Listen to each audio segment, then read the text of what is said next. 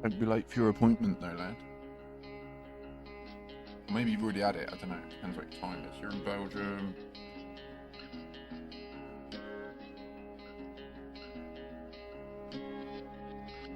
Yeah.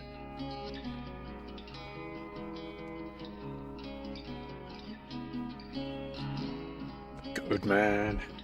Nearly ready anyway. Oh. Yeah. Well, mysteries to uncover.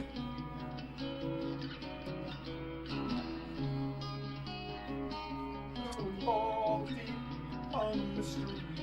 You'll come see me, yeah, you'll know.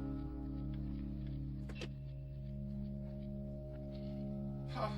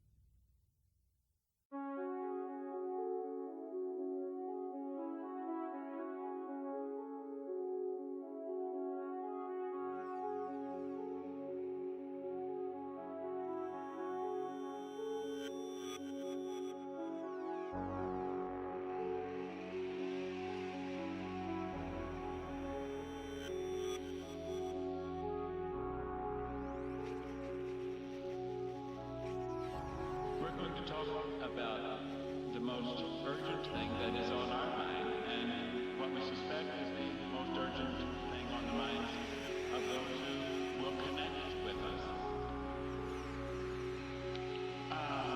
Planet Earth about to be recycled. Your only chance to evacuate is to leave with us.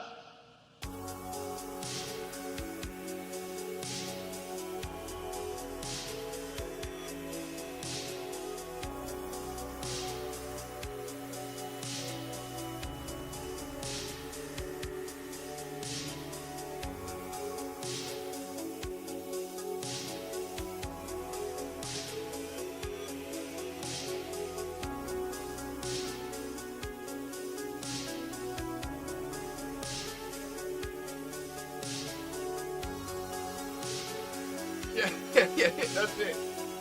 Unknown artist.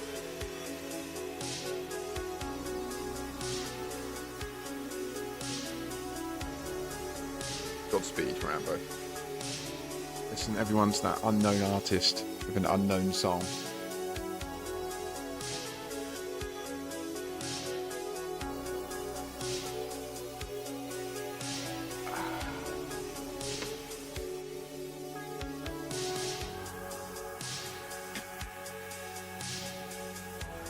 Godspeed, brother.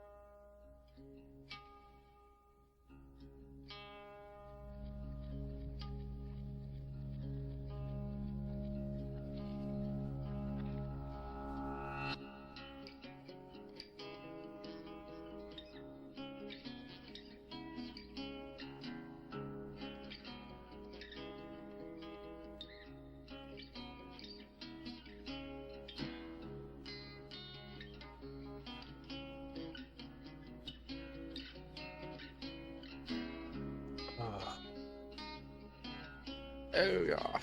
Good day, Jonesh. And bonsoir. Salut.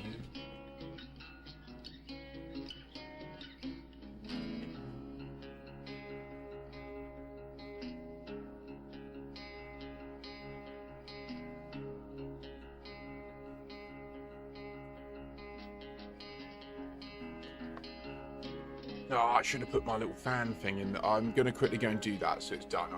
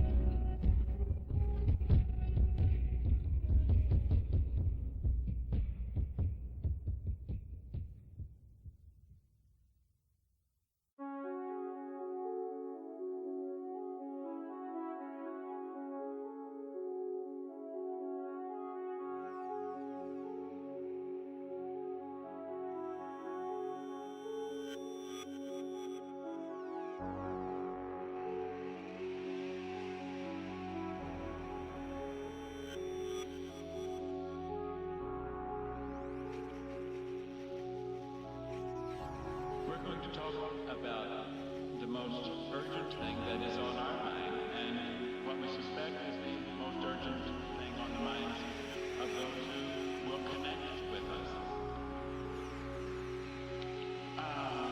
Planet Earth about to be recycled. Your only chance to evacuate is to leave with us.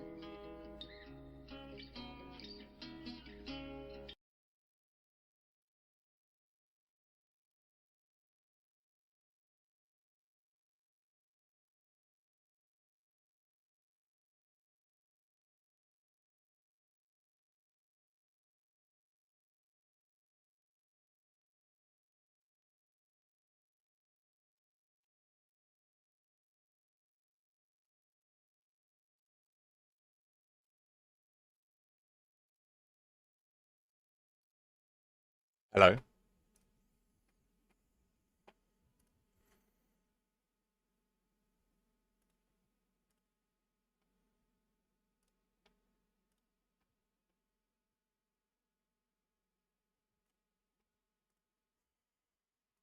How art thou?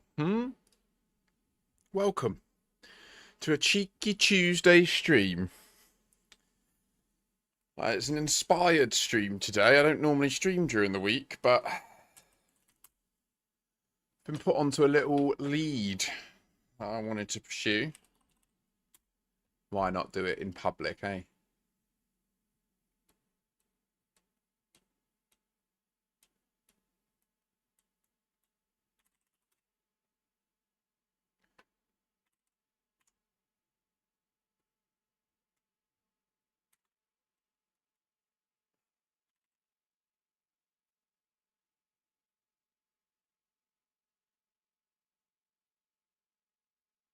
Oh my goodness me, if you do, I'll be careful. Oh my goodness me, if people turn up and spoils it. I never thought of that.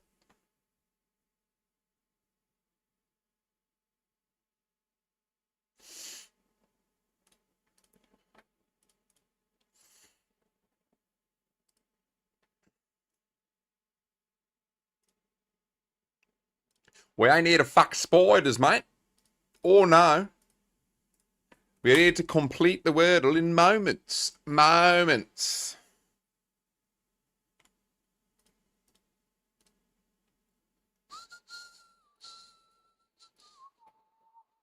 Can't believe I didn't go to Stonehenge this year. It's the first year in like, well, many, many years that I haven't been.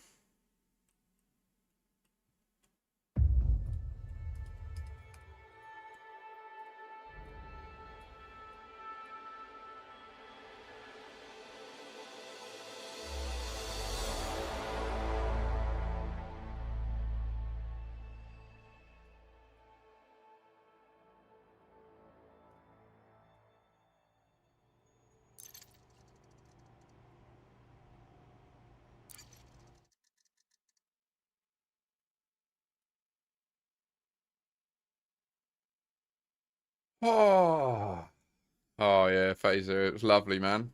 Oh, rejuvenating, life-giving. Bless her. She's growing so fast. It's kind of mad how, just in 5 months, how much she's grown. How far her reading comprehension's come on in that short time, you know? It's a big... It sort of shakes the soul, to be honest. Just makes you realise, you know, every day is just so much progress for her. Alas, we continue to... She certainly had some questions for me about why I'm not working and that. But I think she understands. It's difficult, isn't it? Like, it's hard to communicate it all when she's so young, and you don't want to burden her with the problems of adults. Do you know what I mean? And yeah, it's a difficult one.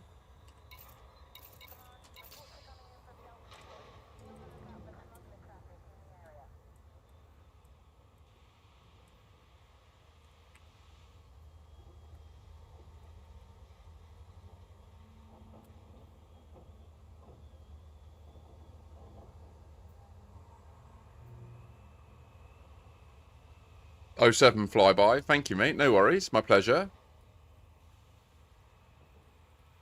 Exactly, John. Yeah. It's a tricky one. It's like, you know, in many breaths she is owed answers, but not now. Not when she's 9. But she's also very intelligent, and, you know, it's trying to find that line between just giving her a bit of perspective about costs, basically. Do you know what I mean? The cost of rent, the cost of... The hardest bit for me is... And what I can't even talk to her about is it's not actually any of those costs that are the issue about me moving back up there and getting a job. The costs really are the child maintenance and then the fees to go back to the courts to then get like existing court orders overturned. That just it just makes it. Do you know what I mean? It's like being in the upper tax bracket as well. Like the jobs that I would end up having, I would be in the upper tax bracket, and it's just fucked. It's just fucked. I'm not the only man in this position. Do you know what I mean? It's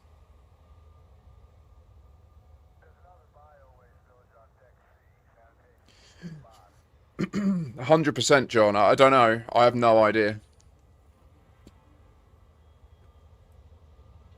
All I know is she's smart enough. She will fucking play us against each other. She's done it in the past. It's just natural, isn't it? As a kid, you want to try and like push boundaries.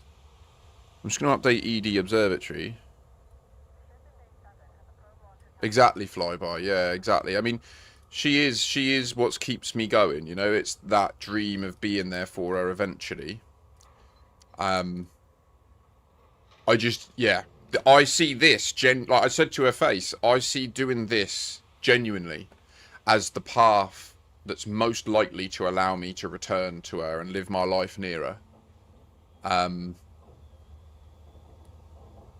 There's no formal employment that's going to pay me the sort of money that will allow me to actually go back to Scotland, rent a flat. Then when you compound it with the reality that I work in the technology field, like software development, I just cannot in good faith sign a tenancy agreement. You know, all tenancy agreements are a 12-month agreement. And I just can't believe that there's many businesses that can actually pay me for a year.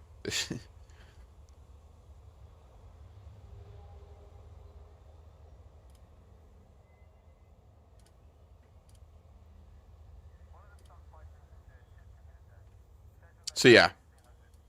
But no, the actual day together was magical, actually. It was beautiful. We did, and you know what? I was so pleased that, like, my old dear, you know, she's got money. She's near retirement. She owns this house outright. Like, she's worked her entire life.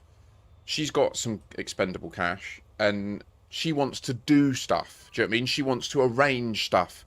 I just said to her, look, like, Lois is Scottish. It's going to be roasting hot. That's my daughter's name, Lois. Like, it's going to be boiling hot down here. Can we please not have a massive agenda and places to be and times and stress? Can we just go to the fucking park and have a picnic together? And at first she was like, oh, all right, fine. But in the end, like, when my old dear picked up my daughter, the first thing my daughter said was, we're not going to the beach, are we? And my mum, like, later on in the night, she was like, you know that girl so well. Like, we had such a lovely day. We just went to the park, had a picnic, sat under the trees. We were play fighting. We were playing catch. We went. There's a little zoo in there, so we went and saw all the like chinchillas and guinea pigs and budgies and that. Lovely day, beautiful day. Loved it. Hiding in the bushes, climbing trees. I miss it. I miss it. Makes me quite emotional because I know I'm a good dad, and it's hard when you can't be there. And I know she misses me. You know. I see that in her eyes. You see it when she cried, when she had to say bye. Like, it's soul destroying. Alas, here we are. I'm very privileged to be able to live in this place, have this computer, and share myself with you lot. And thank you for showing up for me. I really appreciate it. So today is going to be a little bit of a different stream to what we've been up to. It's going to be a little bit of a return to my bread and butter. We're doing deep space science. The temporal rift has been dusted off. We have ED Observatory running. In fact, we'll stop the monitor for now. We have EDMC running. We have SRV survey running. I do need to check. Do we have a war still? The war is finished. That's sublime.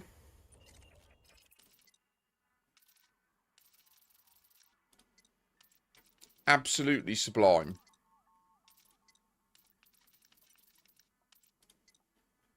I supplicate to you. Wait. Phaser 07, thank you so much. It's so confusing how they write these notifications because it says resubscribed for 6 months, but I think that means it's your 6th month as a sub. I don't know, or you've just prepaid 6 months. I'm not sure. Either way, legend. Thank you, you hero. No more advertisements for you. So the war is finished. This is excellent news. So the squadron home is currently stable. Now, anyone in the squadron that wishes to help with the squadron home's background simulation, the ideal situation for this would be that it's going to be hard to ever really achieve this, because what I'd love is to just have 2 factions here, but there's going to be factions nearby that eventually try to expand into it eventually. And especially as colonization keeps expanding. But for now, I'd like to just shaft these 2 and make these 2 the majority influence holders. I want to keep ERF in control. I see you. I see you in there. Oh, yeah, Phaser. That system as well. Unfortunately, let me check. Is it still bugged?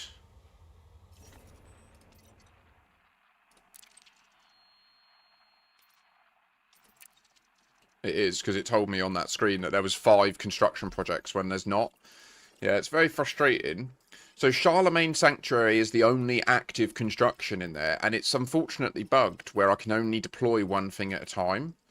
But yeah, as we continue to develop this, soon I'll be smashing out refineries here, and you'll start seeing these asteroid ports will start to stock hundreds of thousands of trit, and ideally what we'll then see is them competing against each other. So the goal is that we'll bring the price down over time, which is exciting. But today I've been put onto a little mystery that we're going to go and investigate. Now, it's a bit of a trek. It's in the Sanguinous Rim, and it's this. I'm going to show you on the galaxy map what we're investigating. Do you see this? Look at this. Oh, there you see. There's 2 systems overlapping each other here. A.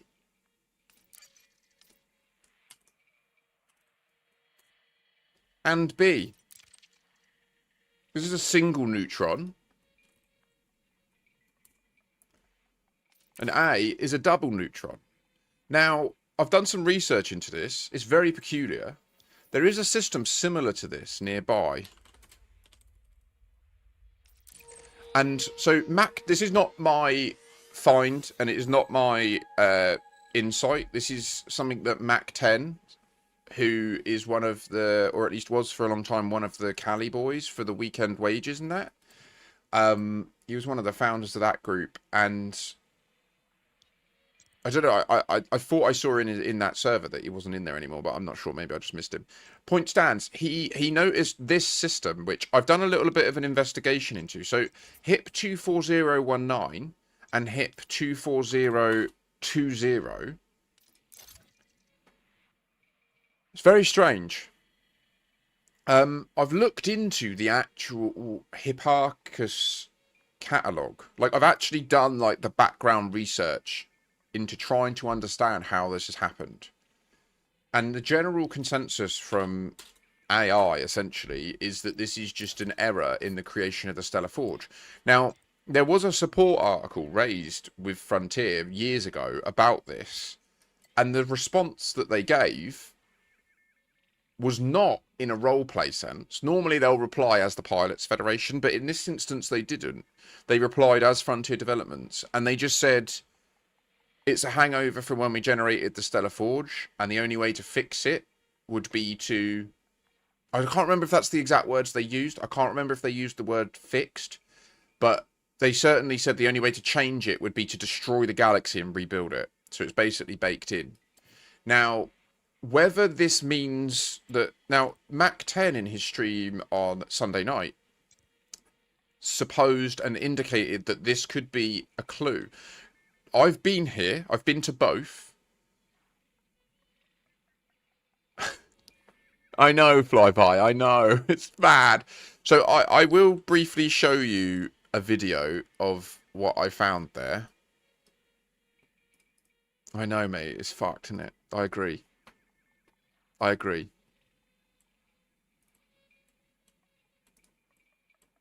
Oh, do you know what? I'll just release this, actually, now. There and back again. A hip 24019 tail.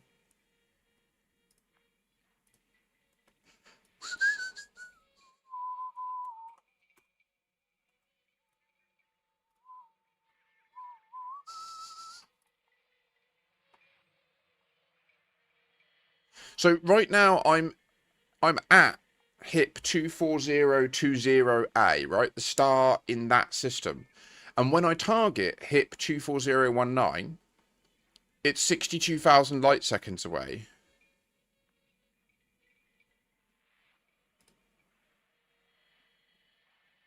And I can't jump to it. But if I go off the ecliptic,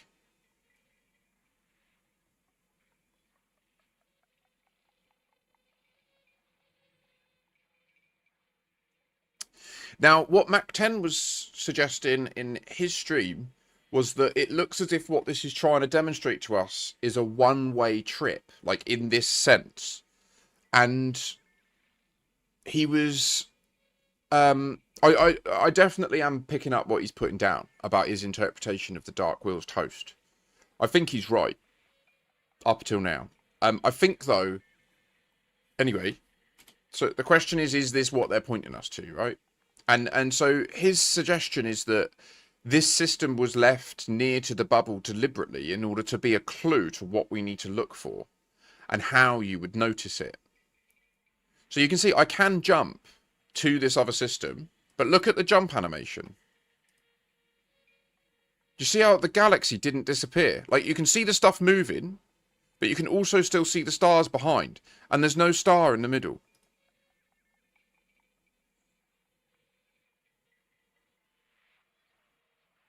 And now, to go back, it's not the same distance, and it's inside the star.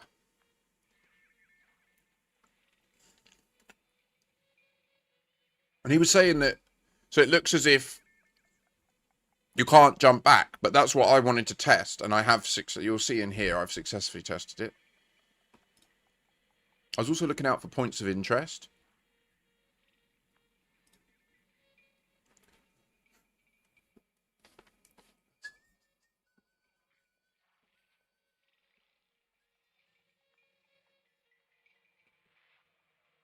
Have you gone in the star? Not yet, Sentinel. No. Well, I guess technically, yes. Because look, ready?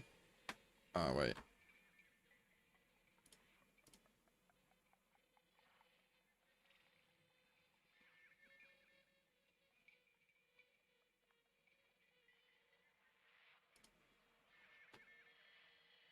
You see it briefly charged then?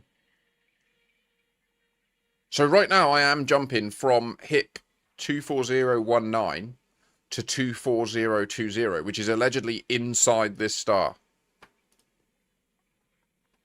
A 0.00 light year jump. Yes.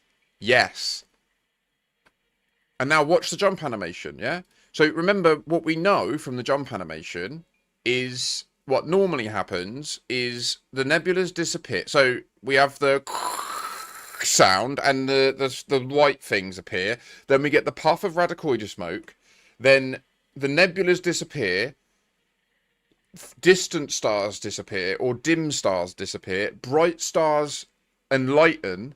Then they fizz out. And then all that other shit appears, right? That's what normally happens in every other jump. But watch this.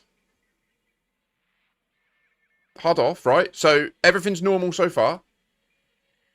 Boom. Right, so the Milky Way disappeared. We see the fizz, but they just stay. And then you hear me, oh! There's no star in the middle.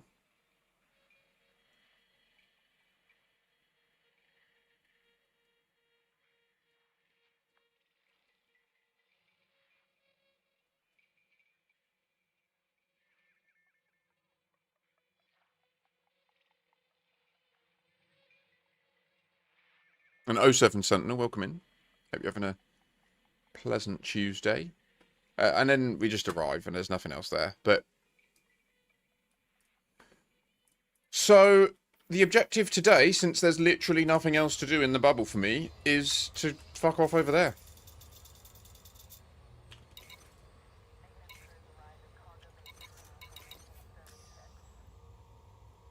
Yeah.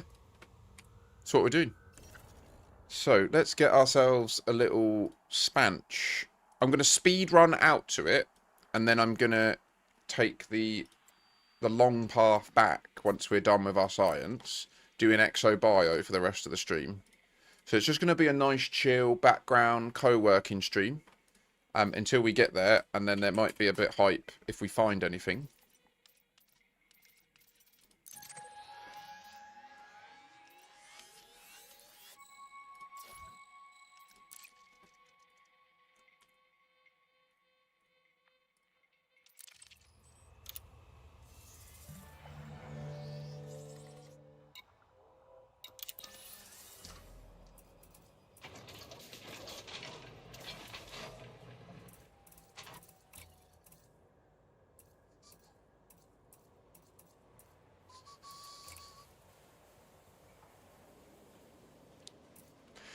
Oh, Sentinel, it's... I mean, there's so many different angles that you can approach the problem from. I will make a, like, synthesis video at some point, like, giving all my information about Raxler. It's just such a big topic, it's difficult to really know where to start, to be honest. Okay, I think we've got all the things. Okay.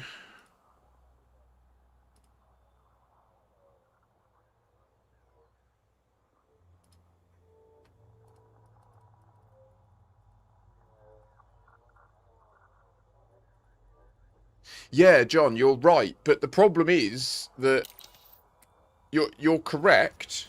You're 100% correct. However, what doesn't make sense is why the A system contains 2 neutron stars and a black hole. Now, so to be clear, PSRJ0737-3039 is a real pulsar. And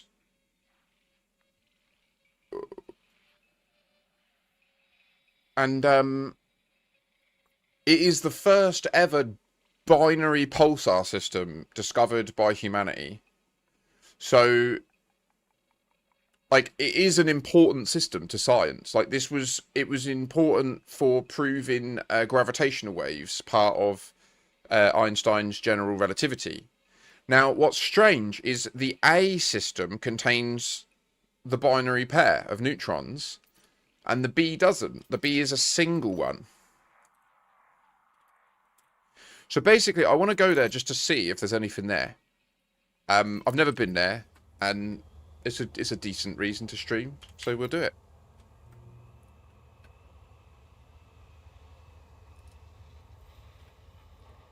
Yeah, flyby. I'll take a look, mate. Later, mate. I'm doing this. I'm doing this, my brother. Copy that. Okay, use supercharge.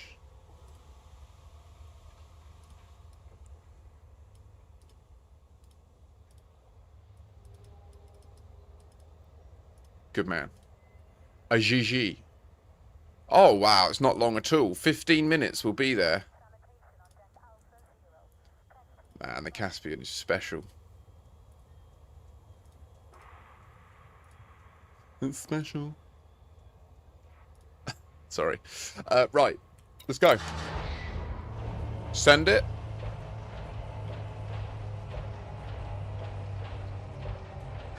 "15 minutes? What? Crazy. Landing gear retracted.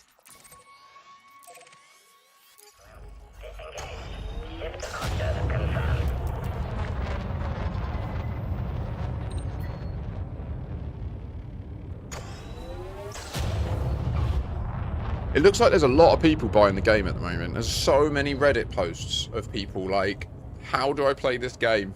Why is it so hard? Do you know what baffles me is the tutorials. I just don't get how people struggle so much. I really don't. But then I guess I don't know. I don't know. If you are a new player and you happen to stumble across this stream, please do feel free to ask questions. Yeah, I love answering new player questions. The first time. Ah, John. A little bit of PvP.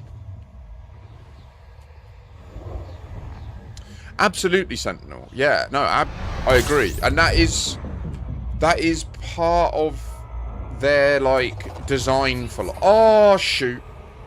Okay, right. Fuck. Fuel scoop disengaged.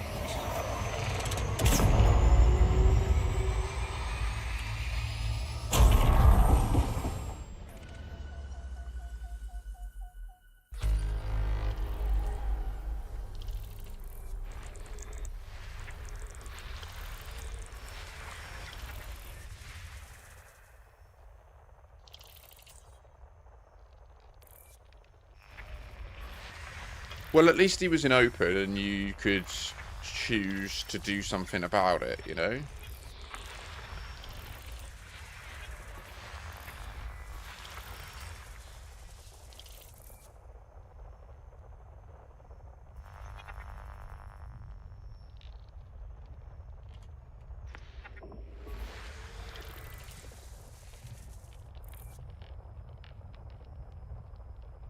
Yes, flyby.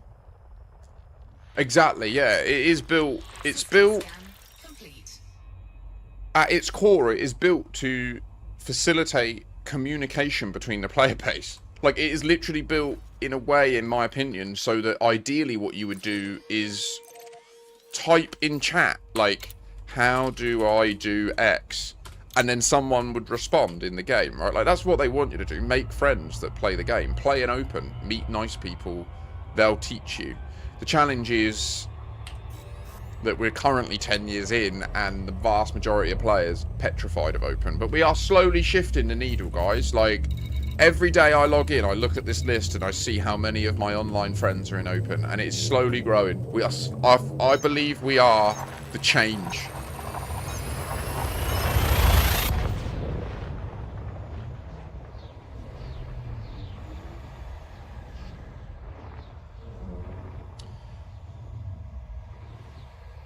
Yeah, I can't imagine. Oh, look. Pulsar. You see that symbol there? That's like the image of the star. That was a pulsar star. That's how you know. It's different to a normal neutron. Warning. Frameshift drive operating beyond safety limits. Frameshift drive supercharged.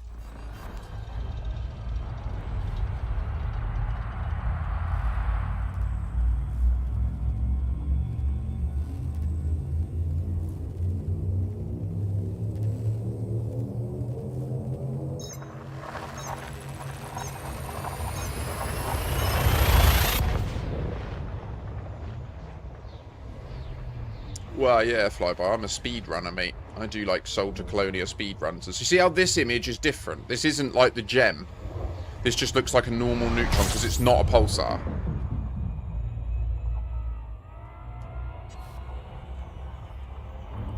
Oh, well, okay, it wasn't even a neutron star that we were jumping to.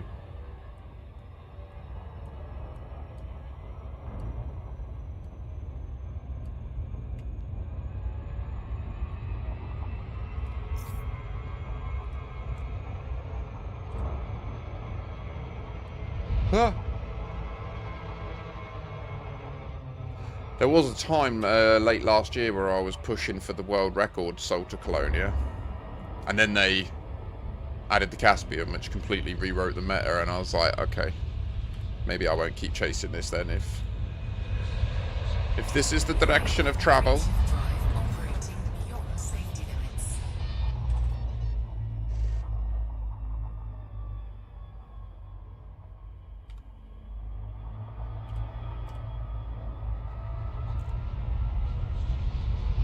Warning. Frameshift drive operating beyond safety limits. Frameshift drive supercharged.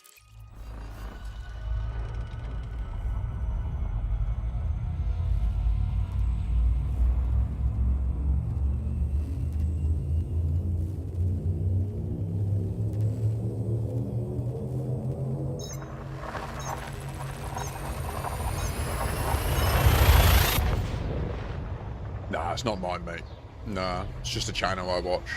Or listen, I guess. Malte Martin, his name is. I would love to own a handpan. And I think I'd be decent at it. I'm a grade 7 drummer. And this is, in principle, a percussion instrument. Warning. Frameshift drive operating beyond safety limits. I would love to own one of these. Very expensive, though. Cannot comply. Warning. Frameshift drive operating beyond safety limits. And they don't need to be either, do they? You can technically make them out of a bin lid, can't you?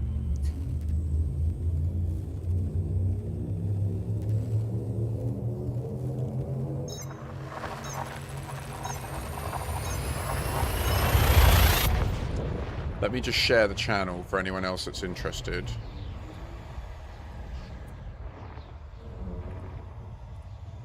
Just who will be accompanying us today, we are listening to the song titled Relax Your Nervous System.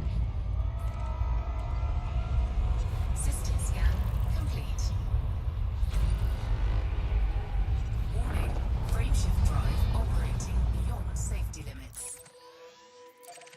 So you see how this is a pulsar system? Frameshift drive supercharged. And observe the different icon that it shows us in the hyperspace tunnel, in the which space?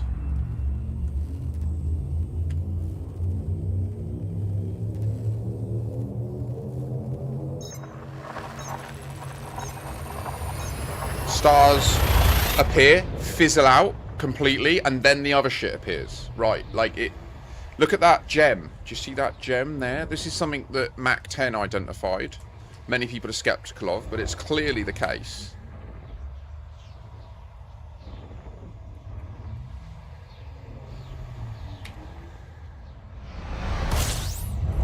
And then what we want to do, we want to compare that imagery to the next one, which will be a normal neutron star. Warning. Frameshift drive operating beyond safety limits. Frameshift drive supercharged.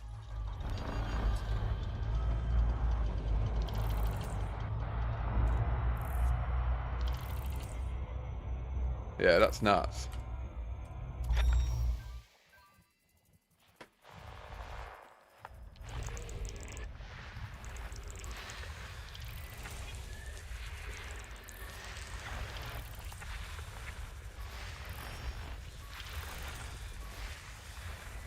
System scan complete.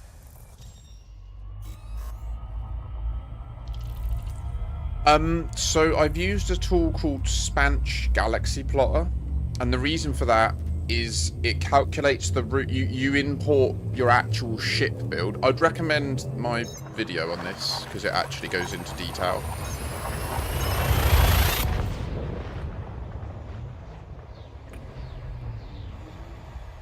Where are you?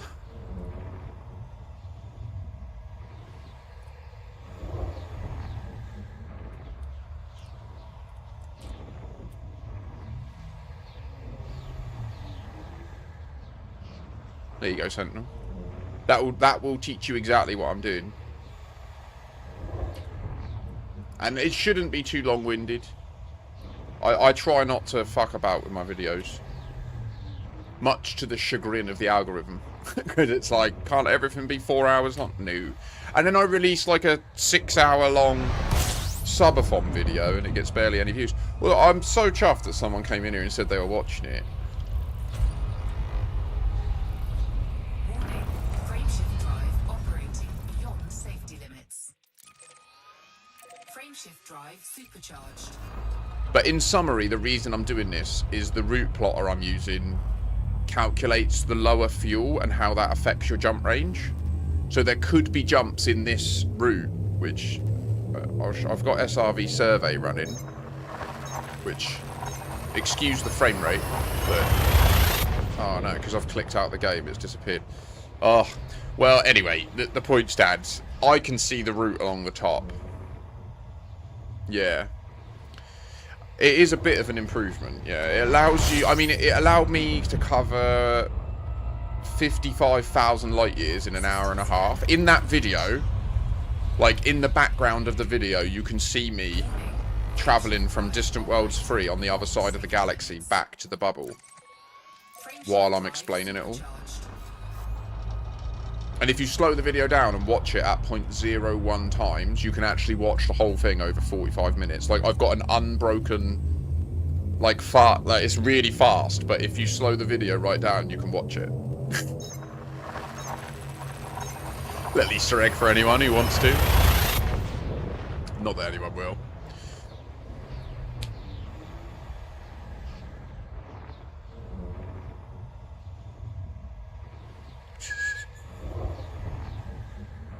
Maybe one day, the channel's huge. When Elite Dangerous goes mental because they've finished, like, they've refined operations, they've added new content packs. Oh. Warning, frameshift drive operating beyond safety limits. Frameshift drive supercharged.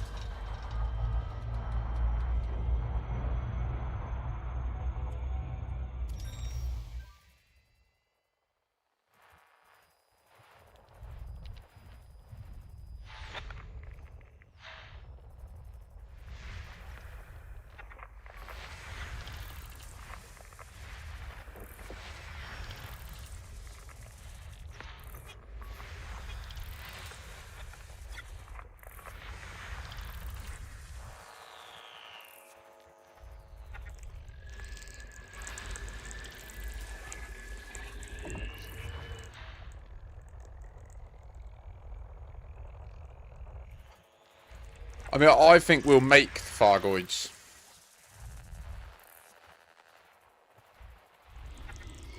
System scan complete.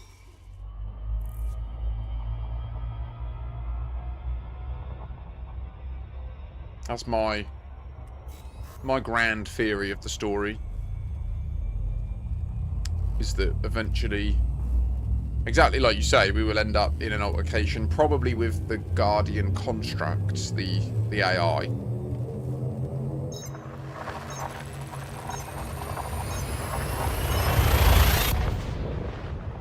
So this is a normal neutron star. Do you see the symbol is just like, it kind of looks like a neutron, just with the plumes coming out. This is not a pulsar.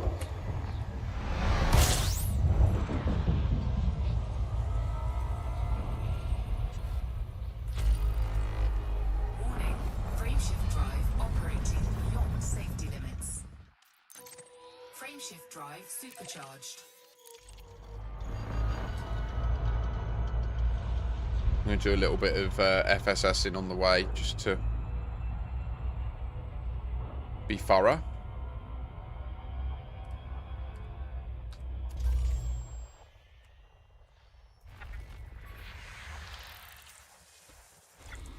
System scan complete. Oh, really? I wasn't aware of that, Harambo. We're now leaving the inner Orion spur. We'll only be in the outer Orion spur, I think, for one jump. I'm going to literally go, whoop!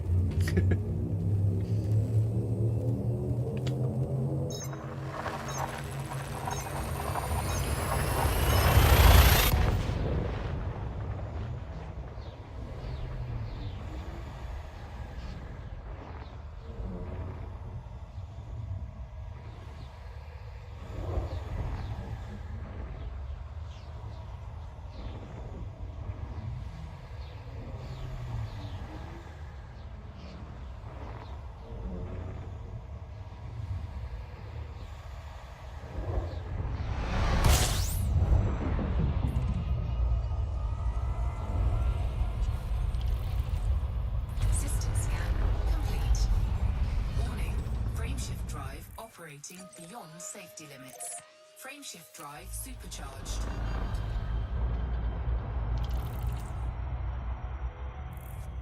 Oh, really, Sentinel? You missed it. Oh, bro. Oh, yeah, it was magical. I mean, I skipped the entire Thargoid War. I didn't play from basically when Odyssey launched and they broke the game. More importantly, they broke VR, and I was like, well, I'm out.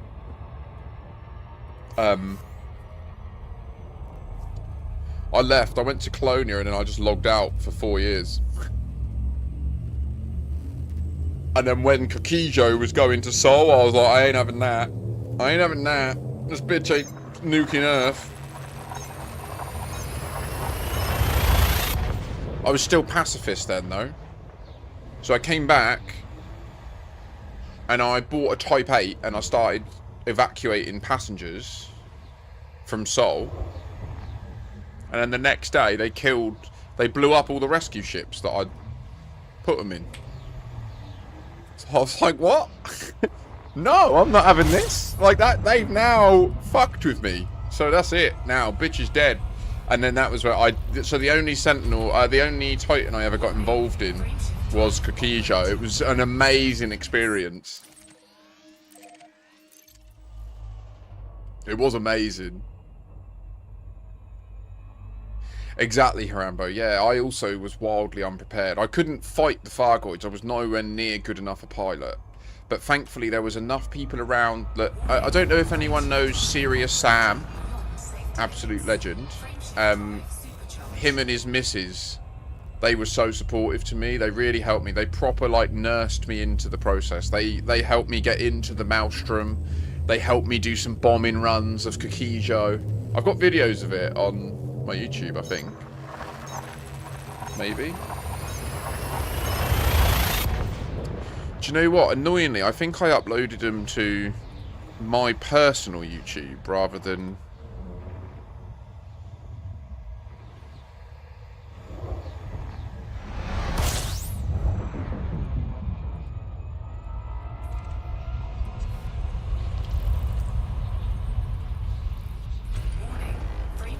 There is a Fargoid war though, right? Because there's an ongoing console community goal, isn't there? Warning. Frameshift drive operating beyond safety limits. Frameshift drive supercharged. Really? I didn't realise that.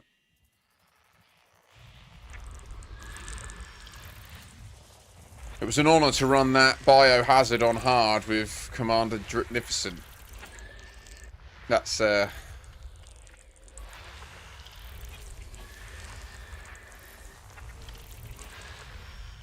that was good fun. System scan complete. We were a slick squad.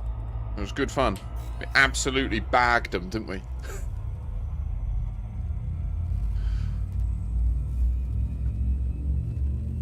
Oh, bless you, Sentinel. Well, I'm sure that, I'm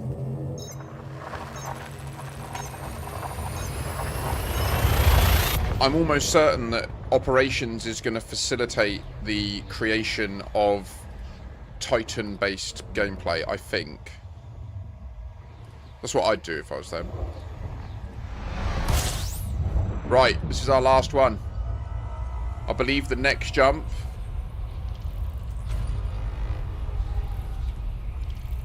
Warning. Frameshift drive operating beyond safety limits. Yeah, okay.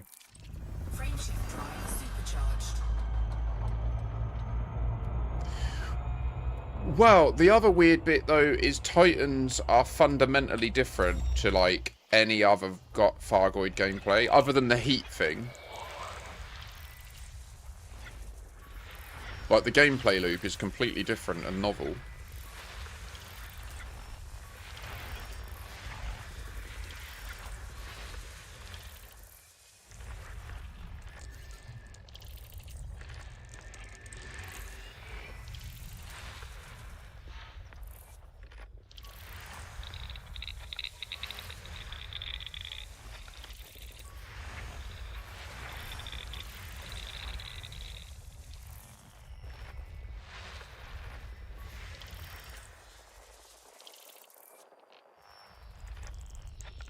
System scan. I can do one better, Trinonica.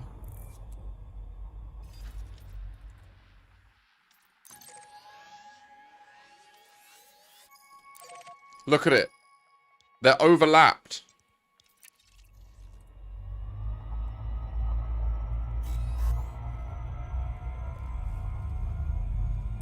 We're jumping in. Watch the large Magellan Cloud, small Magellan Cloud galactic band disappear. Let's just confirm it's the same jump animation.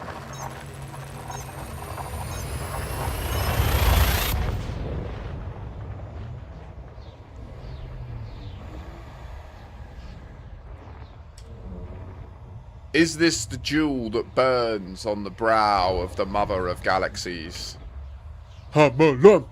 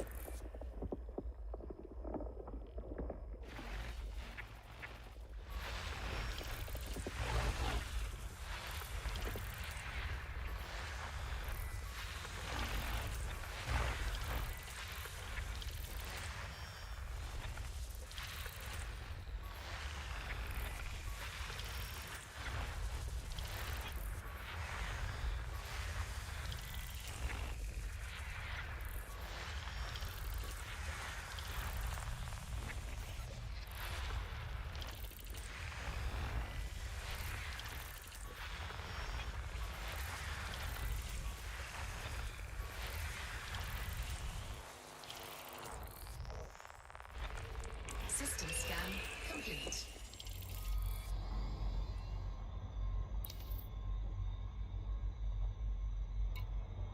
Oh my god!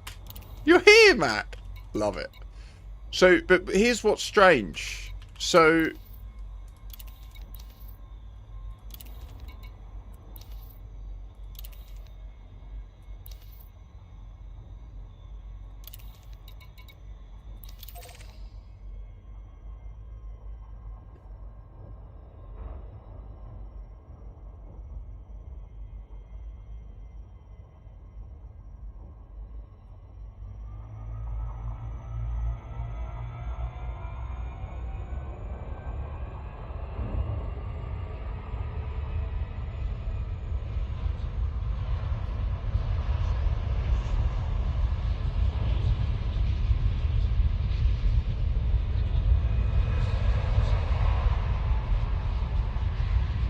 Not yet.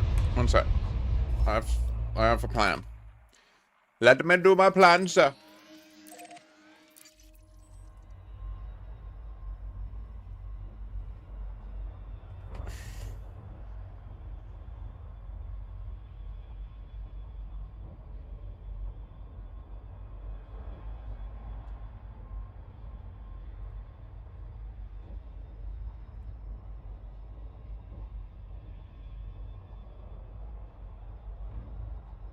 I mean, that's not aligned.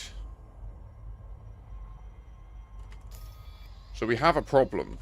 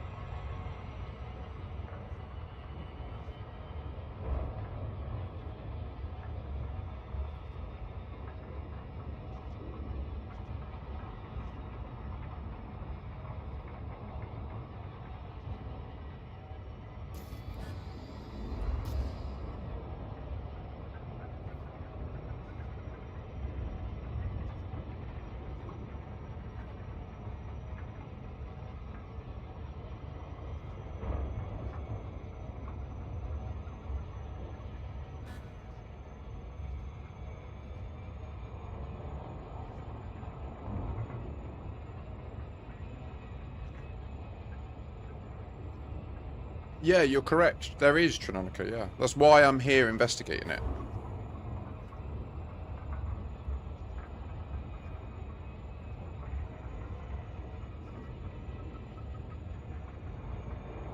Oh, this is a big one. Look, it's got gravitational lensing and everything.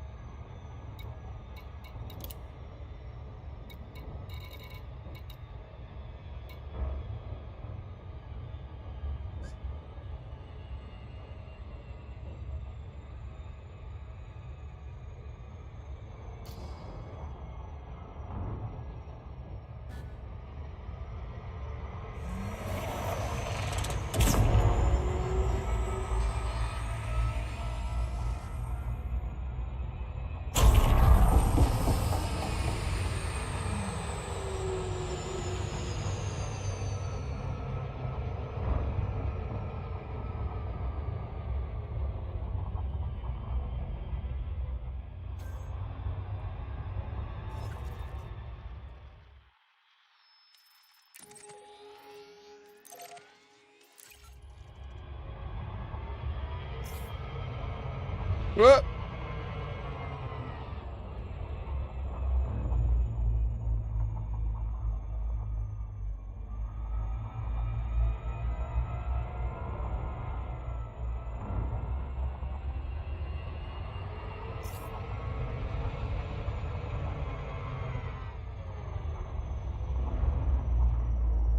Oh, crying out loud. Okay, let's...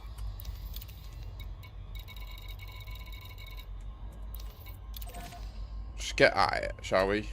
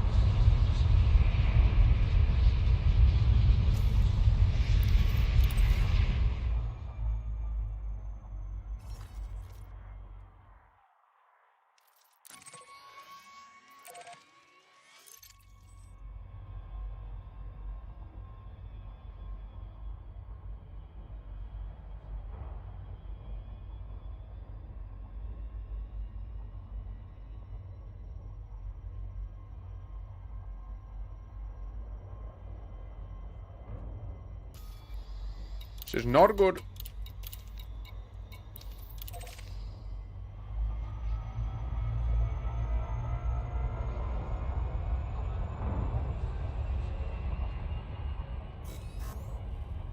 Zero light year jump.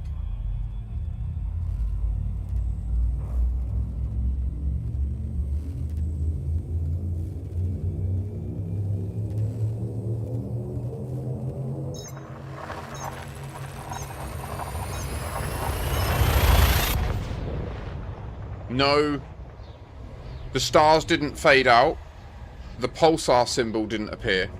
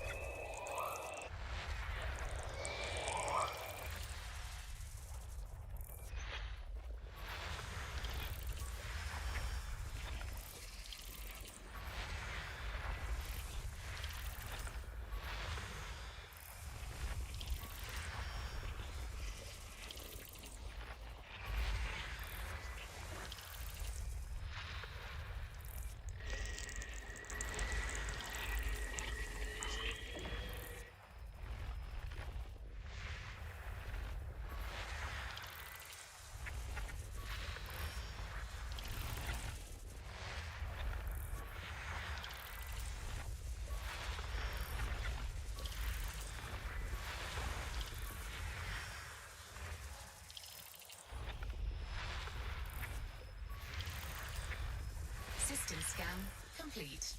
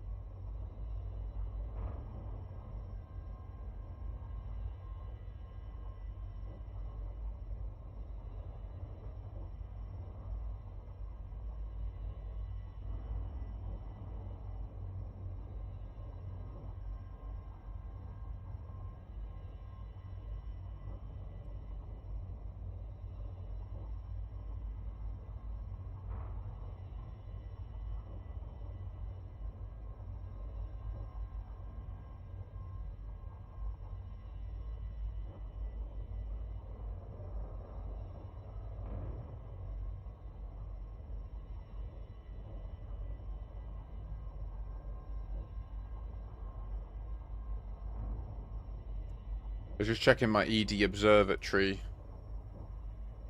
Look at how slow that one is as well.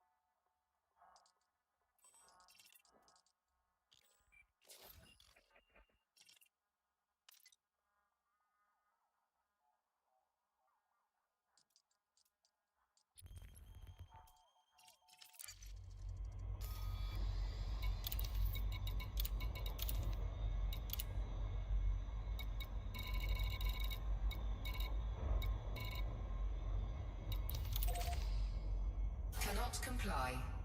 Cannot comply.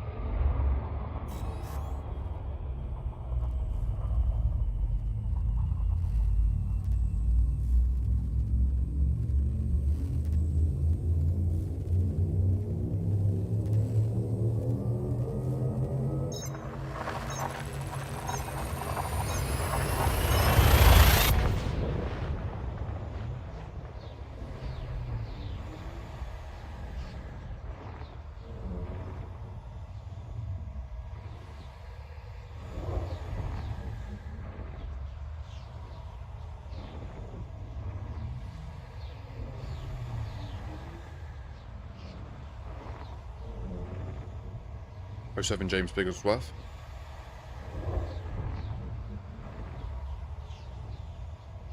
I agree, John Harambo. It is the same behaviour. Yeah. Agreed. 100%.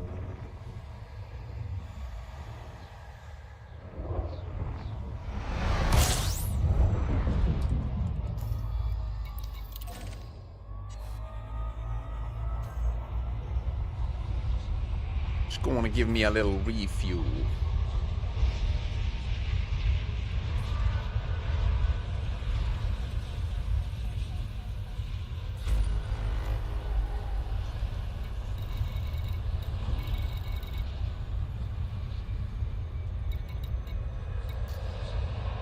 And we have a black hole to go and visit.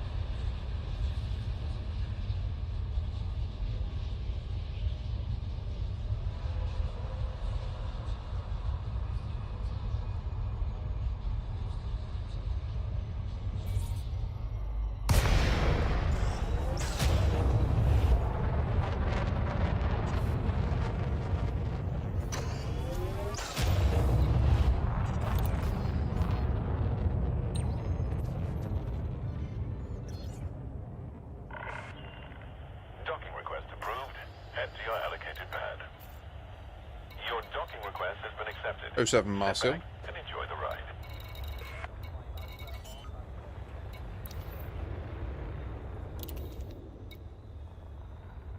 Landing gear deployed.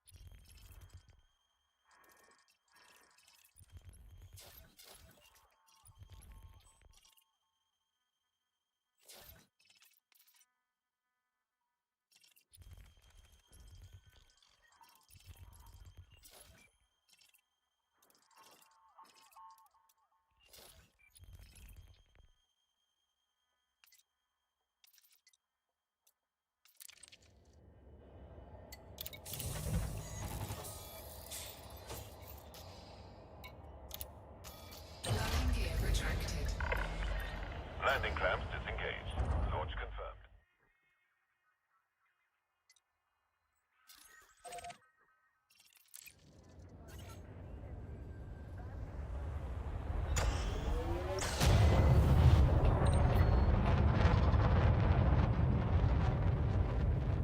I mean, the black hole makes absolutely zero sense.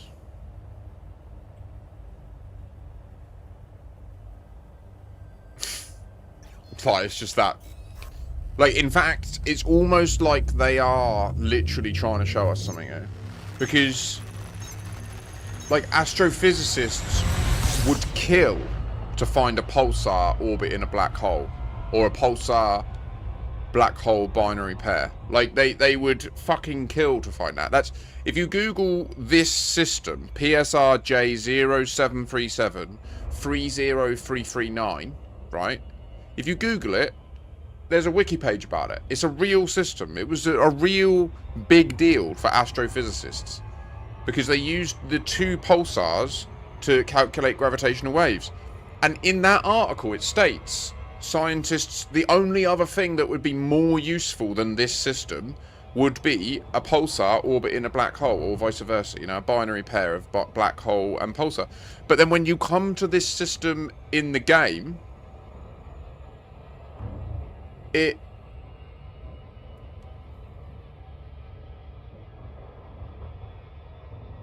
and then Guru discovered this thing about why can we still see Barnard's Loop this far away?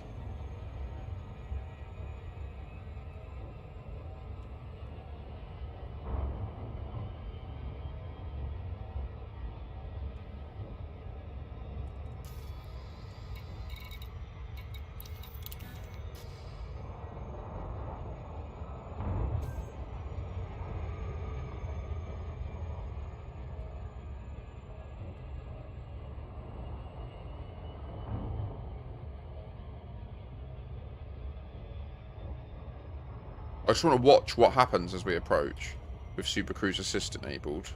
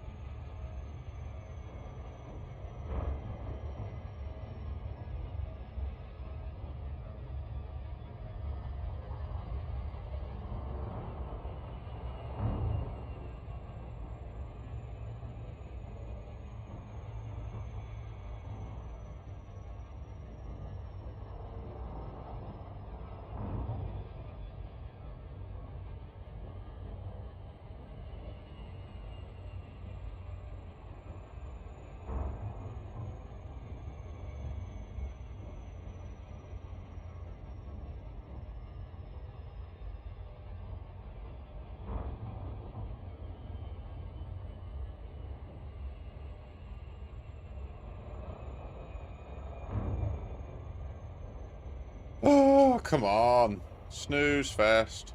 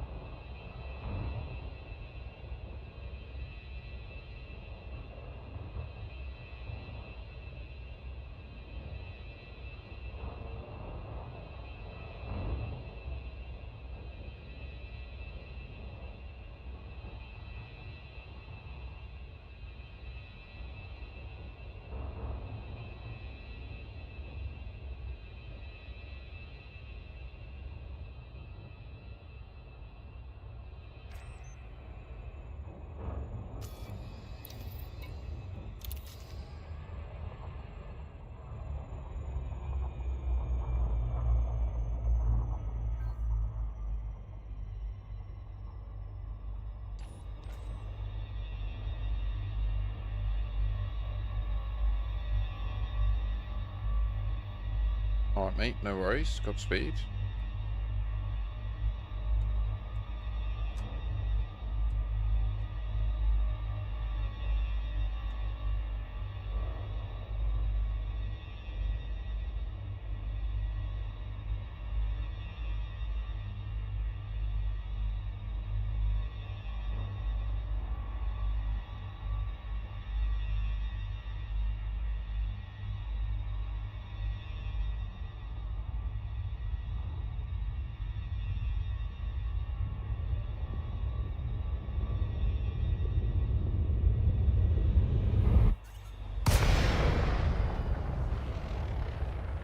Oh, bless you, Phaser. Thank you, mate. GG's.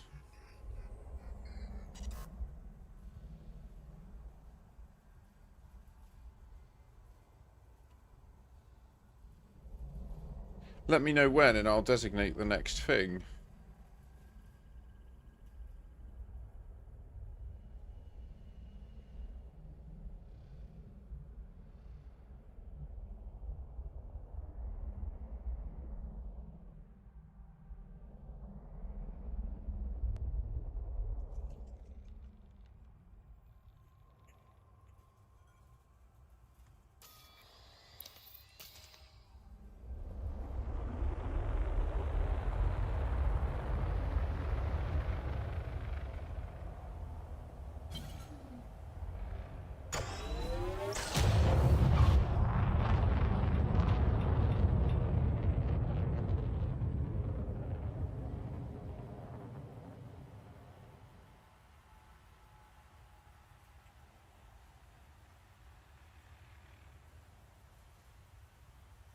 Haven't you been awake for like 3 days, mate?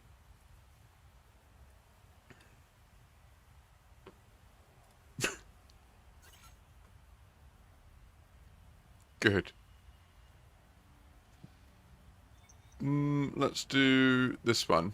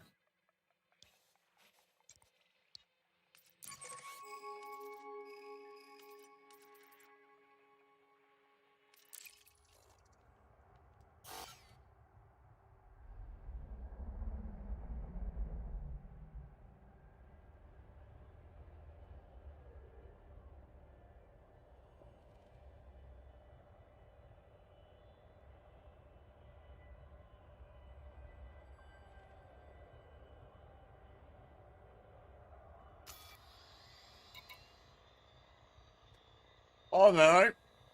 Fucking weird. It is strange.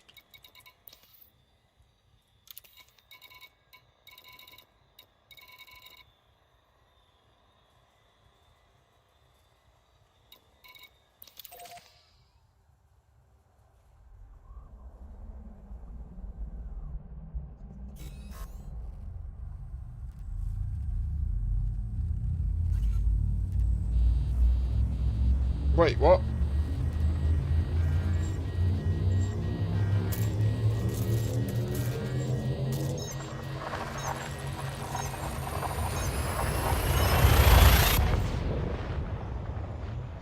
Did I just jump through a black hole?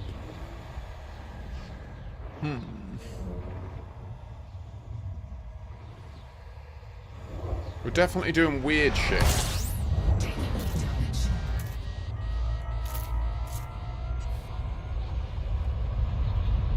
Warning. Frameshift drive operating beyond safety limits. Warning. Frameshift drive operating beyond safety limits. Warning. Frameshift drive operating beyond safety limits. Frameshift drive supercharged.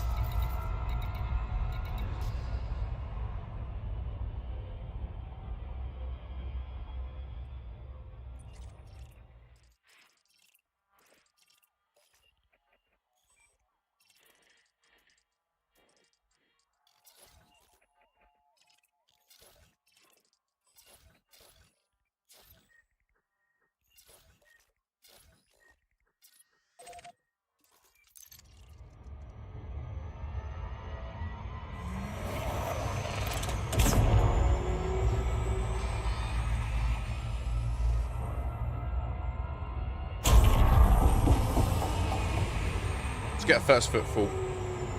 Get our name in here, eh? I'm going to get some lunch soon, and then we'll think about how we're going to investigate this further, because I'm really not sure. It's really peculiar. What I don't get is, it feels like this would be one of the important systems you would check for scientific accuracy, given that it is known to astrophysicists and has added value. As late as 2003, this system was used for gravitational wave inference. To add a black hole in, or to allow there to be a black hole in here, is incredibly controversial. Let alone to have the B system. It's so weird. I do not understand what it means, but I think we're missing something. What do you think we're missing? I think we can use these to jump even further, but I don't know how. No. What do we do? Do you know? How do we do this, you little hole? Yeah. Surface scanned by 50%. Surface scan complete. It is a potato. Flight engaged. It is a potato, yes. There's a little potato here. Gonna land on it now, my dear. Whee! It's getting a nice little CBC. Can't do it here with me.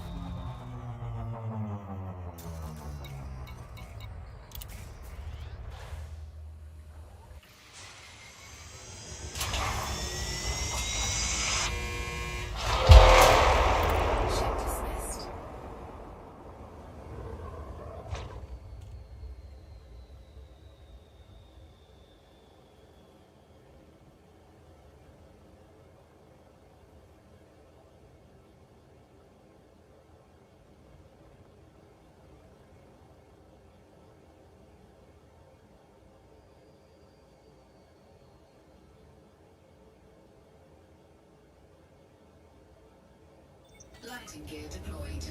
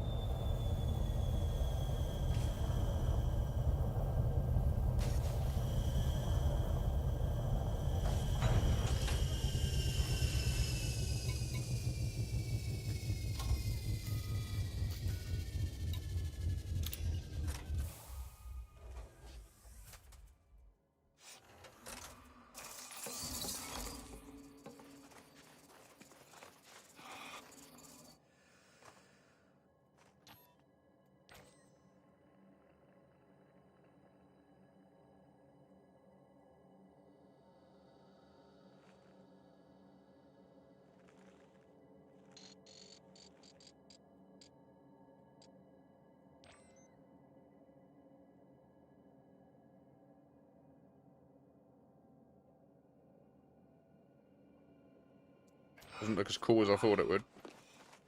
Warning. Extremely high temperature detected. Warning. Suit thermal limit exceeded. Did I get the first footfall?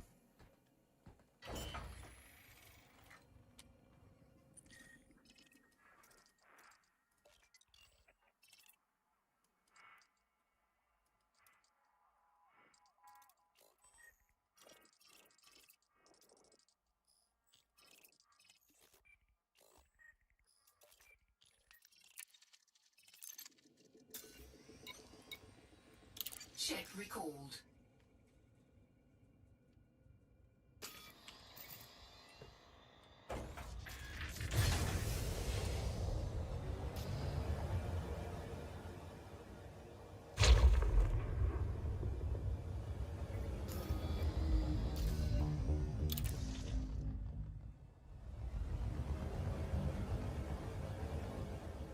Landing gear retracted.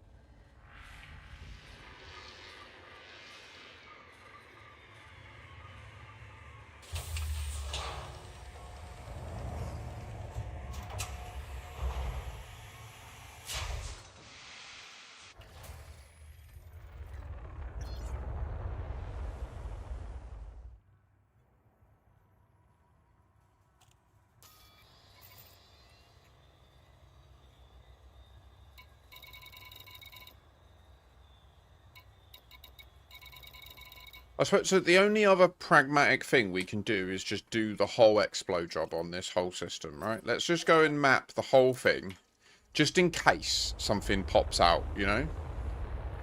We shouldn't presume that the rings are empty and stuff like that. Like, Not comply.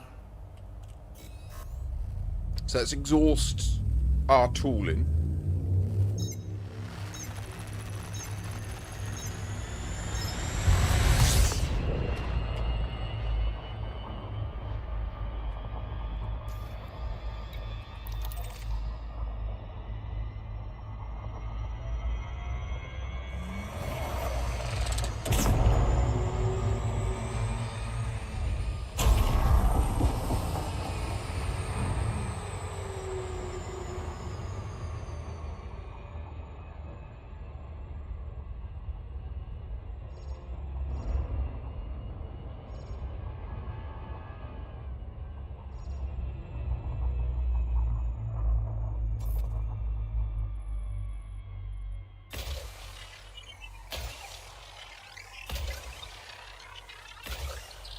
Why am I not seeing my probes? Huh?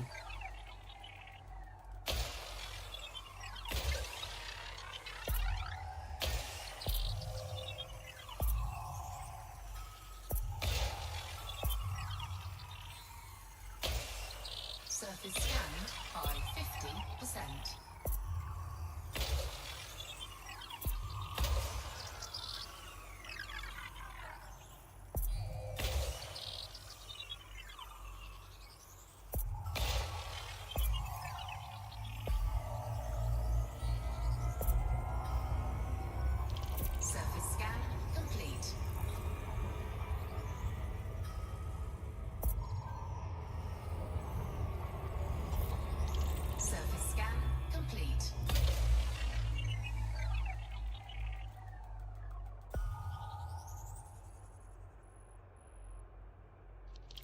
Surface scan complete.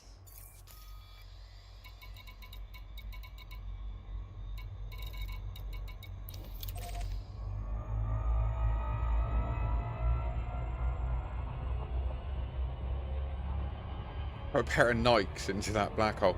Like yeah. I don't know. My intuition says there's something to this, but I just don't know what or how. You know.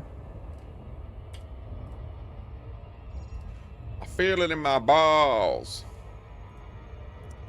Not really. That's not where my intuition is. But there's definitely something. Why? Why is this split? Why is it a pair? Why is it overlapping? Whee!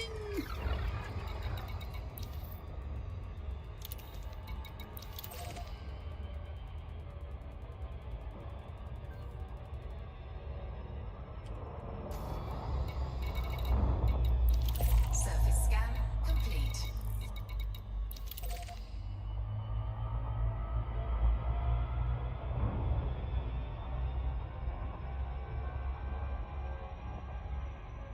I'm hungry.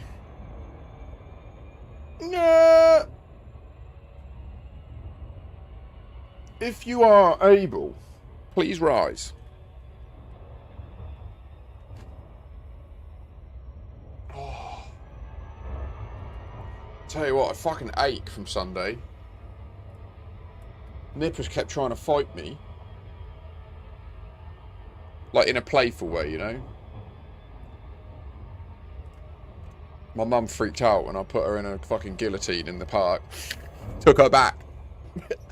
She was like, "Wah!" I said to it, like, obviously I'm not trying to choke my kid out. Like, I wasn't actually applying the guillotine. But I had her, like, immobilized. And then I full Nelson her, and I was like, how'd you get out of this? And she was like, well, you are a boy. I was like, okay, fair enough. You know how to get out of this if you need to. Ooh.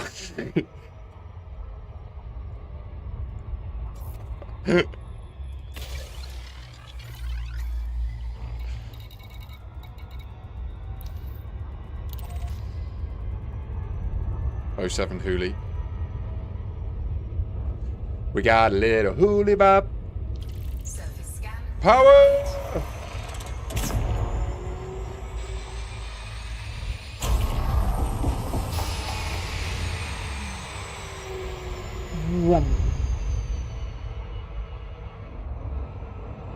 How you doing?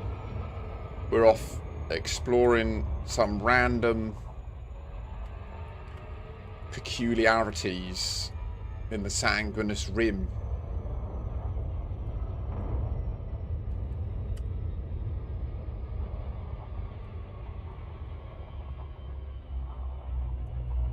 Thank you. Thank you for the encouragement. I appreciate it. It's always nice to share a kind word with somebody. It makes their day. You just made mine. Legend.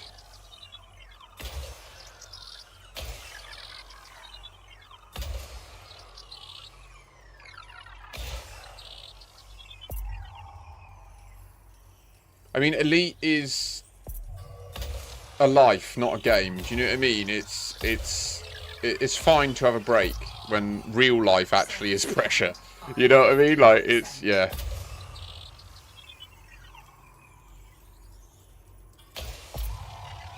I've had to have a few breaks over the years. Thankfully, our characters can just go into stasis for a bit, eh?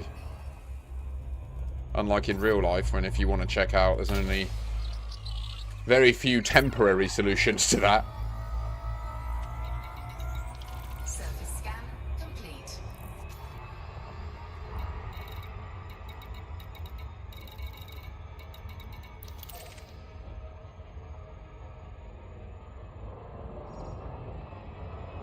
So yeah, it's like work after work.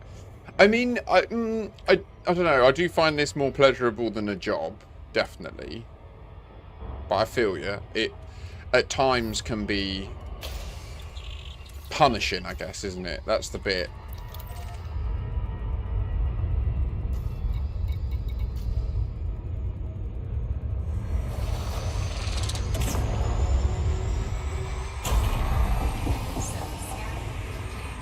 We'll get the B pulsar all mapped up.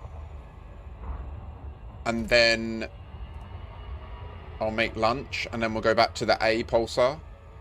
See if we can learn anything new. I'm wondering if we super cruise from the A to the B, like,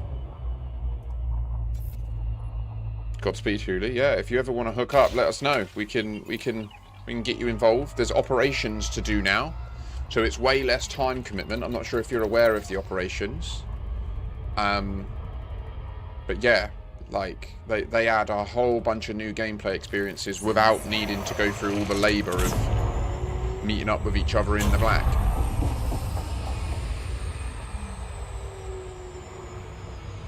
Please do, yeah, you're more than welcome. Shifting!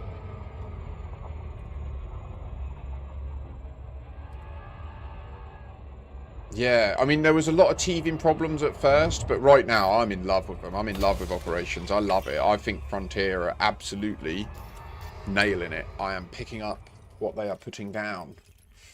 So we've done these two, right? And these were the... Oh, no, we did these two. Okay. Surface scanned by 50%. Surface scan complete.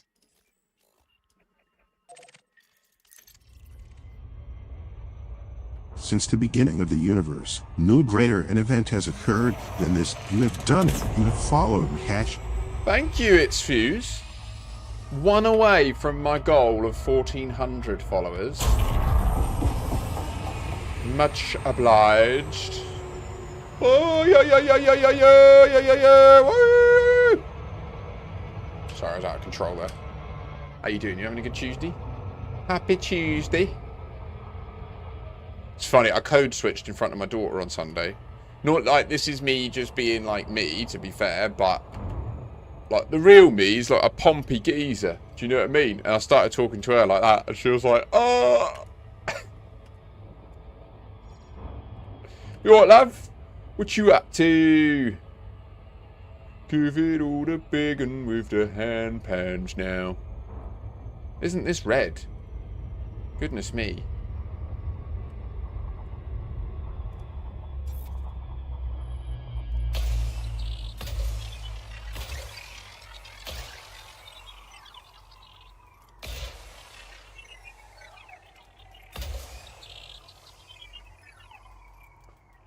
I don't know if this is enough probes, so we'll just hang out for a sec and see.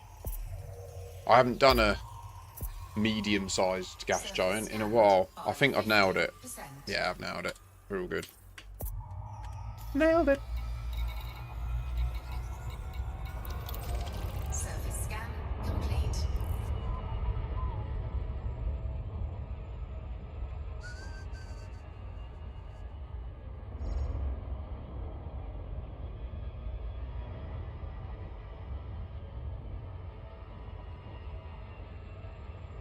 You're about to witness one of my favourite... Oh no, can I do it? Can I do it? Might be too far away.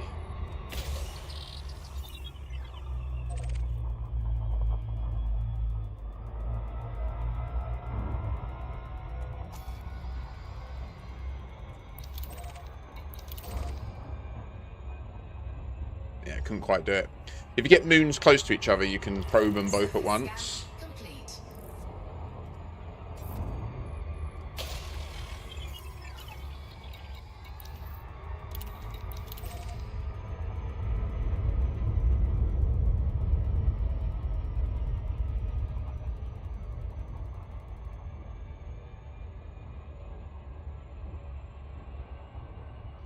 Surface scan complete.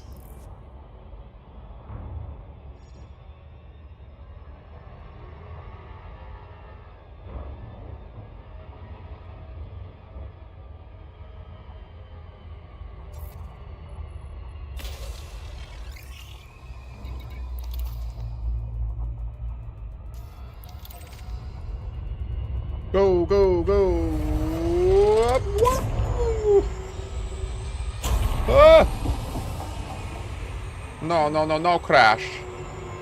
Whee! Complete.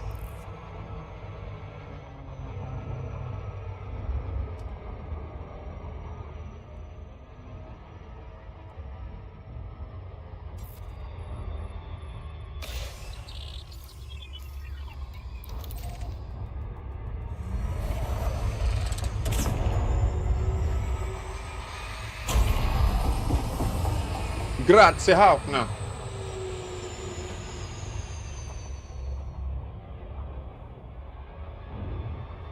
Surface scan complete.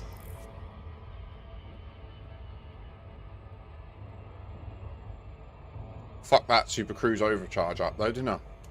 Went 100% too far as usual. Alas, it is through the agony and pain and misery of failure that we learn.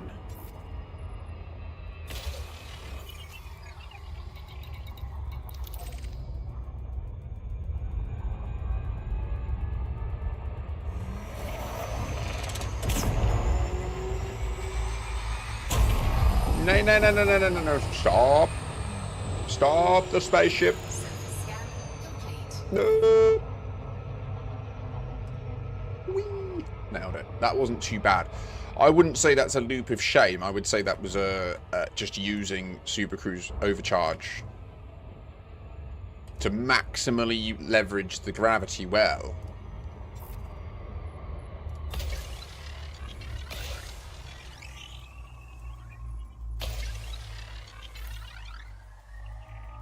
So people don't really know that you can do that, but you can target something else from within the DSS, which is what you just saw me do. So that's how I've managed to get all the probes out at once. You see, there it is. There is probe 1, probe 2. Ah ha ha ha ha. Scan complete.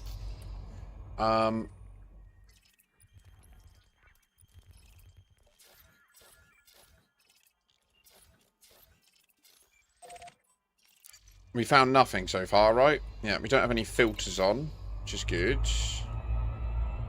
Now this thing looks interesting.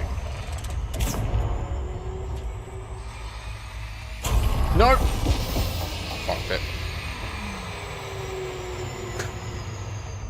Whoopsie!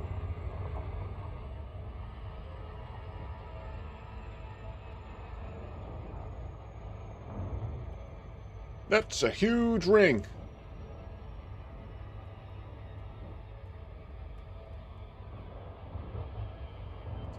There's a song that I used to have on one of my playlists called Speed Demon, and I really liked it. It was like a chill out Speed Demon.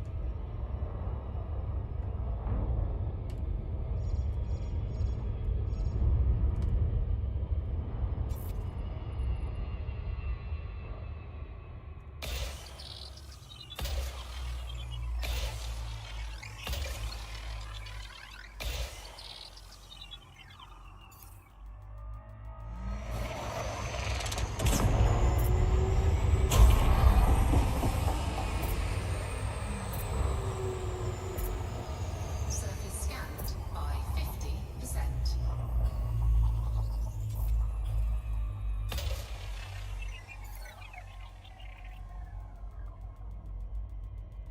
I want to play it.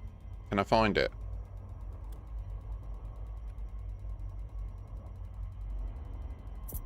No, because apparently Justin Bieber released a song called Speed Demon 10 months ago, and that's just...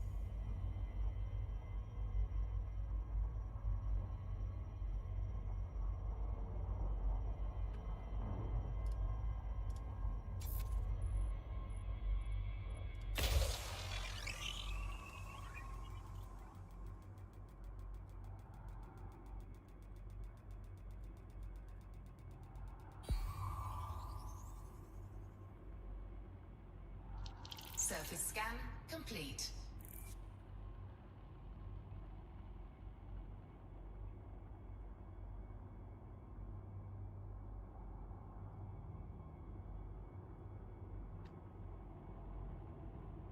The Justin Bieber one might be, yeah. Is this just got one ring? And what does it have in it? Double monazite. 2 monazite hotspots. I mean, it's good money, but it is no use to me.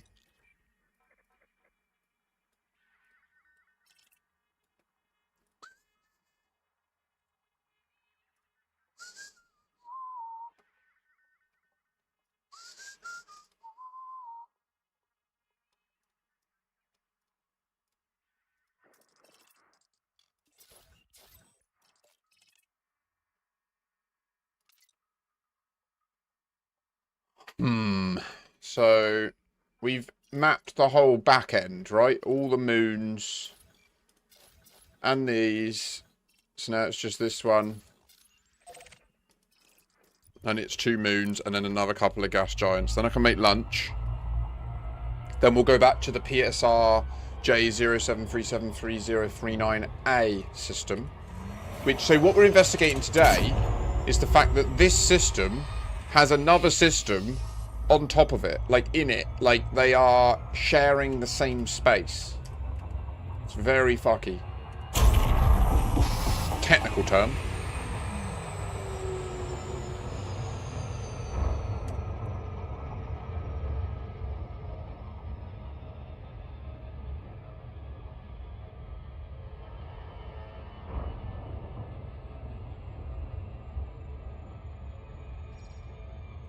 What was it? What were the lyrics? Speed demon,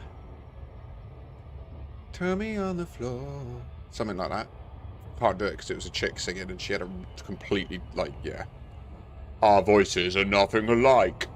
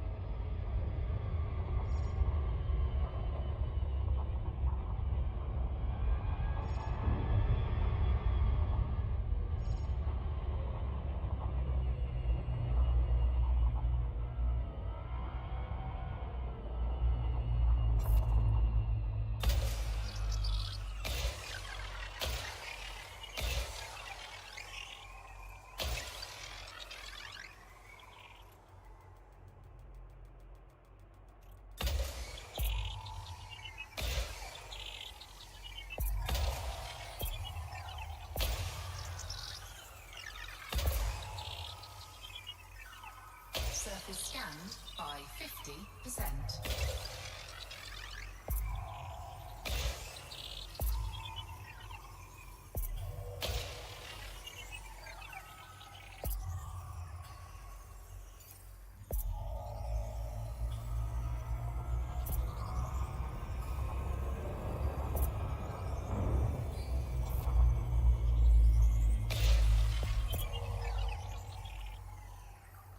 Surface scan complete.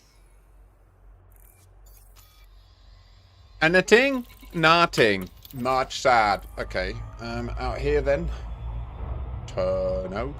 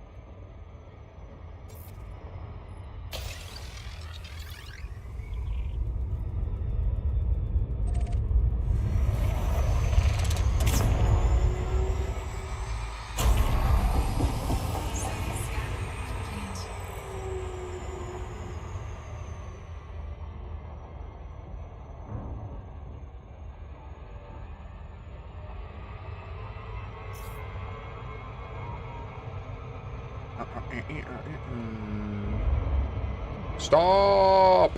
Ah!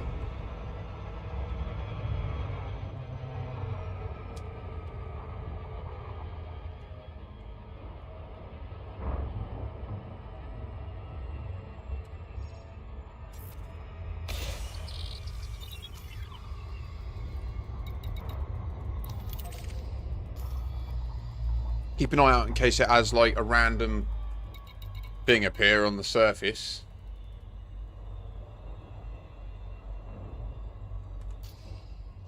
Surface scan complete. Fuck all, mate. Nothing. Nada. So apparently this has a tailor's ring. Now I don't know what that means. I don't know what a tailor's ring is. but this has one. Popped up from ED Observatory when I jumped in.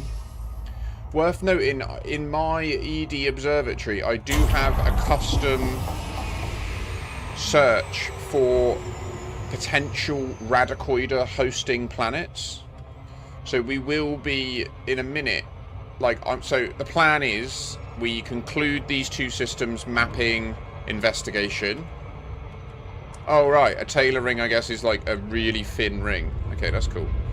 And then we will be doing like a bumble back to the bubble to collect a few billion in Exo Bio.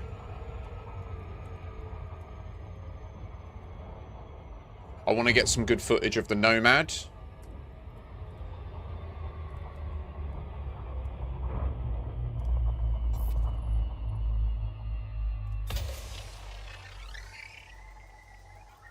I think I'm too close. I think I'm way too close. Yeah, I need to back up.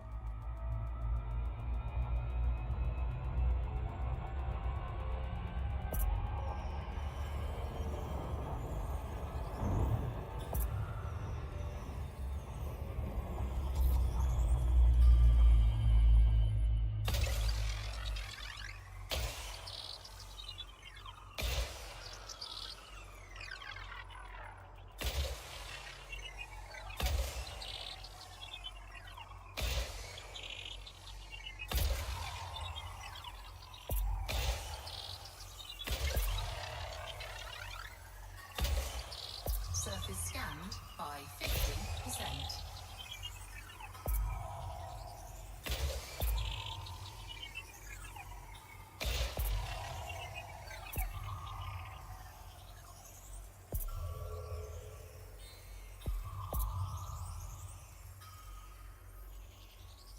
Surface scan complete.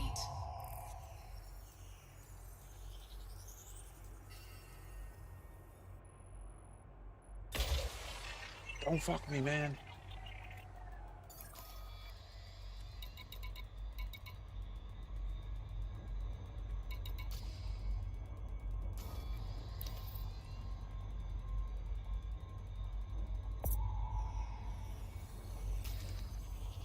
Surface scan complete.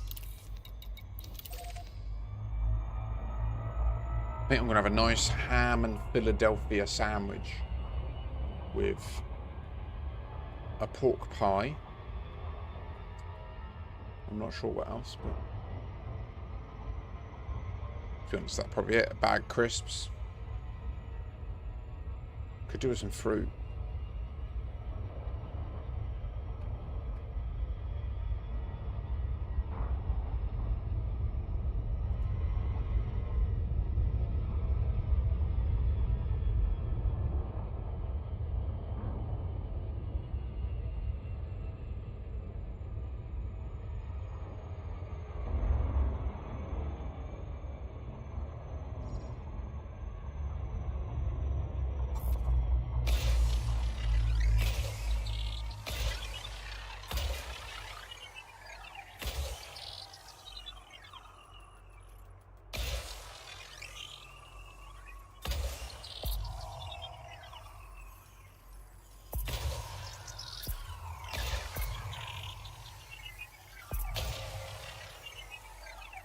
Surface scanned by 50%.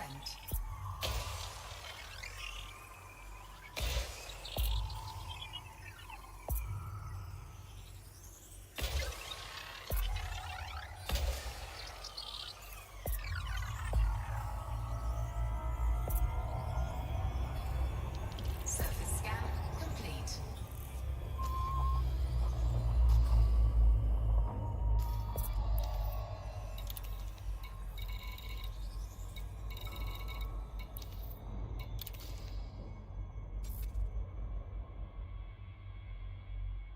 Shit. Go up.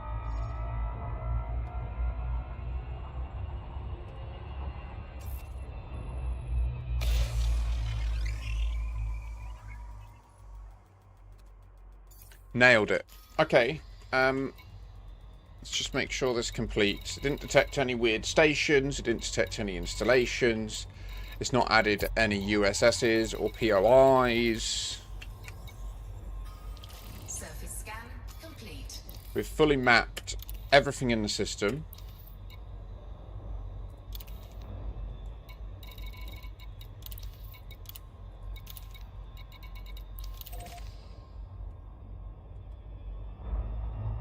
It's time to do a 0 light year jump. Cannot comply. Cannot comply.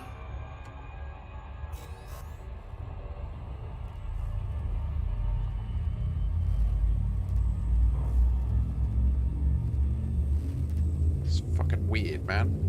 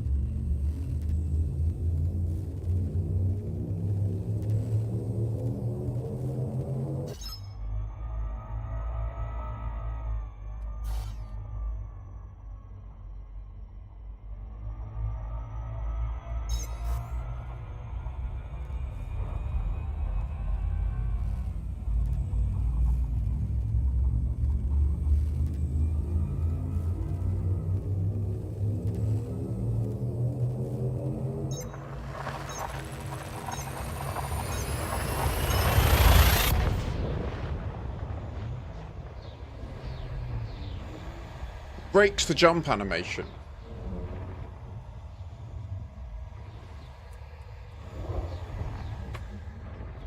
Oh, Dr. K, how I wish I could talk to you about this.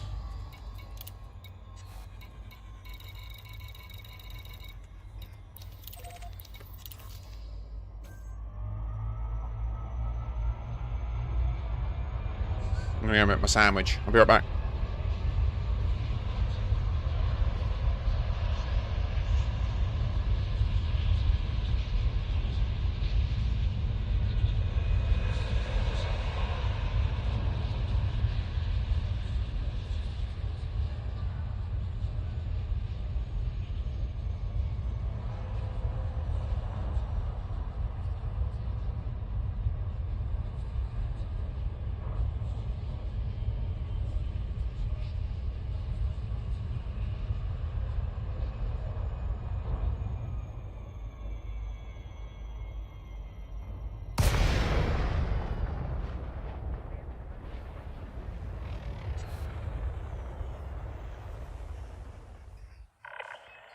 Comms are open, Commander. Do you need to land?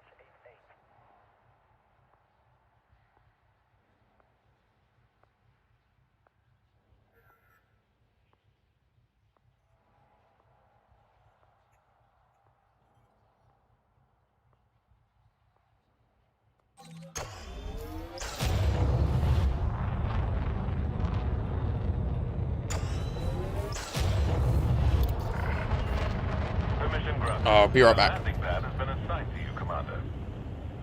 Your docking request has been accepted. Sit back and enjoy the ride.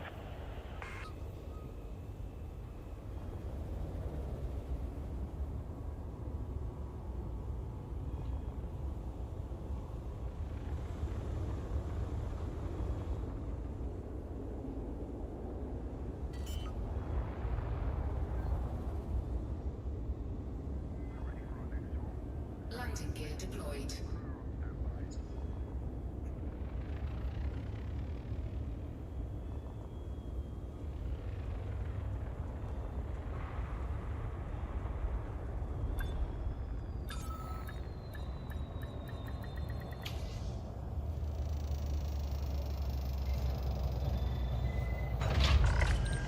Docking successful. Clamps engaged. Happy to have you, Commander.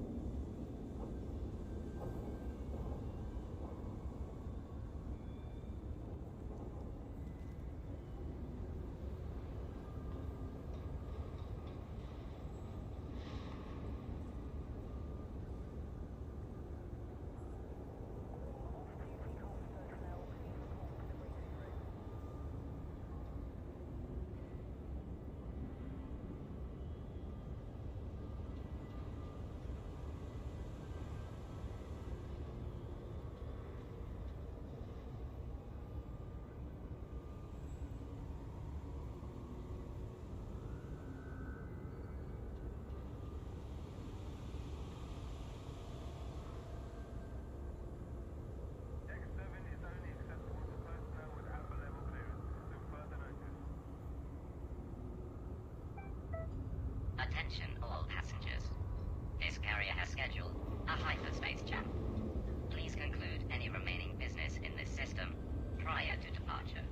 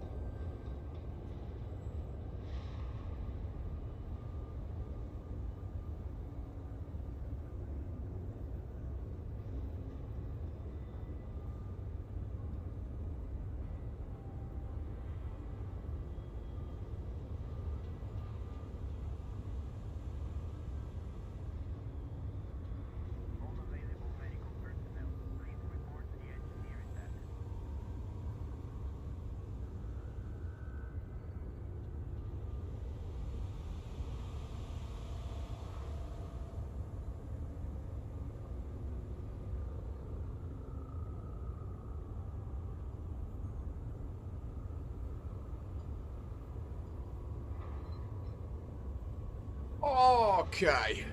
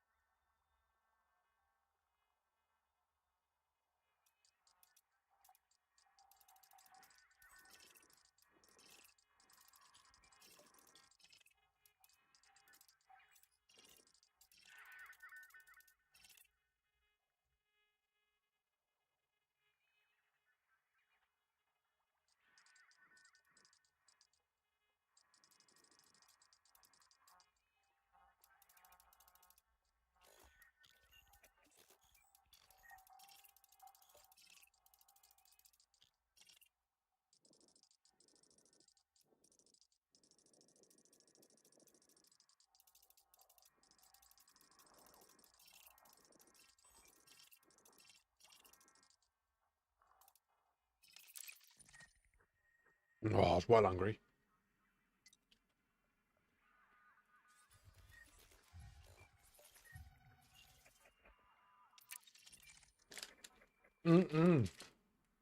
Cheeky little ham, Philadelphia, and then some cheese and onion crisps added in. Oh, very council house. Very from the hood, bruv. Get me.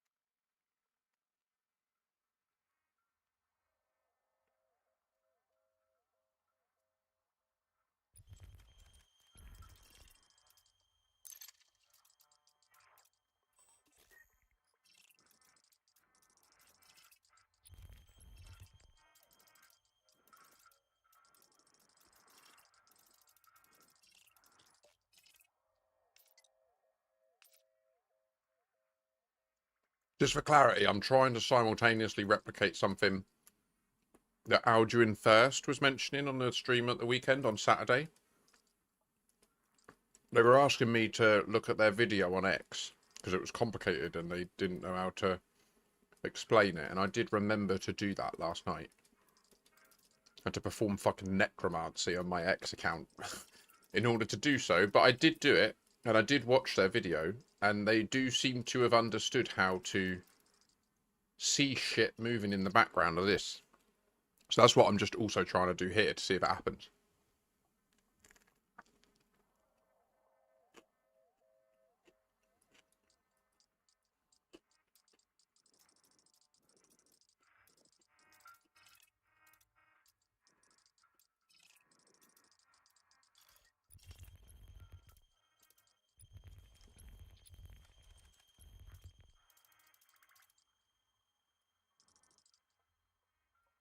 It's moving, isn't it?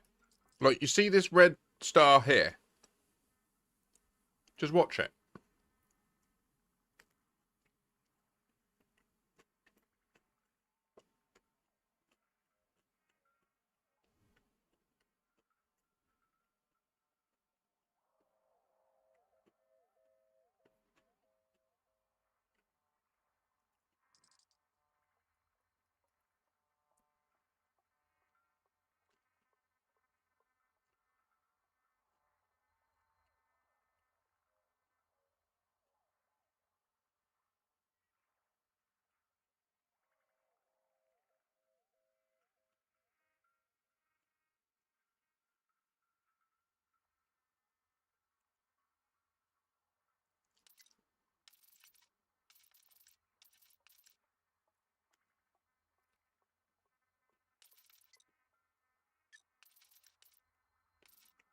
Mmm.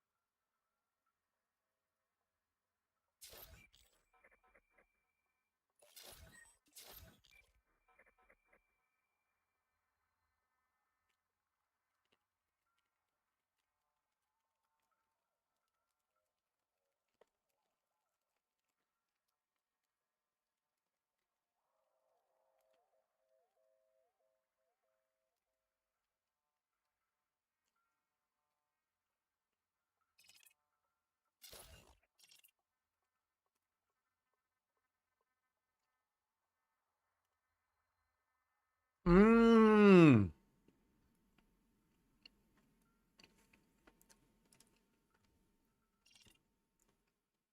Wait a minute.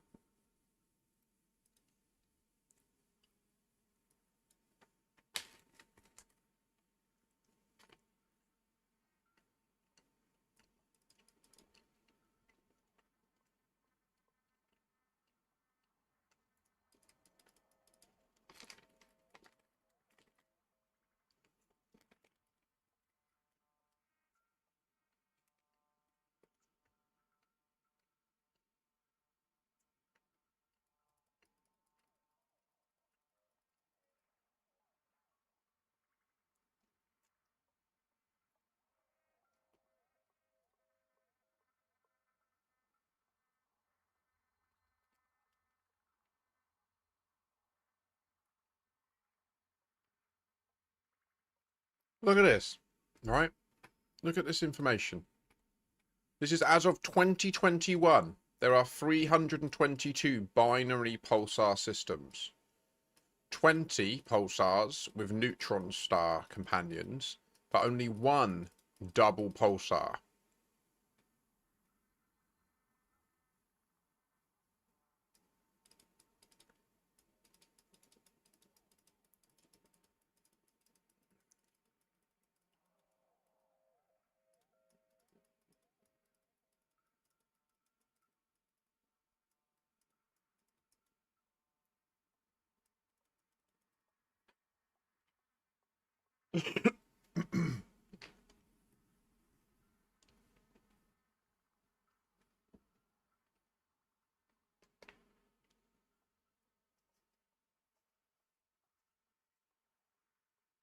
Well, now this is odd. Look, it suggests that this pulsar should have a 22.7 millisecond rotation speed, which is fucking bullshit.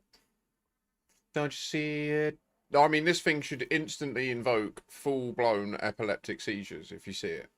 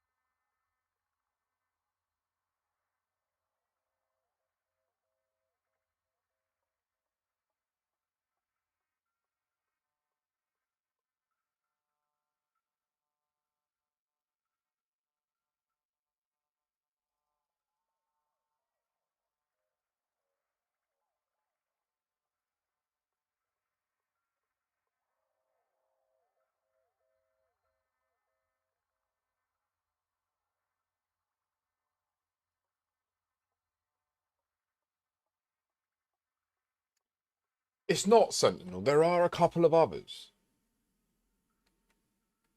There are a couple of others.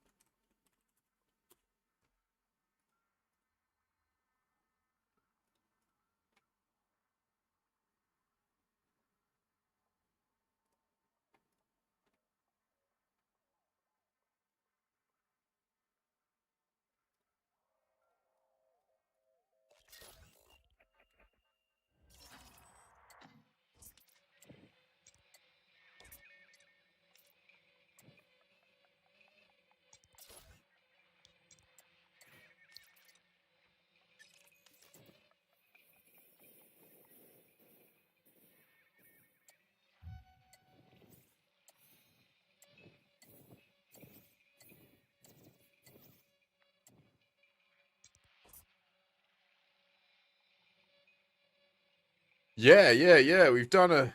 Yeah, we just did it just before I got my lunch.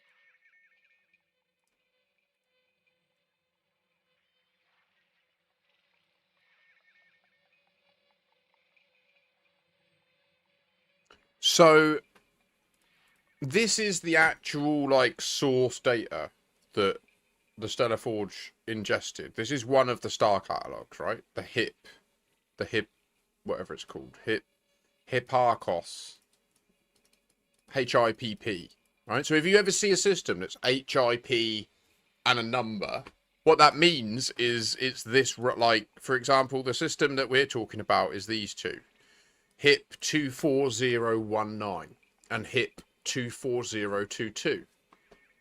And as you can see, this is an A-B companion stars that were independently seen and then it was calculated that they're actually one system. And what's happened, I believe, is when they've built the Stellar Forge from this data set, they've ingested each row as a legitimate system. And that's why HIP 24019 and HIP 24020 are physically in the same place on the galaxy map, which you can see.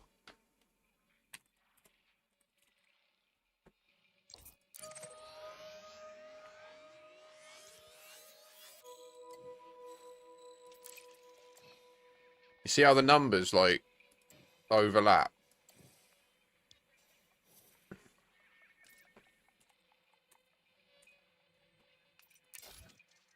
Now, what's odd is then the second one isn't correct, because it is a trinary system, which makes no sense whatsoever. It should be a single star, the same as its other one. Likewise, what doesn't make sense is they have factions. Or, well, this one doesn't, but the other one does. HIP 24020 has unique factions that are named like HIP 24020, whatever.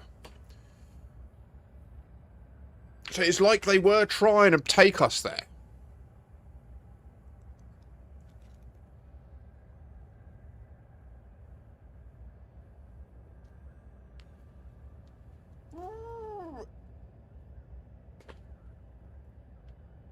Because, like, whilst they're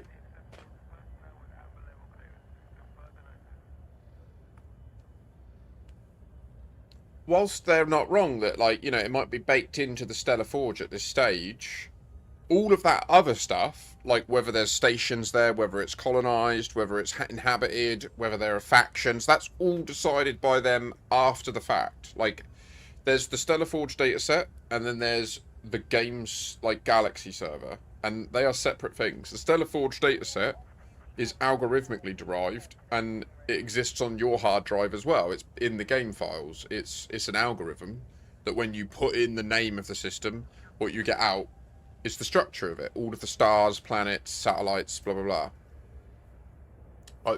By satellites, I mean like moons and stuff, not stations or stuff like that, or beacons or anything. And then, like, what happens is what they store on their server, in the Galaxy server, is all the extra stuff on top of that core data set, right? So, like, the location of any settlements, the status of any factions, blah, blah, blah. So, what's strange is that they chose to make those two inhabited at very early doors, and they gave one of them unique factions.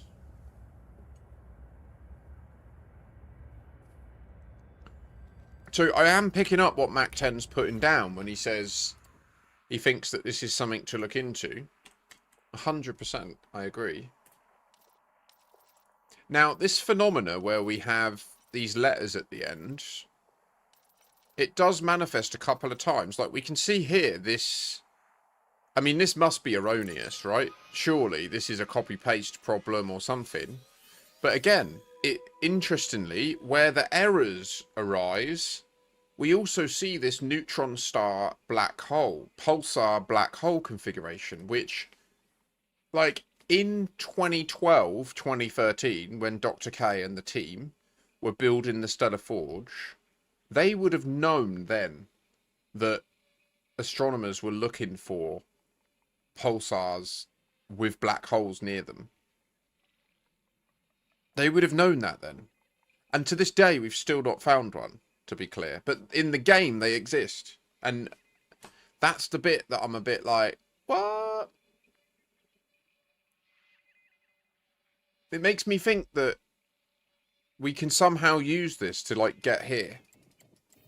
That's what I think. That's my intuition from this situation. But I don't know how. I don't know why. I don't know what. Like, it's just...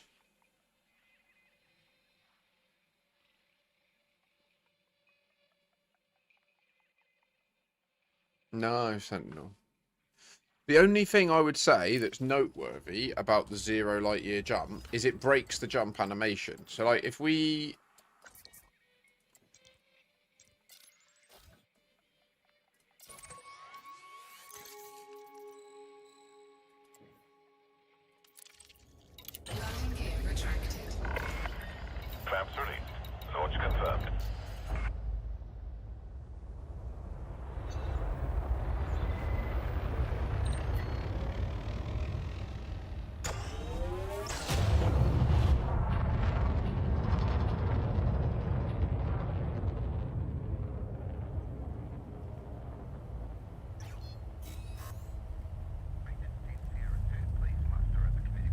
Ah. You're clear. Feel free to accelerate. Take care out there, Commander.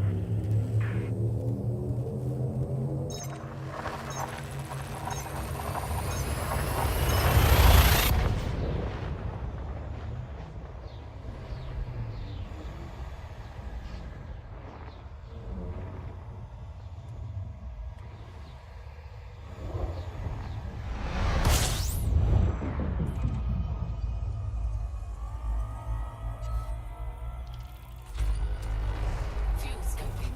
Fuel scoping complete.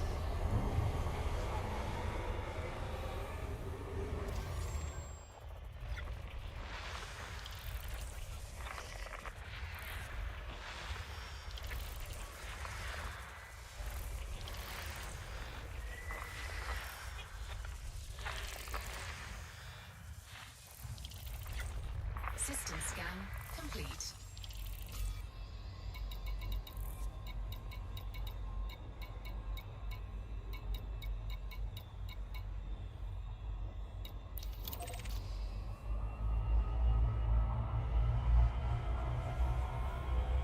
Let's just jump back where we were and just triple check that the jump animation going in is as expected. So just to verbally describe what we should experience.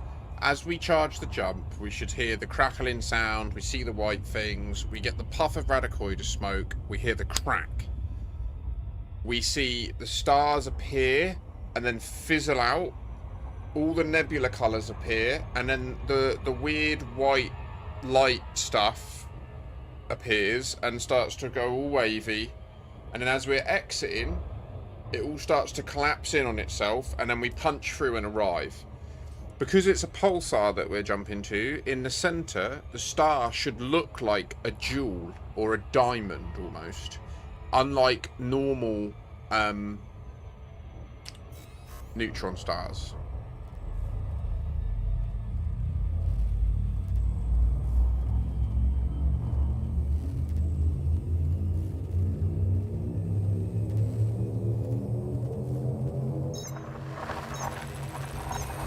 Puff of smoke, crack, stars fizzle out, nebulous white stuff. It looks like a jewel. As we start to arrive, it all starts to fold in on itself. Yeah. And we arrive.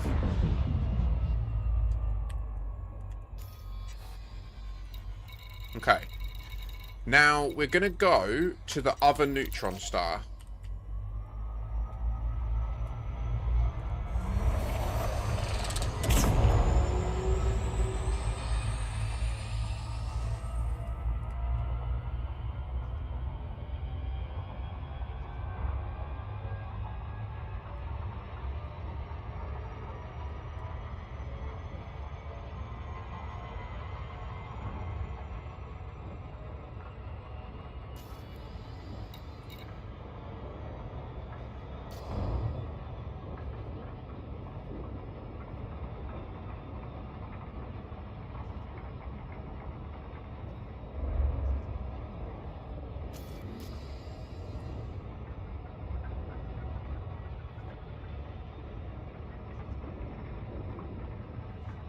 What one do you mean, Sentinel?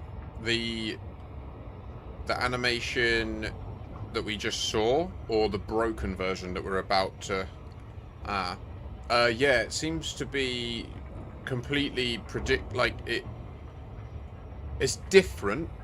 It seems like it could be like an issue related to the fact that we're jumping to the same location and it can't calculate what the background should be. I'm not sure, but what's strange is... yeah, it doesn't make sense.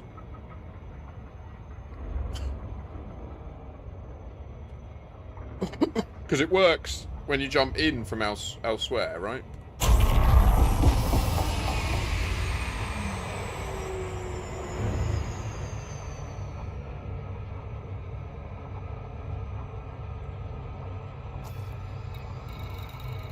So I'm going to map all the shit over here as well. But first we'll check the jump into the PSR B. I just want to go to this neutron and jump from there.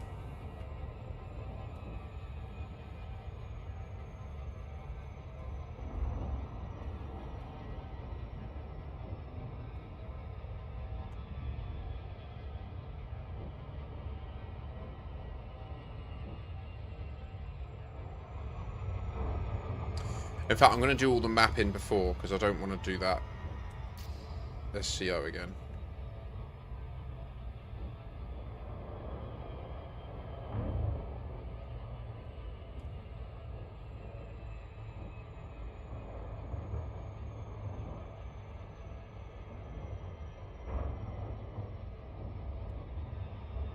Now, what's also strange is neither of these are millisecond pulsars.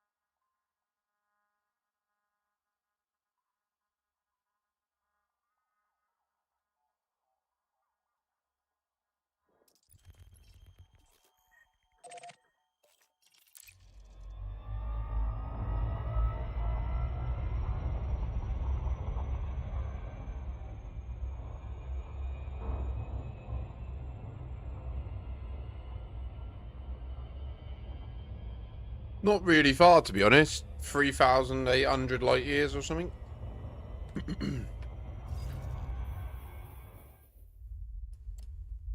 And it's in the Sanguinous Rim, which is what... That was the penny that... Or that was the final bit that caused me to commit to coming out here today. Because I was like, wait a minute. So they recently sent us to the Sanguinous Rim.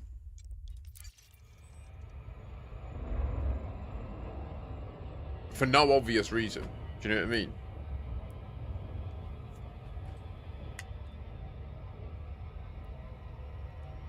I've got water in my ears. I don't like it. Oh, tired as well. I just cannot sleep full nights at the moment. I'm hoping that with tomorrow's Twitch payday, I'm going to put an order in to my clinic. And then hopefully Thursday night, pure sleep. Pure cannabinoid riddled sleep. And then Friday we can have a mega stream. I'll be locked in, I'll be well rested.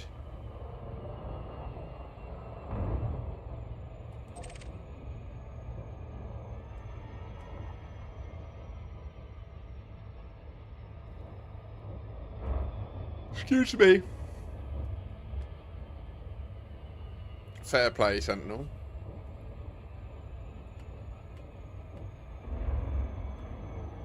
I mean, I will be heading back soon because I'm not seeing any more. I don't know what else I could do. I'm going to try mapping everything just in case.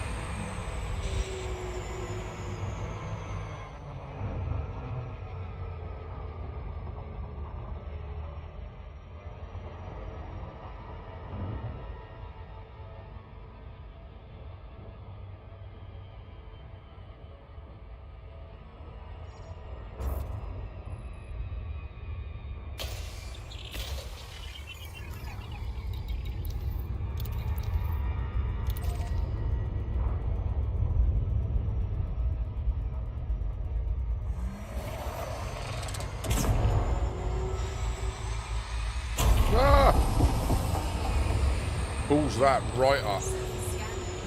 Whoops a daisy. Water.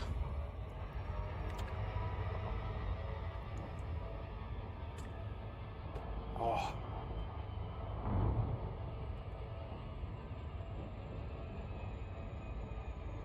I have to check the system map after this. I can't remember what moons I've done. It's chaos.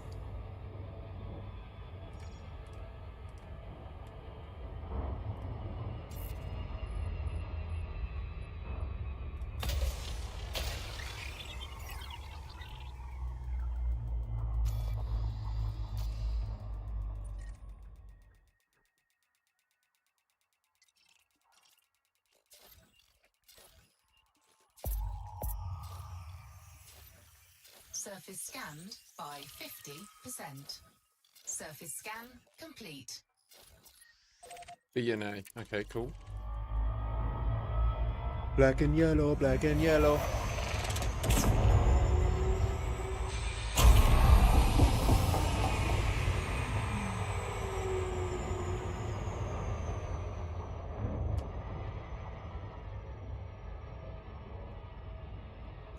I was a bit worried yesterday because I was in a bit of discomfort, bit of abdominal discomfort, bit of pain. Seems to have passed overnight. I'm guessing it was running around with the nipper. At one point I gave her a piggyback and ran with her on my back. That was pretty intense. In the build up to doing the piggyback, we were practicing how to get onto a piggyback, and I nearly threw her straight over my head, which was really bad. And I managed to like stumble forwards to keep her like on the top of my shoulders. Fell to one knee, which is sort of quite bruised and sore, grazed it a bit. Thankfully neither of us did our wrists or anything. That was my worry, you know, when you fall down and you can just like pop your wrist. Oh, like that would have been worst case scenario, do you know what I mean? Give you for one day and then she breaks her wrist. Thankfully no harm came of it, only fun and laughs. Yay.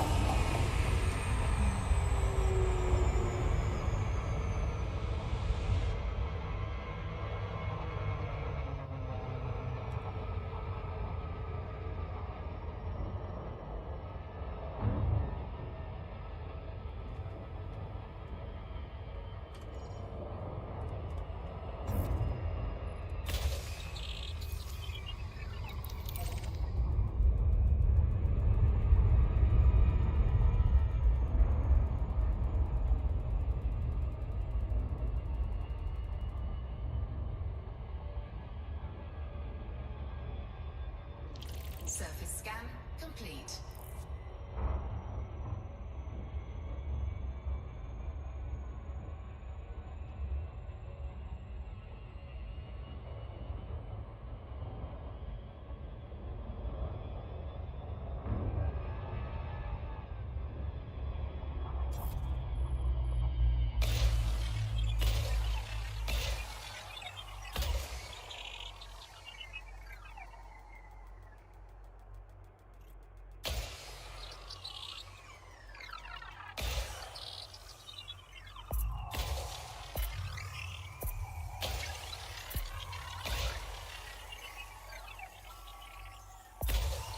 Surface scanned by 50%.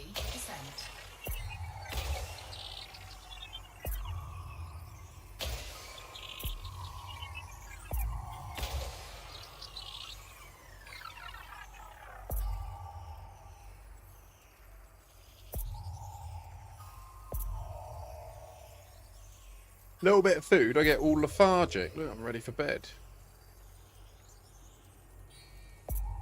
Gee, nailed that.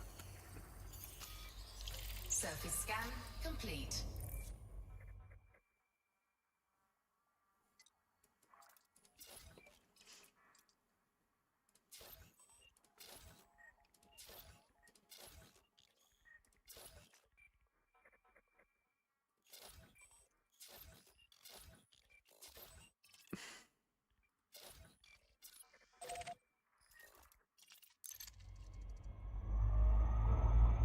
But then we won't fly, we won't SCO back over. We'll get all of these mapped, then we'll jump to the B system again from here. Then we'll jump back to the A system from here, from the B, and then we'll map the last planet in this system. And then from there, I really don't know what more there is to do about it. Like, I just don't know what more tests we can do. I don't know. I don't know. I don't know. No.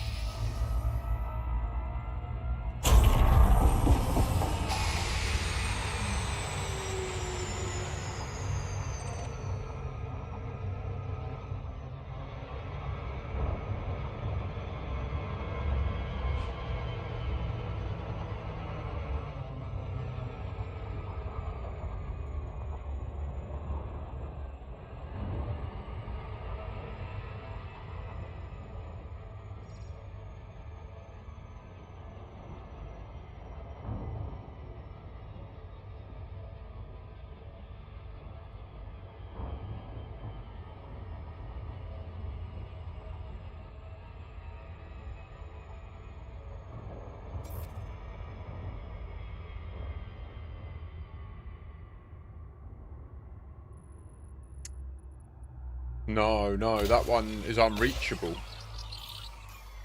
It's 6, it's like, if we look at how far down it is.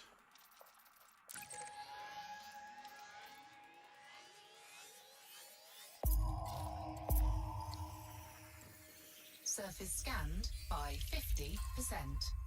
Surface scan complete.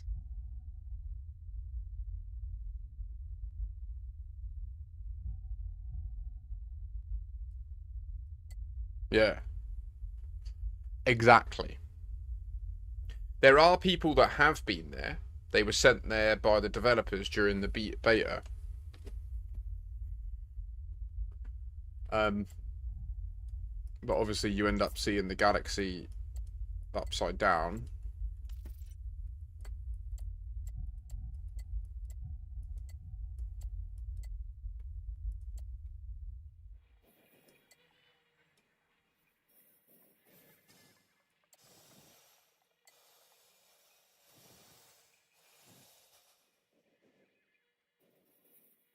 So yeah, it's 11,200 light years below the galactic plane in the Hawkins Gap, right? So one thing we've tested is if we go...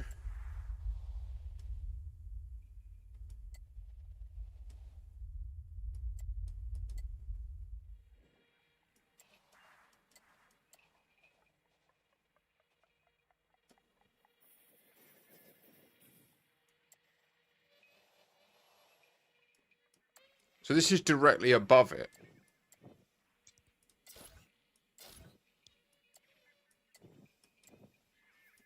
And it's just like a void.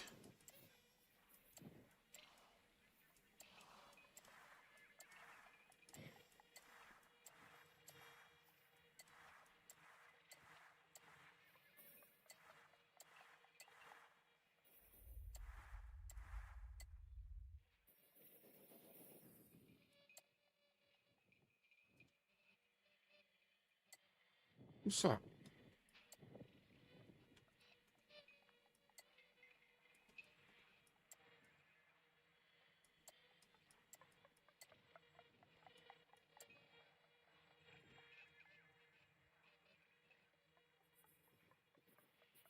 Is it just the end of this text?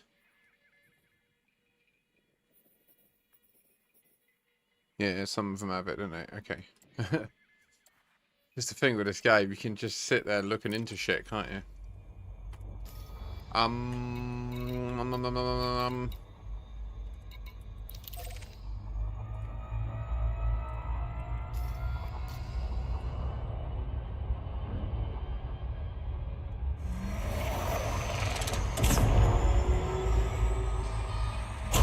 No! Bastard! Okay, we'll go to D then. Totally on purpose. Nailed it. Nailed it!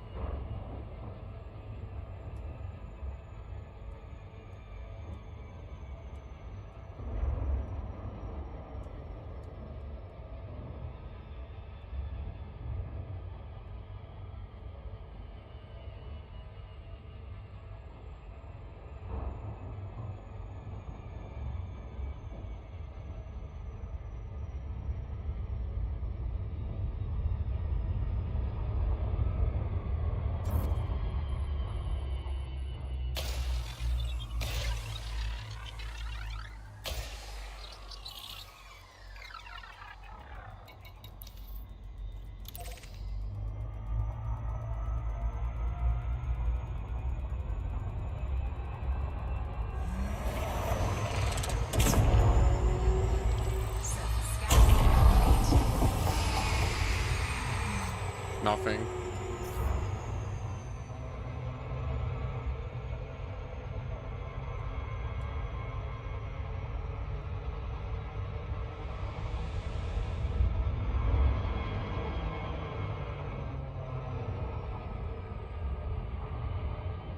Was that bright red?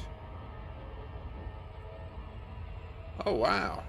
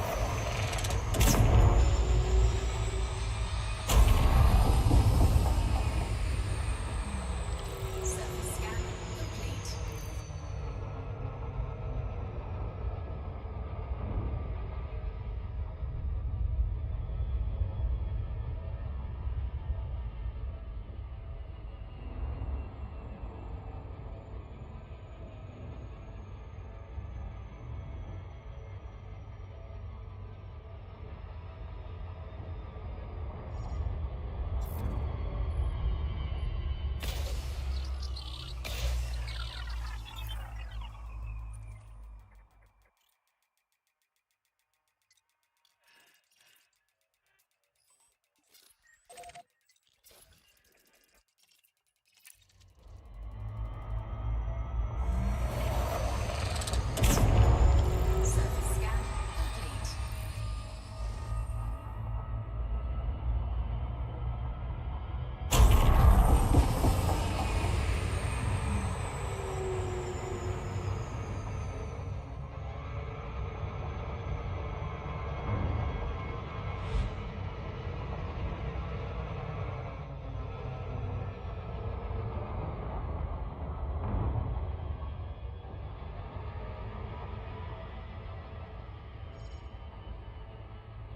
I'm losing my mind, guys.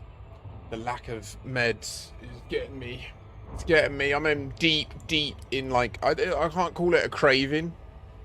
It's not a craving, is it? Is it a craving? It must be a craving. I smoked the shit for 50... Well, how long? 22 years now. It's, it's not a craving. It's like when you don't have water. Do you know what I mean? It's like a logical thirst.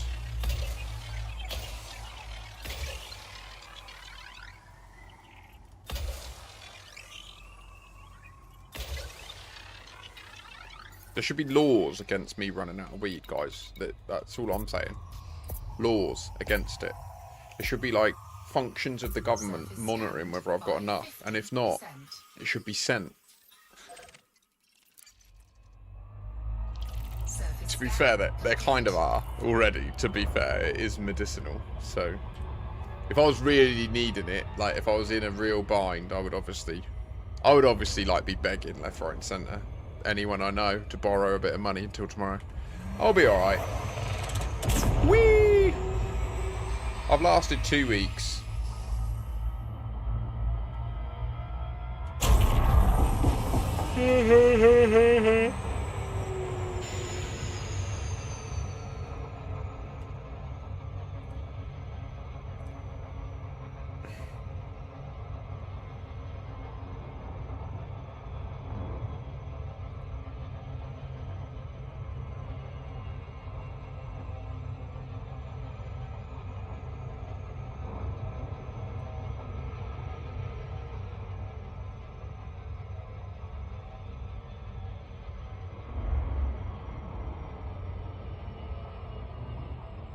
Just ascend.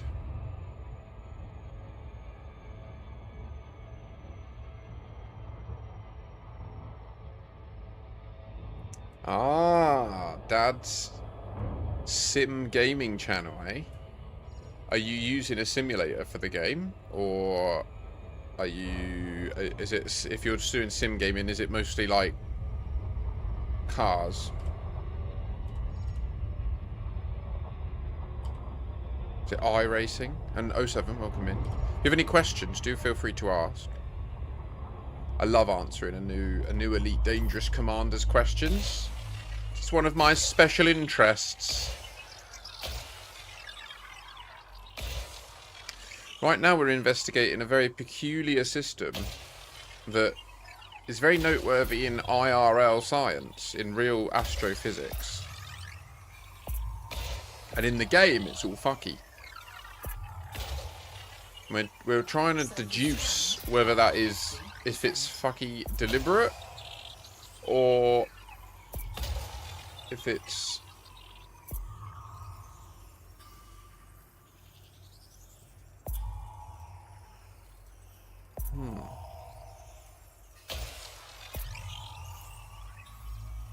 Ah! We nearly crashed then. Boop. Surface scan complete. They do, unfortunately, Sentinel. There was a time in the very early days of Elite Dangerous where a black hole would let you fly into it and destroy yourself. But there were too many people that were like curious and were like, I wonder what will happen. And then they would kick off that they lost all their exploration data. So they ended up putting exclusion zones on black holes. So it could be that maybe back then they intended on black holes being enterable in the right scenario. You have a nap, John. You have a little nap. He had a little nap.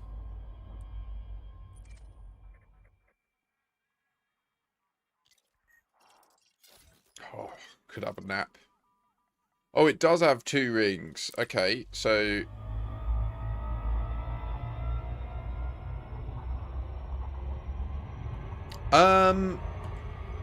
Kind of, but not so much. Because it's technically nothing.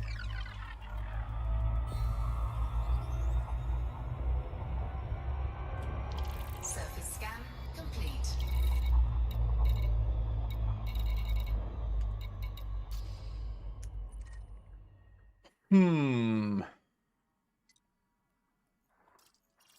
Highly suspicious. So we've mapped all this.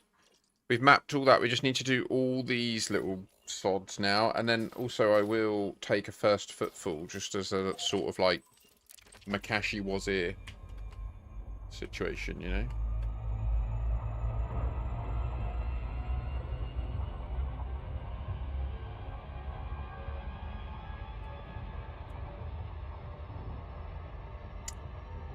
We did that, Sentinel. I have done that, but we will do it again. We will do it again. Power!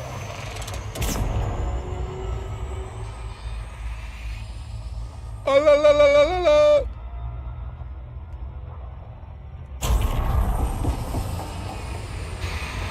You're all good?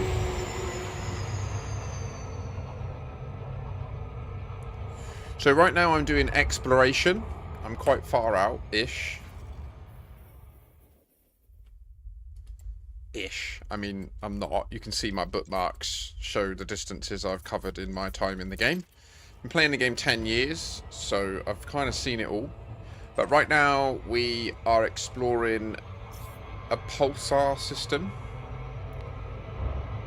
So Pulsars are quite special because they're a type of neutron star where the jet cone of the neutron is pointing, or it's supposed to be pointing at Earth.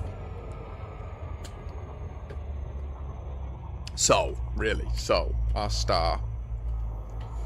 And therefore in real life astrophysics and astronomy, they're very useful because we can use them as, they're sometimes known as the lighthouses of the galaxy. And they're a useful way of working out how far stuff is away. So the system we're in now is a pulsar that was put into the game as a result of it being detected in real life.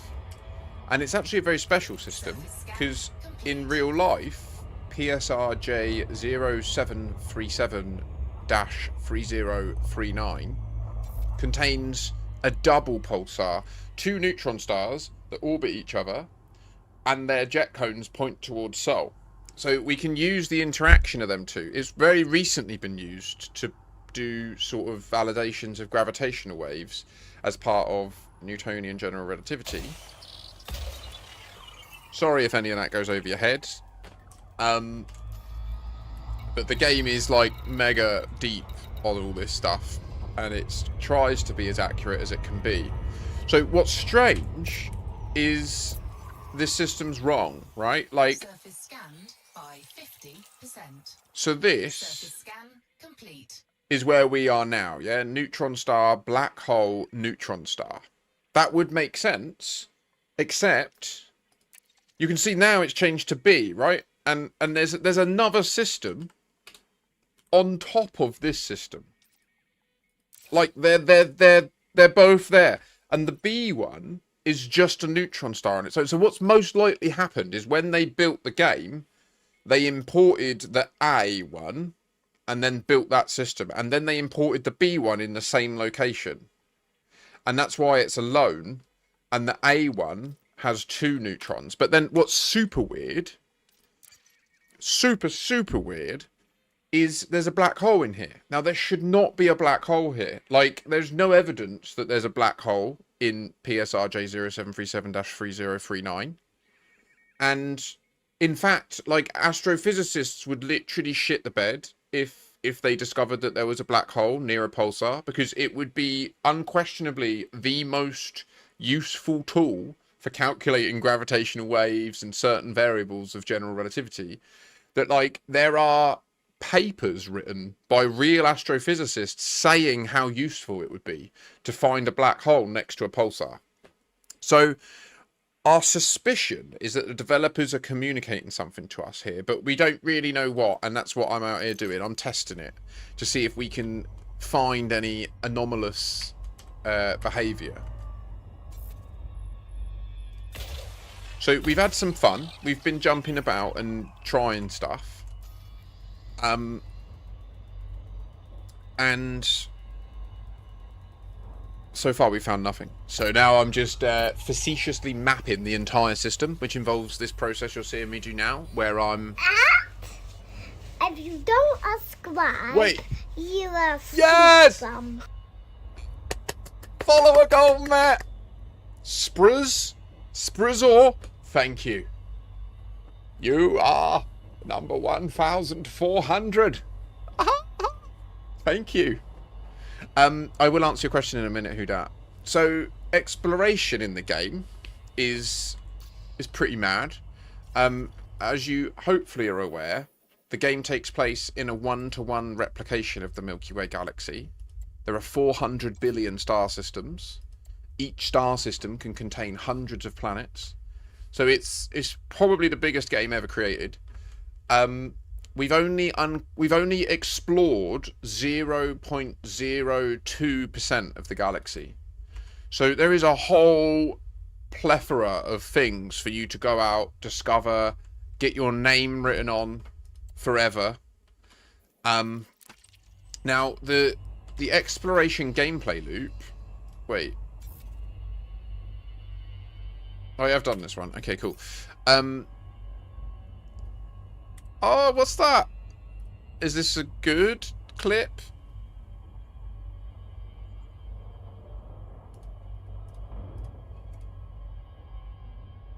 Yeah. Yes, Hamalam, thank you.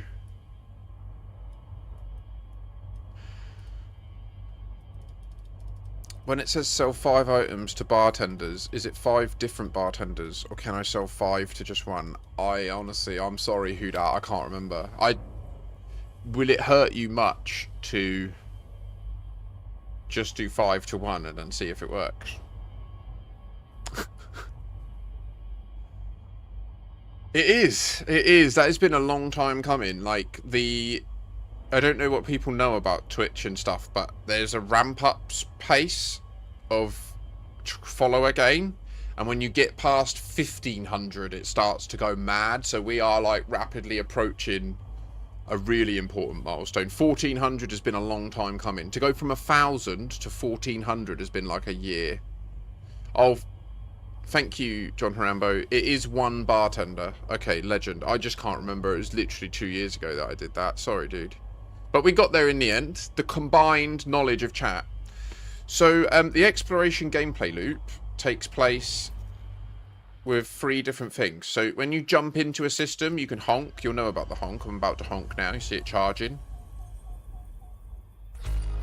And that'll tell you at the top how many bodies there are. And then when you FSS...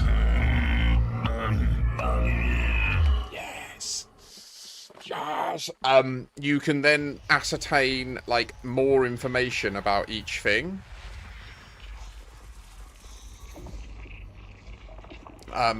This would then give you the data about that. And then the last step to get, like, maximum cash for each thing is to fly up to it in Super Cruise and then probe it, which is what I'm doing now. So I'm, like, quite a prolific explorer. I've done a lot of exploration in this game. Don't yet have any galactic records, unfortunately, to my name. But maybe that will change today, because we are going to be having a nice little sesh.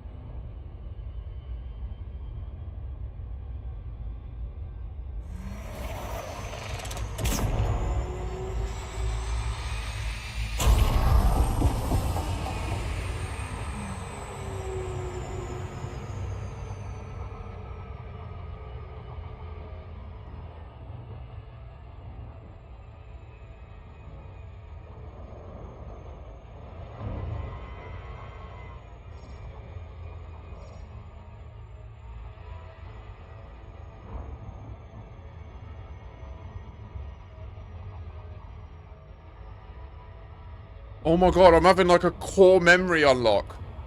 I didn't even know I knew it. Like, oh my god, I'm having like massive nostalgia. I think this song like inspired me as a kid to love sci-fi. I don't even remember it.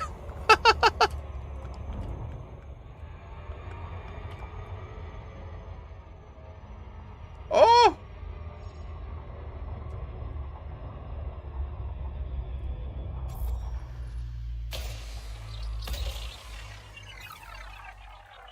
$400. Fair, that's true.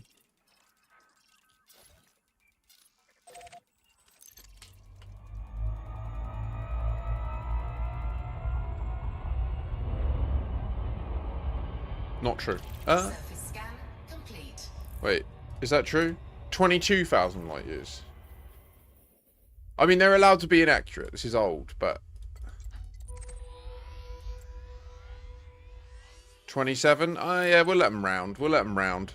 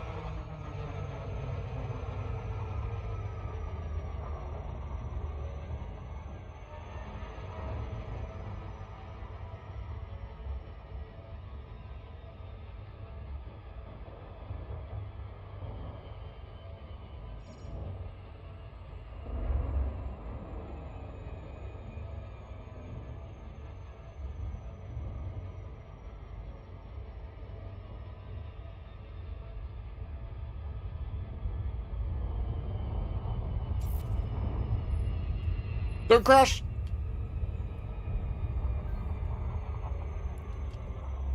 Yeah! Word. Good suggestion, Cashmo. Good suggestion.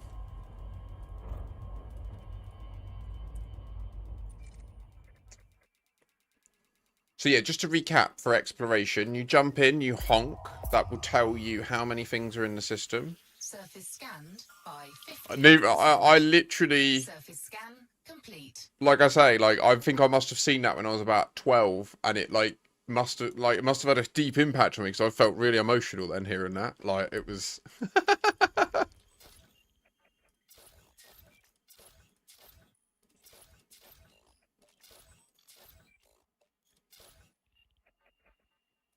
Okay, we're going to land on this. So you see here it says first discovered by. That name was so Space Cadet 01 was the name of the commander that was first person in the history of humanity since this game was released to jump into this system and honk. And that therefore put their name on everything in the system, right? Now, there are some caveats. What this now means, and what we know from the fact that these are different, is that they came here long ago, like 10 years ago, before the Discovery Scanner was an integrated component. So long ago, it used to be that there was 3 different tiers of Discovery Scanner.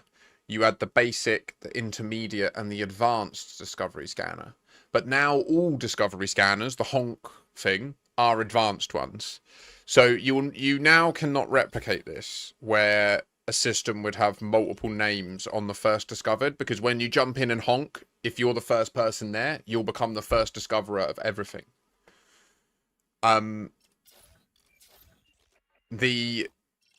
The mapping, though, you still need to physically go up to it and map it, which is what I'm doing here. And then there is one last one, which is first footfall, which is what was added in the last 5 years.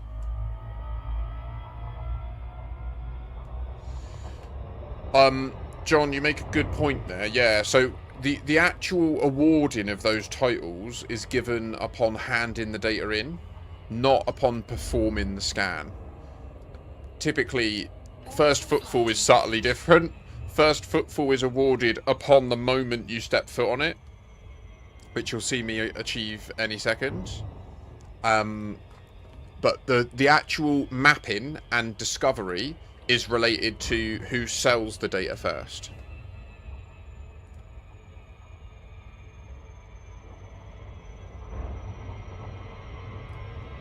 Get down!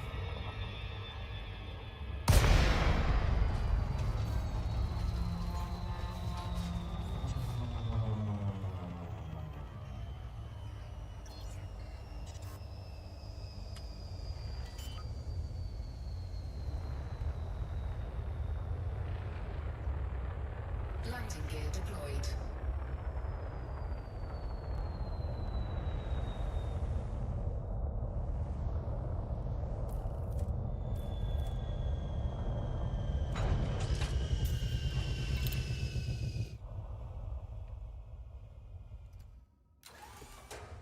So we are the first player to ever step foot on this planet.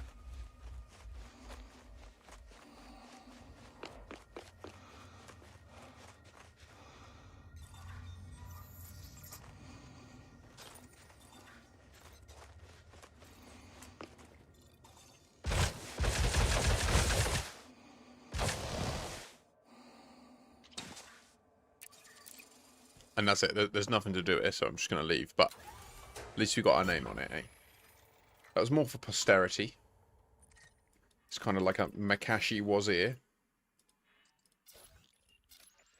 So I'm going to leave the rest. I'm not going to land on every one, because I like to leave them for other people. I like to share. Pay forwards. It would be cool, Kashma. And it would be cool if you could put your squadron flag down. That would be really cool. Landing gear retracted.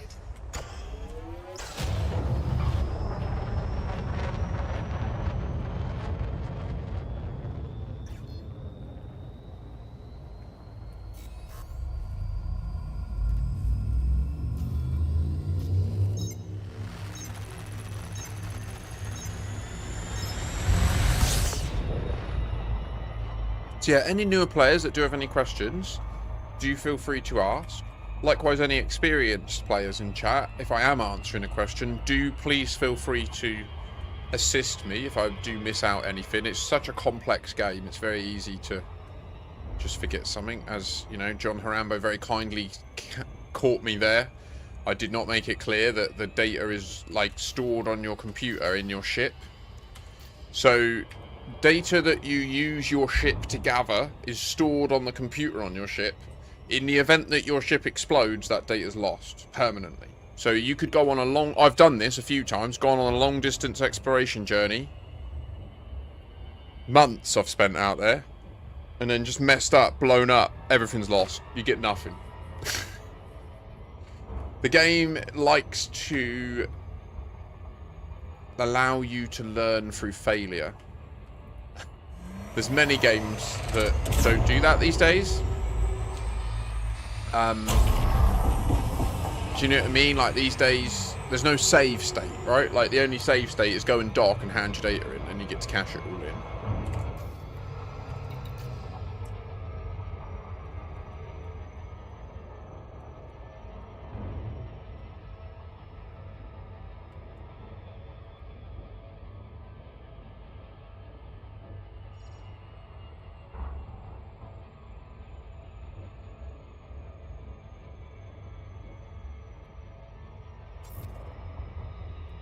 Too far away. Okay now?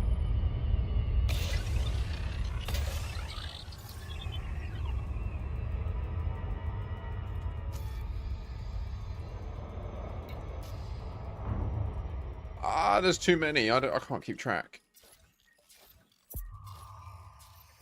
Let's just keep going from the outside in, even if it's a bit longer. It just keeps it simple, doesn't it?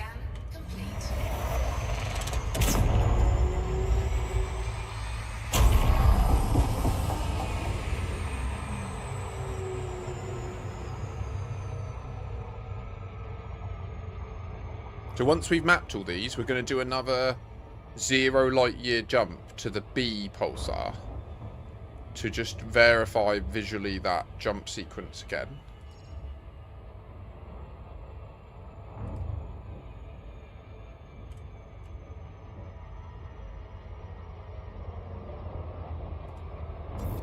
It's worth noting, if you are newer, there is weird stuff going on this stream. Like, what I'm investigating is very peculiar and strange. So there is some messing around. Like, there is some bits where, like, for example, I just mentioned we're going to do a 0 light year jump. That's not really a thing. No, Sentinel, I did. That was the first test I did when I got here.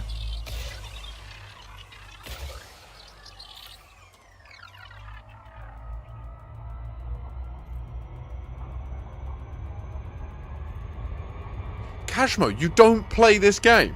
Wait. What? Legend. I think you'll be surprised at how much you've picked up and learned. You just like the space game. You like the space game. Amazing.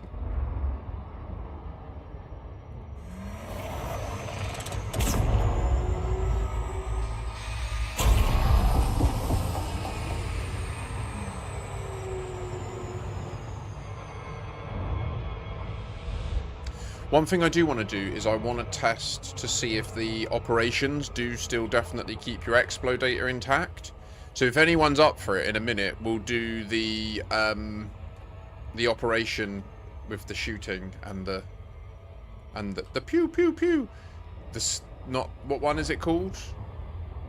Terminal prosecution or something.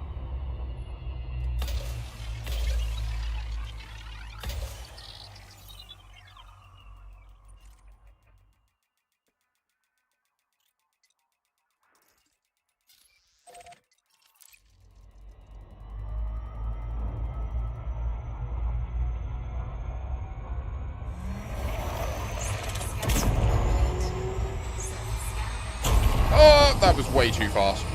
Way too fast. Turn it round.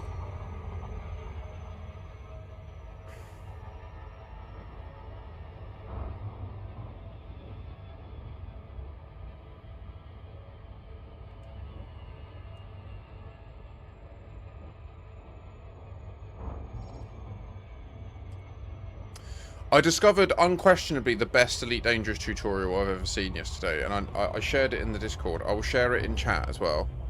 It is brilliant. I mean, if you don't mind a very sweary...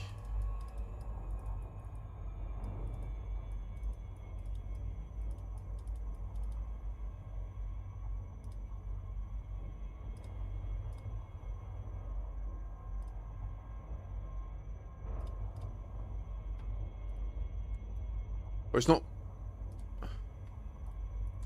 Yeah. This guy... It'll hook you up. I mean, I'll hook you up as well, but it's always good to have different brains, I think. fair, Kashmo. Yeah, I've never got into it, Eve, myself. My hesitation with it is I love flying my spaceship physically. Like, I love it that I can crash. I love it that I can blow up to messing up, you know?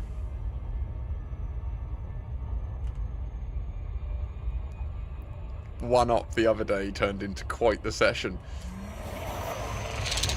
It did, didn't it? We did like 5 or something, didn't we? Or was that another sesh? Because I know that they are very fun. They are very fun.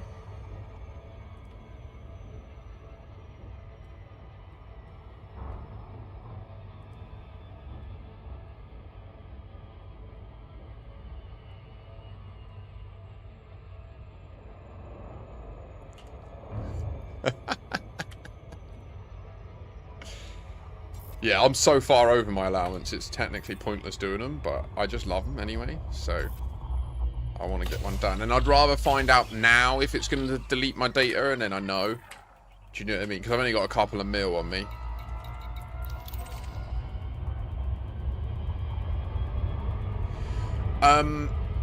You can't fly into a sun, no. There's an exclusion zone. So when I go near a planet, you'll see there's a yellow ring around it and then a blue ring sometimes. The blue ring is indicating that you can glide down to it. If it's just a yellow ring, that's the exclusion zone. And if you hit that yellow ring, it just drops you out of Super Cruise into normal space. But like, because of the inverse square law, like, the closer you are to a star, the hotter it is. So if you do hit the exclusion zone of a star and drop out into normal space, it can still result in you blowing up, because if your ship isn't very efficient and it can't handle the heat, you can overheat, take loads of damage and blow up. So yeah, initially they did want it so that you would just fly into them and blow up. The issue is, at Super Cruise velocities, you can very easily, like, just skim it and then crash and boom, you've lost everything, you know? So, in the balance of... One of the things they've been trying to do ever since the beginning is trying to get the balance between realism and, like, gameplay fun. Which obviously has been a difficult tightrope for them to walk. But I feel like they're in a really good spot with it now. I feel like they've got a lot of it ironed out. And Operations has just turned it up to a completely different level, you know? Lastly... You see, like, in the throttle on the right of my radar, where it's now going down to 30 kilometers per second, the needle is where I'm setting the throttle. So, like, there I pressed C, which set it to 75%, and then I've pressed X to go back to 0. When you're in a jump, you can still manipulate your throttle. So, like, you see how it is physically, like, an actual throttle in his hand. Well, like, you can still tell the character to set it to 0 throttle. So often, like, as you were just alluding to, Kashmo, if I, like, do a jump and then I'm going to go AFK, you might sometimes see me run back and be like, oh god, no! And I'll just spam X to make sure it's at 0 throttle, so that when it comes out of the jump, it then just stops.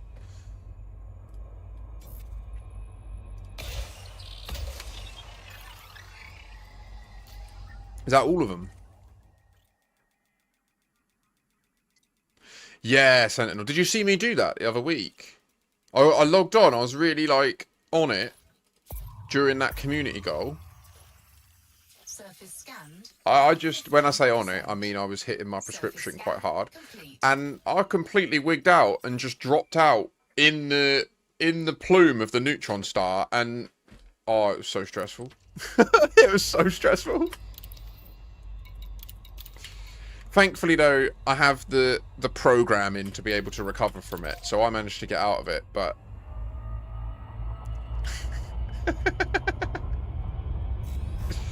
So, 0 light year jump. Okay, wait, you wanted to see if it...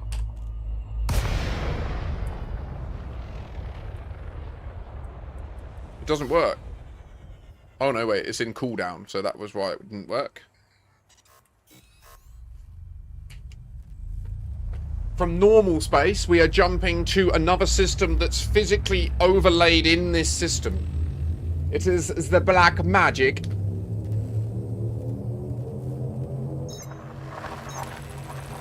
I perform the dark arts.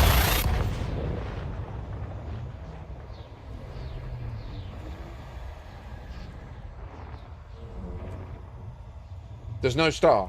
It's so weird. If you're capable, please rise.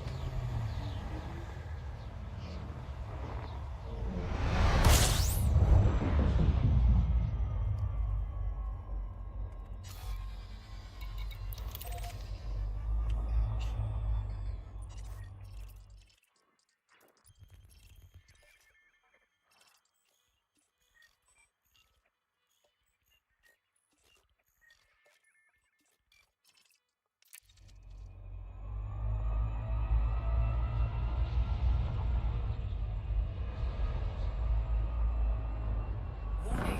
Frameshift drive operating. So we're in the danger zone right here. If we drop out, we die. No, that's fine. Just stand up and sit down. Go on. Go on. Save yourself from varicose veins. Go on. You never know. He does it. Puts his back out. You boss.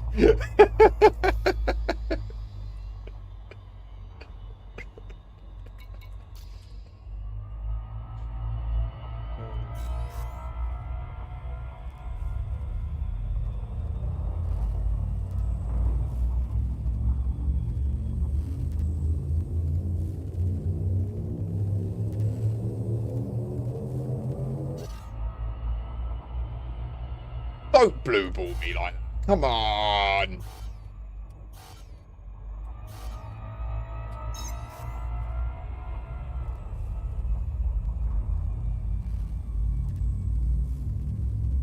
So as long as we don't look at it. Afternoon, Martin.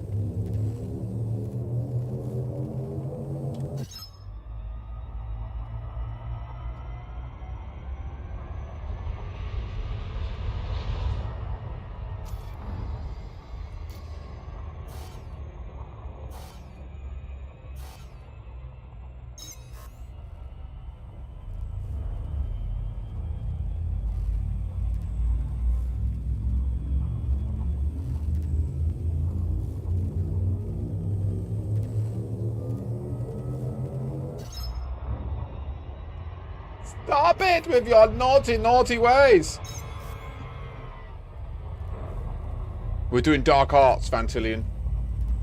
Dark, dark arts. The art of the zero light year jump. Come on. Come on.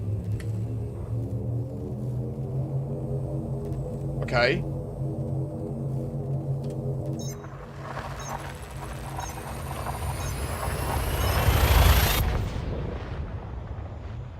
No star. Look, it's broken. We have found an anomaly.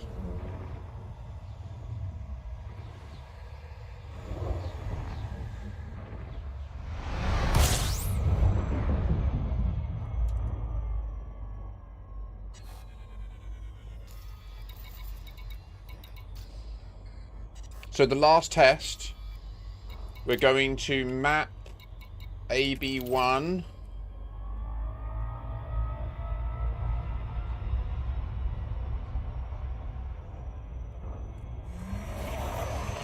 Power!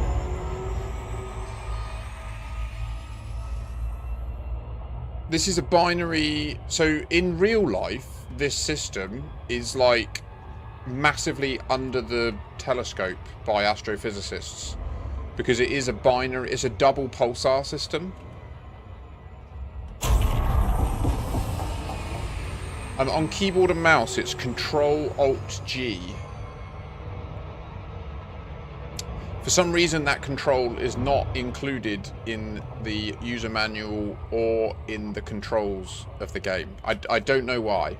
It does make me wonder, are there other controls that we don't know about? Like Control-H. Oh, wait.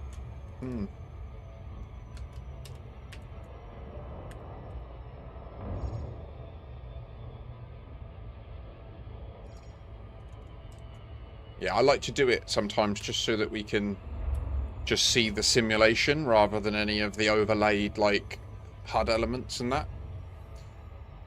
Oh.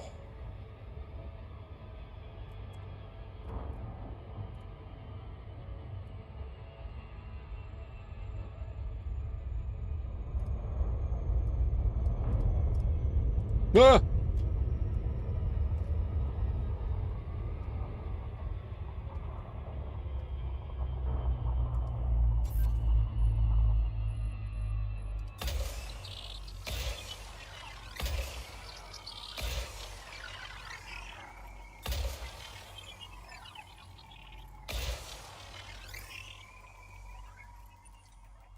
Right, let's just confirm. So that will be mapped. Mapped.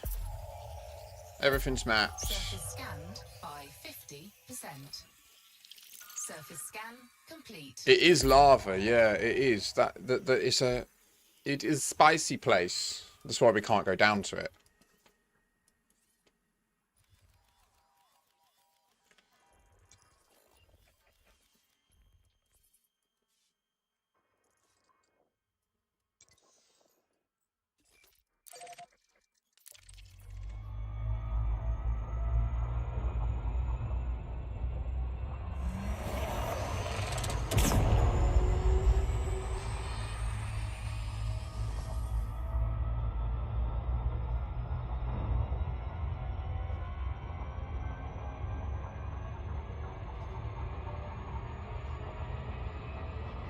No, unfortunately we can't. So we are seeing some gravitational lensing effects here where we're approaching a black hole.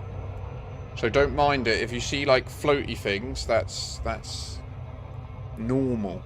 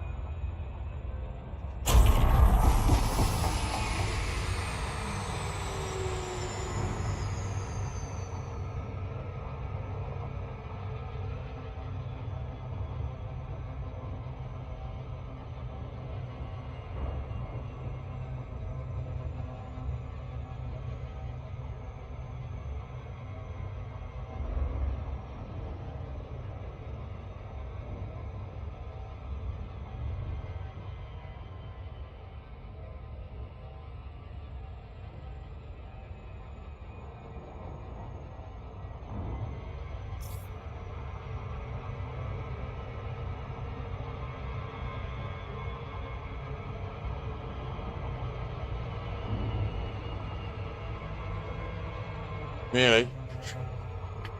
Nearly went in.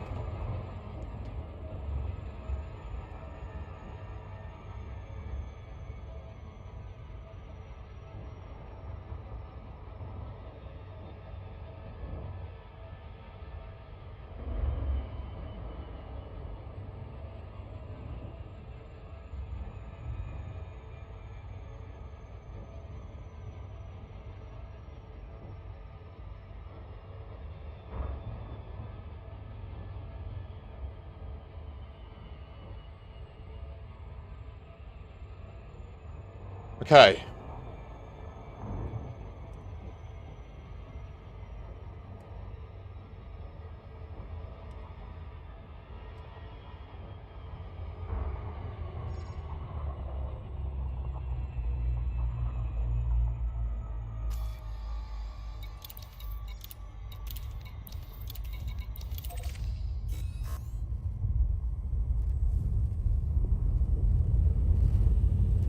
Ah!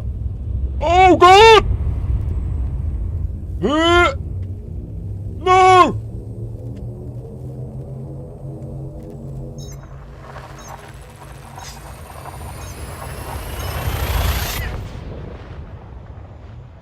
What happened?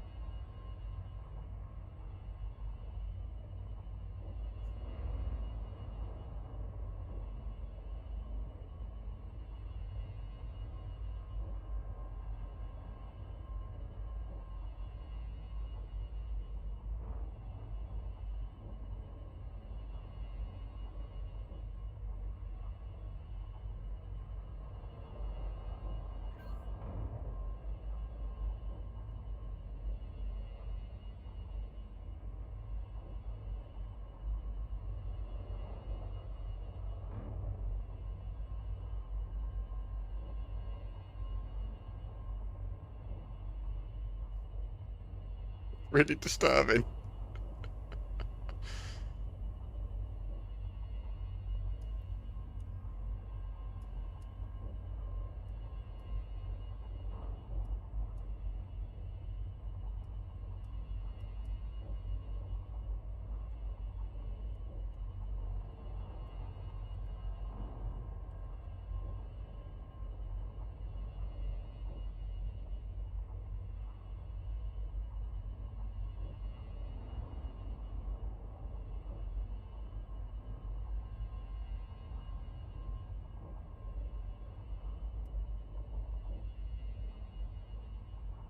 Wait, what? No, give me the clip. Give me the clip.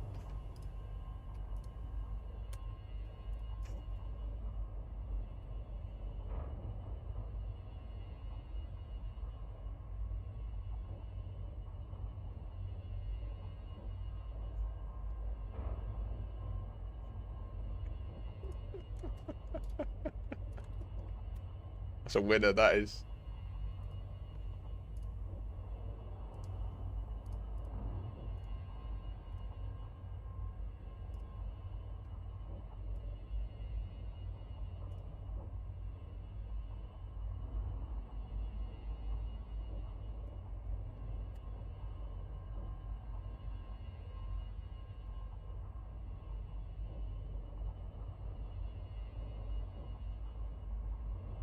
Investigating a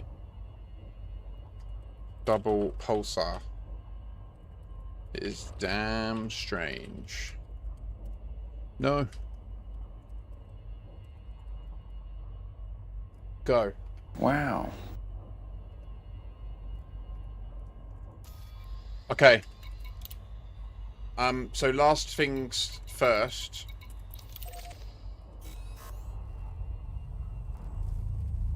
Look, we're doing a 0.36 light second jump.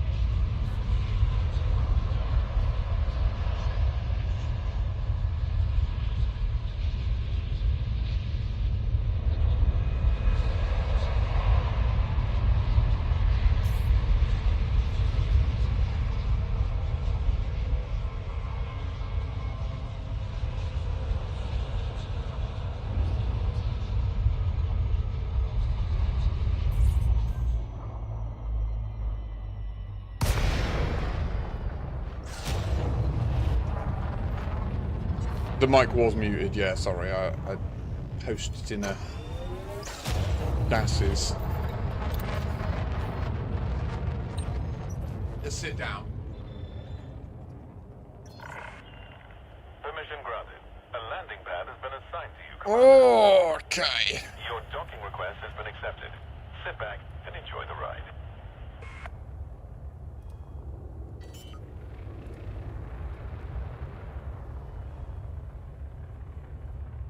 Landing gear deployed.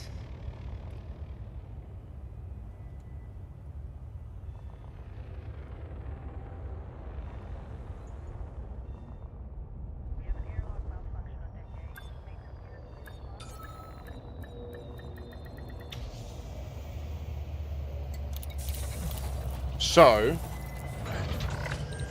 Landing complete. Commence shutdown. Have Happy to have you, Commander.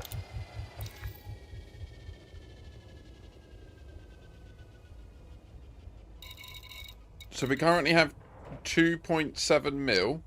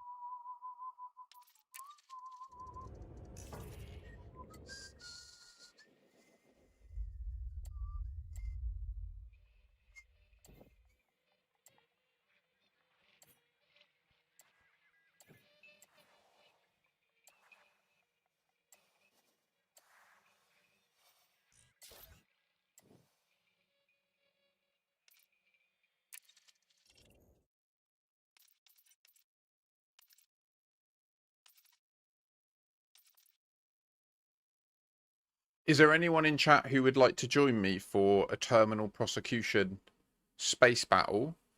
And if not, if everyone's working and stuff, I'll just do a biohazard takedown quick.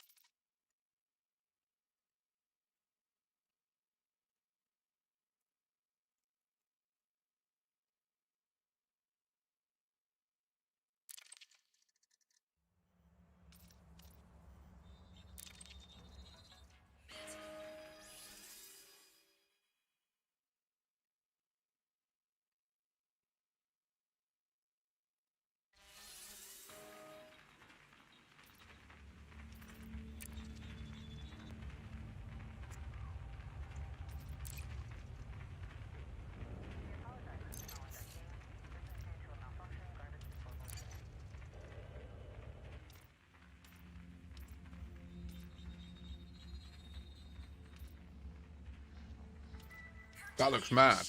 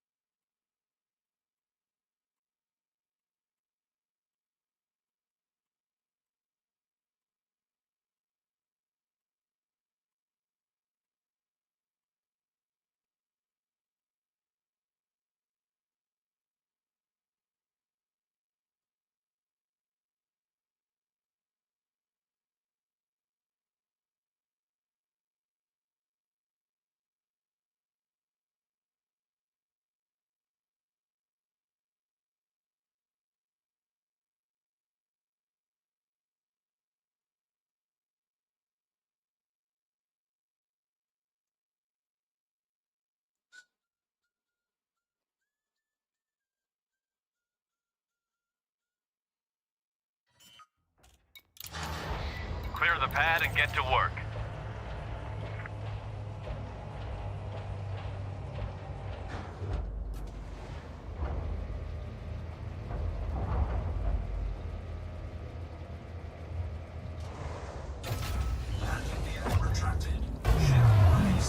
Squad, according to our intel, a group of researchers are developing a lethal bioweapon for a rival faction. Our client needs you to eliminate eliminate them before they finish their work. Rendezvous at the research vessel marked on your nav panel.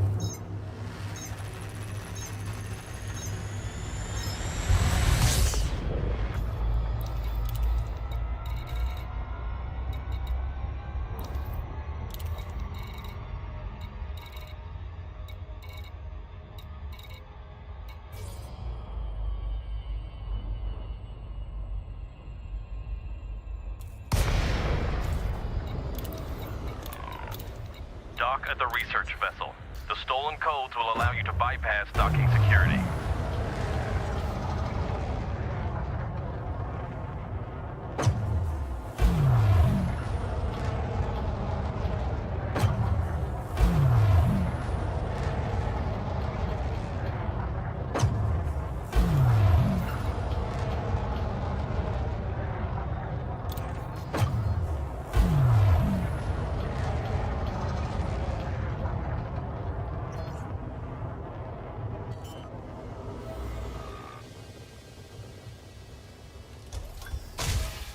Landing gear deployed.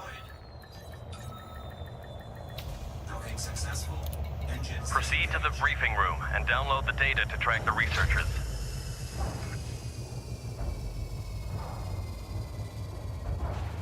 When morning walk me by without bothering to say hello.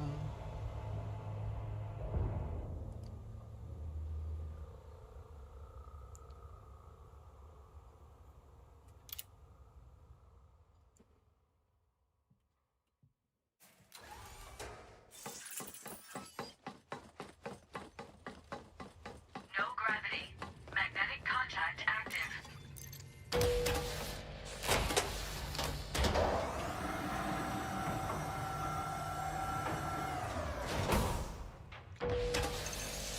Shield activated. Take control of the command deck and download the data to track the researchers. Take him out.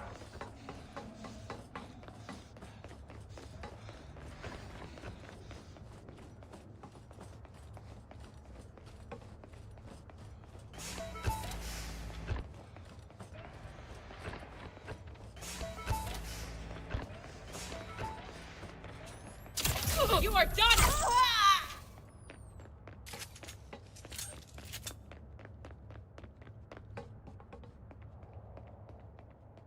Wait, what?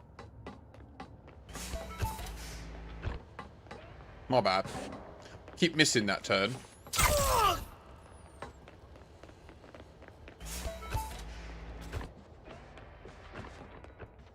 You're finished. Downloading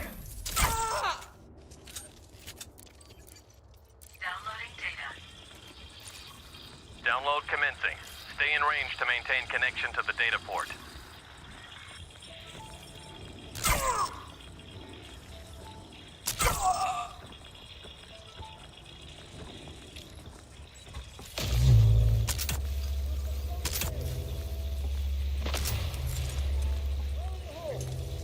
He hit his bait.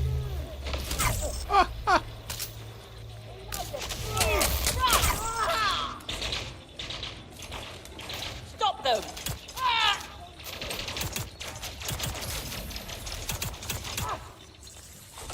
Hey! Shield offline.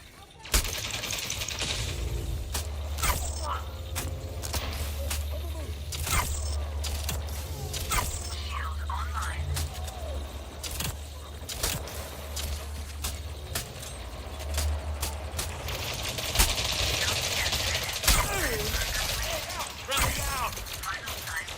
Tracking data secured. No vital signs detected. That was deliberate, by the way. This is part of my strategy.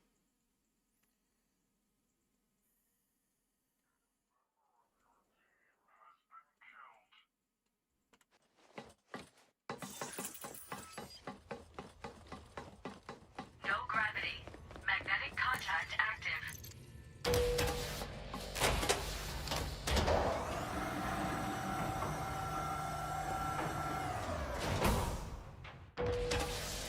Shield activated. There are researchers on this level. It looks like they're still trying to finish their work. Eliminate them.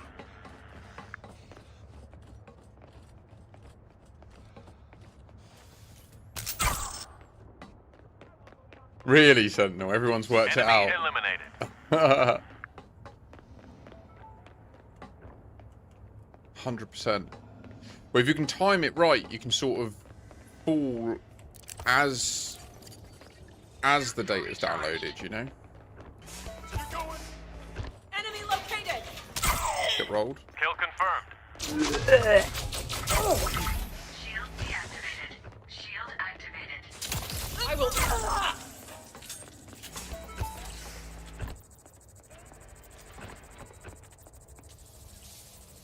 Energy transfer complete. Got it! Target eliminated. Good job. You've stopped the group completing their work. Proceed to the habitat deck.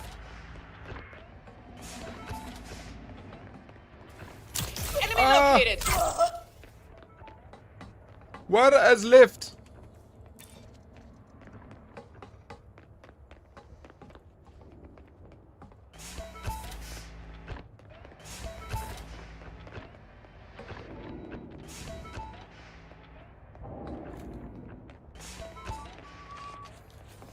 Rifle down!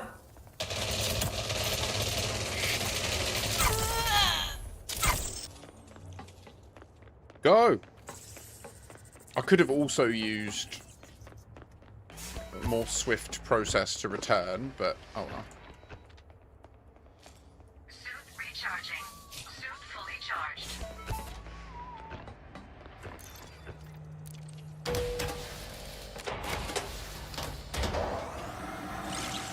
Shield deactivated.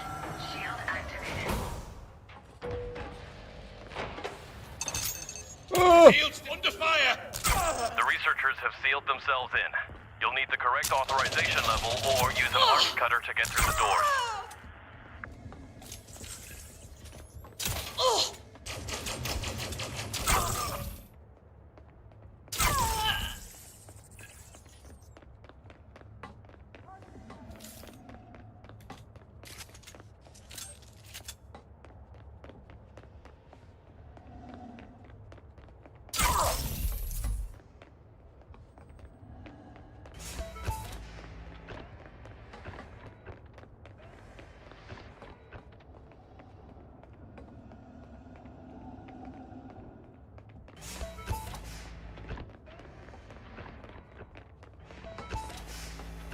Throwing weapons down!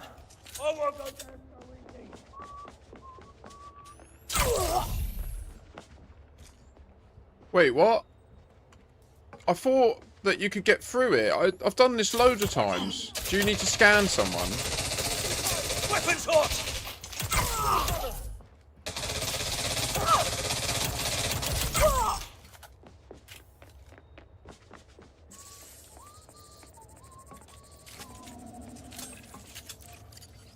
Suit fully charged. Crap, my bad.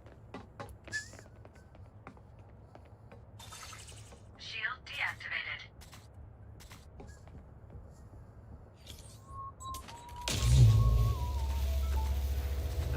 Why don't I have any nades on me? What's going on? This isn't going right.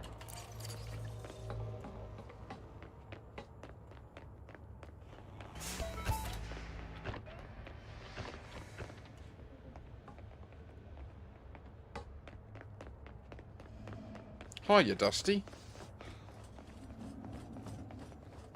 We're doing alright, mate. Yeah, we're having a blast. Oh!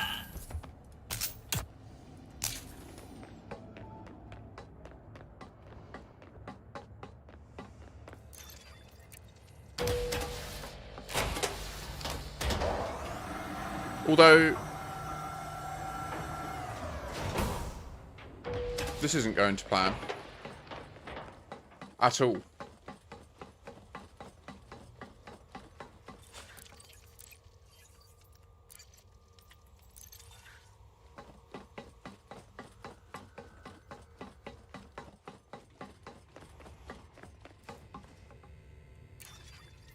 Yeah, I know Sentinel. Have they changed it?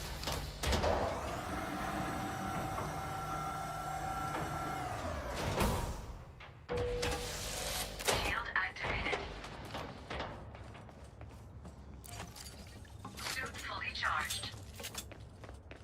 Let's go and see these two. Take this! No. Shield offline.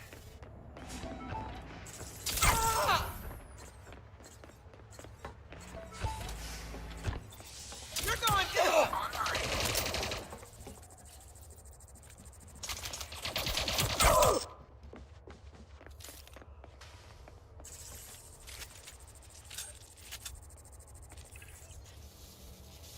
Energy transfer complete. Damn! They've been hit! Shield offline!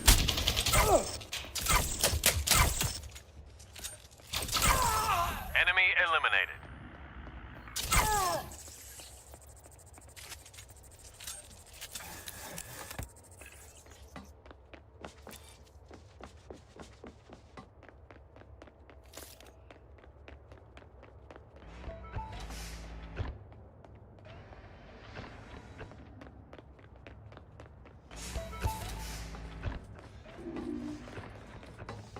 Yep. Yeah. Yep, definitely. Taking fire! After you!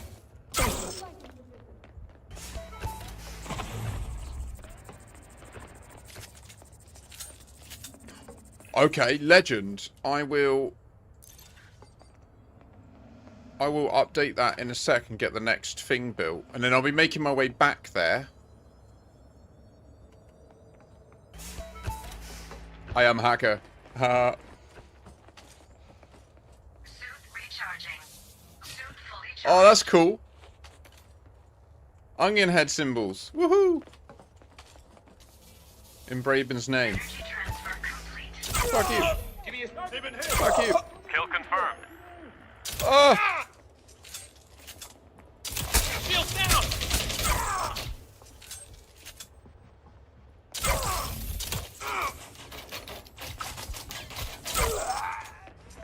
Good kill. Send me to spaceship, All please. researchers have been terminated. Good job. Now get to your ship. Don't waste your ammo. Get to the elevator. Ah! Okay, that's fine. Haven't got an angle here. Repositioning. I yield!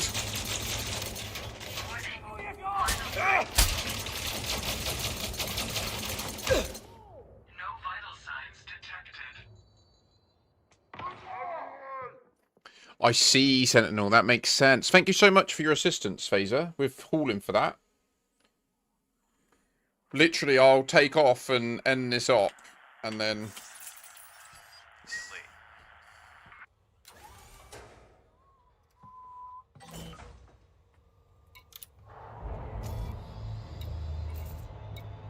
The runner is heading to your location for extraction. Warning, capital class signature detected. Under attack. Landing gear retracted. Ship released. Engines engaged.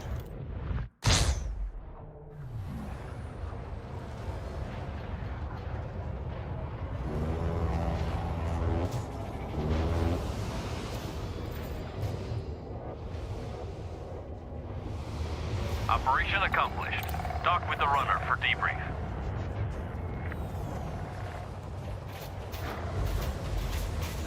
Yeah, normally I would as well, Sentinel. For some reason, though, I thought that I didn't need to, but clearly I was mistaken. Alas, we've completed our test. Great job, squad. Our client's pleased with your performance today. And then we're going to do a nice little bumble bat. So I'll set up the next building for the tritium system.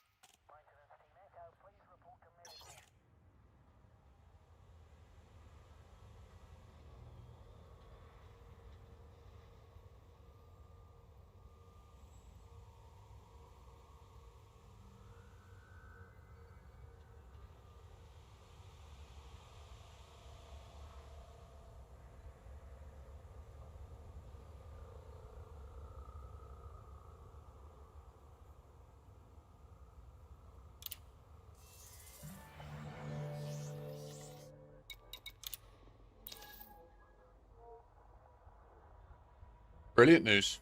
Okay. Okay, cool. So, let's have a little peruse about. So, we want to find stuff that's cool.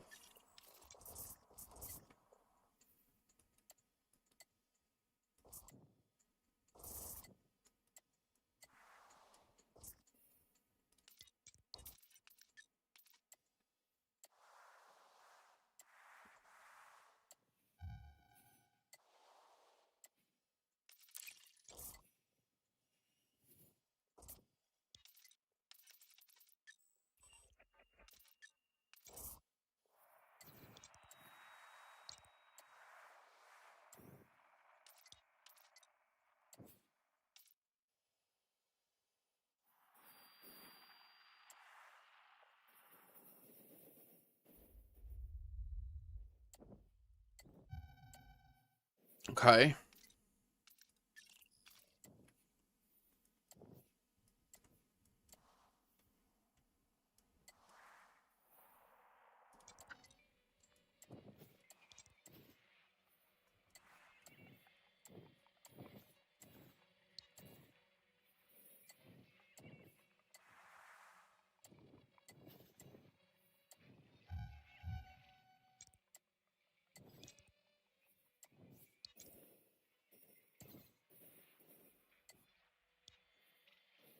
Does every nebula out here have a inhabited system? The Rosette? Yeah.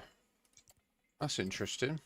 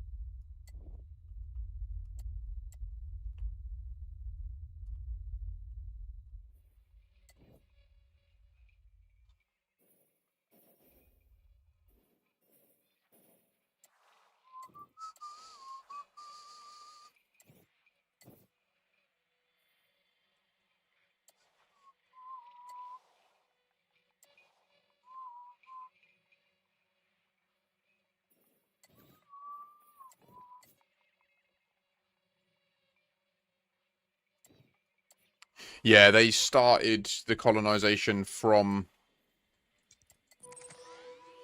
the bubble, didn't they?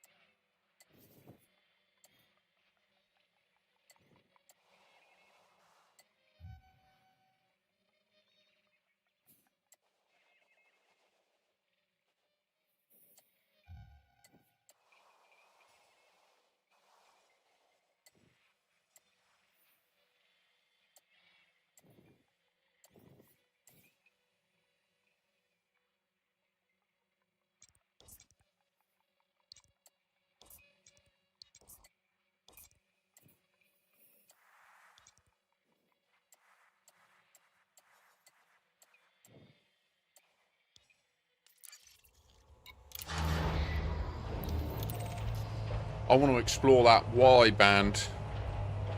Oh wow, what, wait, what's all these 5, 10, 15, 20, what was all that? Landing gear retracted. Ship released. Keep your throttle low until clear.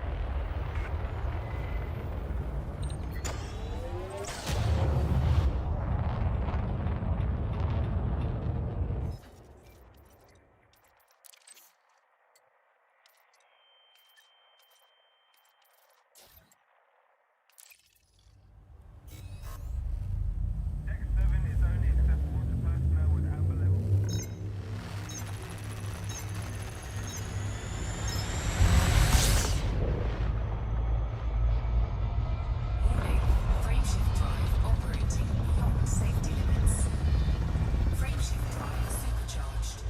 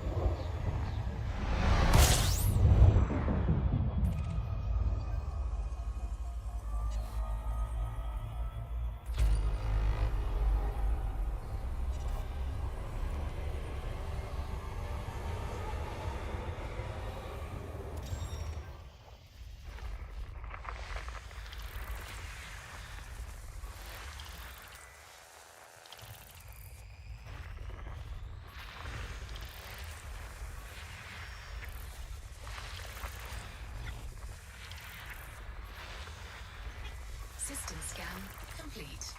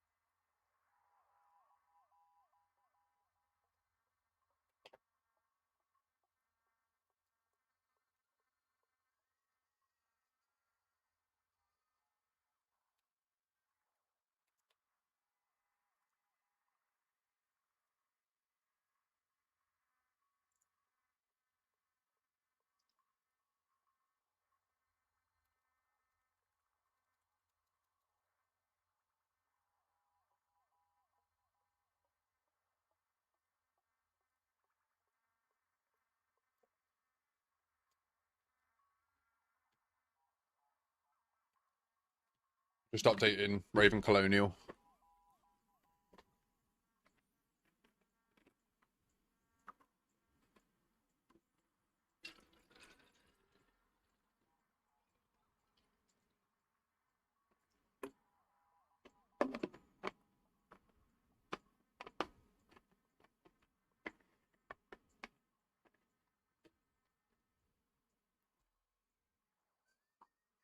Pouring my water. Lots of random tasks happening right now.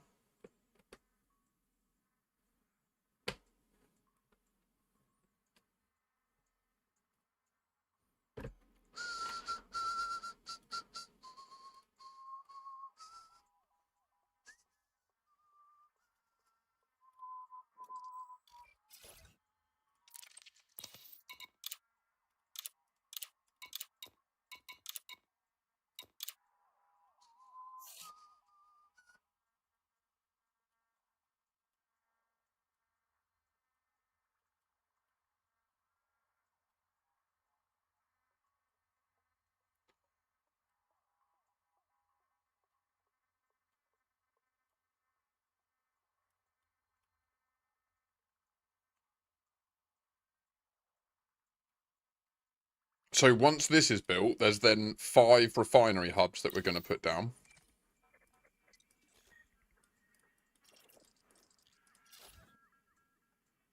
Schrodinger's Progress. I think that is a brilliant name.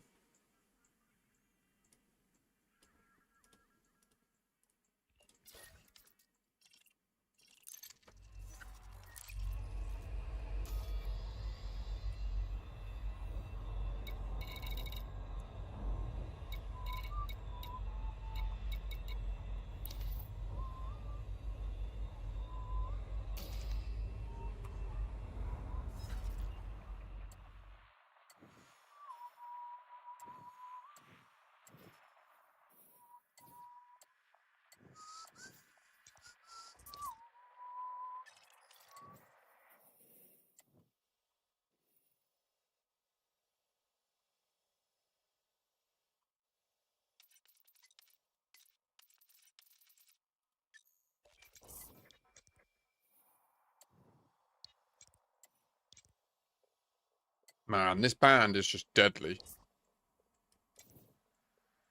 If you don't know what you're doing. Am I right in thinking there's like...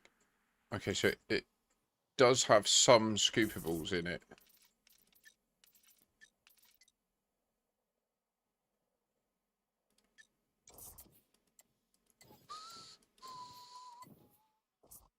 Mac! Ah, mate. I feel kind of bad. You've just... The first 4.5 hours of this stream are me in that Pulsar at your fleet carrier. It's weird, man. It's weird.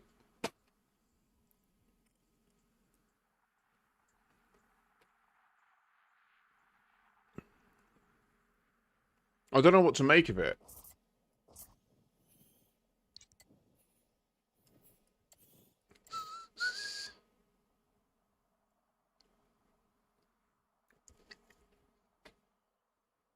It's like... What does it mean? Do you know what I mean? What does it mean? It means something. I'm with you, man. I think it means something. I just don't know what. I've tried everything I could think of. I've mapped the whole system. I would recommend you get some first footfalls, because there are some available still in those systems. I've managed to jump between them both. Like, you can, even though it says it's obstructed, if you move around a bit, it will eventually charge and you can complete the jump. And the one thing of note is when you're jumping to a co-located system, it breaks the jump animation. Like, it doesn't show you the destination star. Unlucky, mate.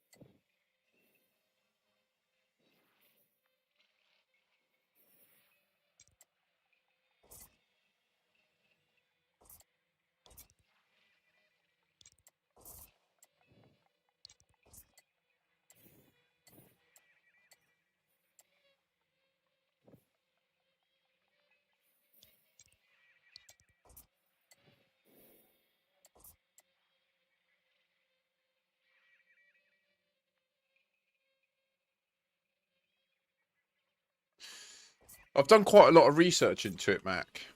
It's that I think you're right, and that they are communicating something to us with this pattern. So the reason I think this is that system you've listed that ends in A contains 2 neutron stars and a black hole, and it don't make sense. Agreed, yeah. Now, I don't know what research you've done into PSR J0737, but it is like a world-renowned system within astronomy. Like, astrophysicists and astronomers have been studying it for the last 20 years. It was first discovered in 2003. It is the only, it's the only double pulsar in our galaxy that's been discovered so far. And, like, if you go onto the Wikipedia for the importance of it, like, if you read through it, one of the things it explains is that the only other better system that the astrophysicists could imagine finding is a pulsar with a black hole, and they've never found one. So, like, the fact that that system has a black hole in it, I think, is Dr. K and the team at Frontier during the formation of the Stellar Forge system, like, process, communicating something to us. I don't know what, though. I couldn't find anything. I've tried jumping through the black hole. I've tried using the black hole to manipulate the skybox. It's a really small black hole, so it's not very useful. As you say, I've mapped every body in both systems. I've mapped them all. I've mapped all the rings. I didn't find anything anomalous. I've got one first footfall, so I haven't done like an exhaustive orbital check of every surface. I don't therefore know that there aren't some like hidden or undeclared POIs that you know, when you just see like the light source on the planet. But but I've never seen a precedent of that being the case either. I've never seen a situation where there's a light source on the planet and it's not discoverable in the left-hand nav panel. So I wouldn't want to do any. I wouldn't want to look for stuff we've not found elsewhere, right? But definitely, like last night, I tested HIP 24019 and HIP 24020, and this phenomena where there's 2 systems overlapped, it breaks the jump animation 100%. Like when you jump from one into the other, the jump animation is different to every other jump that you do anywhere else. The differences are when you enter the jump, you have like the crackling sound. And normally what happens is the stars get bright and then they like fizzle away. And then all the stuff in witch space appears. And you can see that like in a minute when I'm jumping, you can witness that in every jump. Like the stars, they become really bright and then they fizzle out. And then there's darkness. And then all the stuff in witch space separately shows.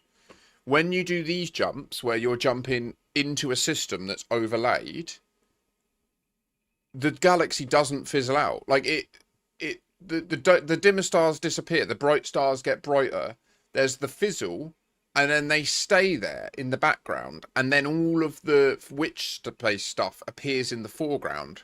And the pulsar gem that you highlighted in the past, that doesn't show when you jump to the pulsars within the pulsars, but if you jump out and jump back in, it shows it all exactly normal. So there's clearly a differentiation. There is clearly different behavior.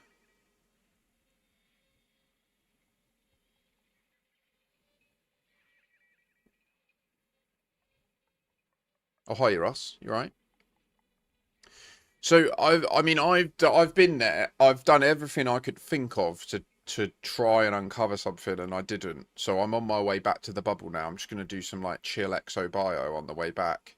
Try and accumulate a few billion credits. And I just don't know what to do next, mate. But it was really interesting, and yeah, keep going, mate. Like I think you're onto something. Now, Trinonica, who is the squadron leader of the Neutron Highway Initiative, he shared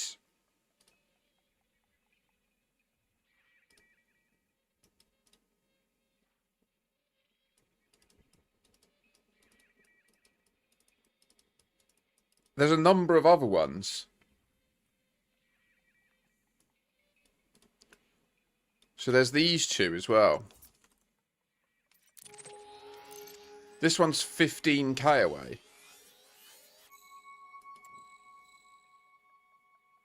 But this is, so D and F overlap.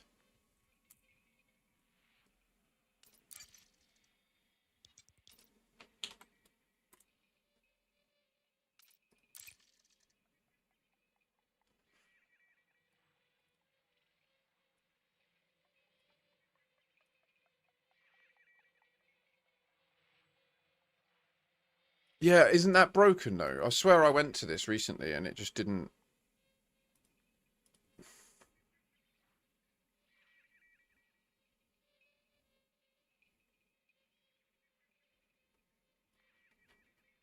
Yeah, it's working now, you're right. Oh, there's other. Yeah, there's one that he didn't. Oh, there's two here. Oh.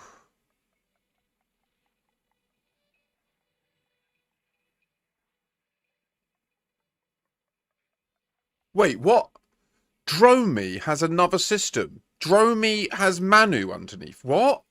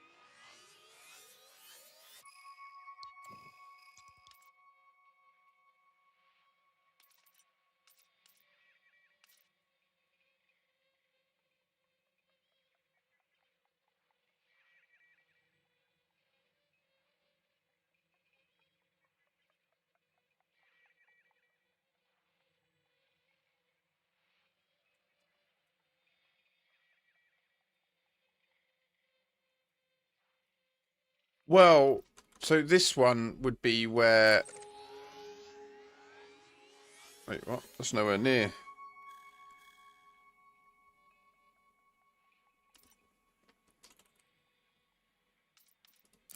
Yeah, that... I mean, I don't know if this has changed, but that's not correct. How can they have the same galactic coordinates if they're not in the same location? Yeah, but so, like, this one is mentioning Dromi, and then it also mentions Manu, but didn't Dromi get renamed from Manu? Isn't this also where I think they're including renames? Regardless, it's fascinating. So, like, for example, I bet that Hyades sector blah blah blah got renamed to Haven, right? And then when they've run whatever this query is that looks at the coordinates, and then...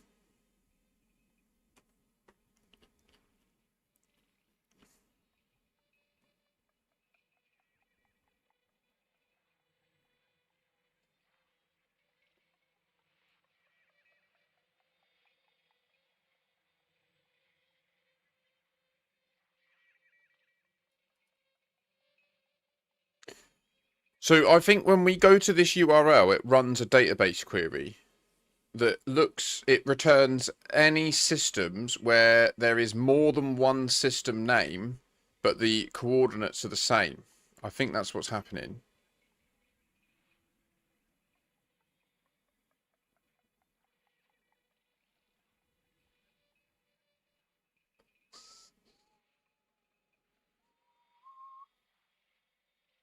I mean, according to this, what's this then? Why is this appearing like 8 times?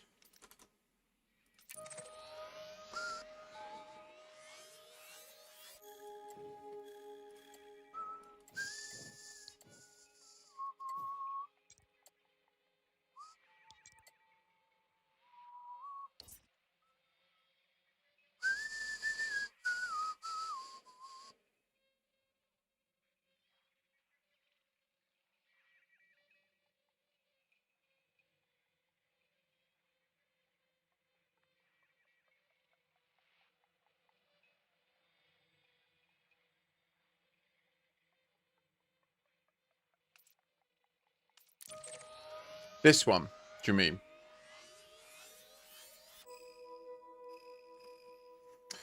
I mean, the developers will rename systems at their leisure, so we don't know, really. I mean, Dromi is part of the starter bubble.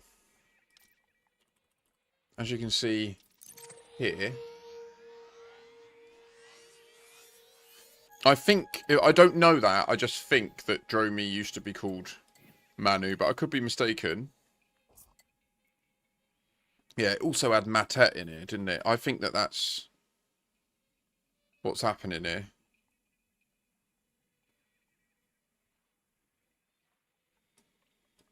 Because it's saying that Matet overlaps with this, which doesn't exist anymore.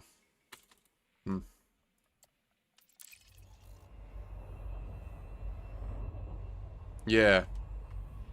So that query on EDSM is very useful, but I don't know... I don't think it is capturing the complexity that we're observing. So what I find incredibly strange about the one we're dealing with at the moment, PSR 3039, is just how important it is scientifically. Like, it's kind of like them getting Sagittarius A star wrong. Like, do you know what I mean? Like, or getting LGM1 wrong. Like, you just can't do that. Like, it is part of the history of humanity. Do you know what I mean? Like, that's the bit that I'm just like, no. I don't like it one bit.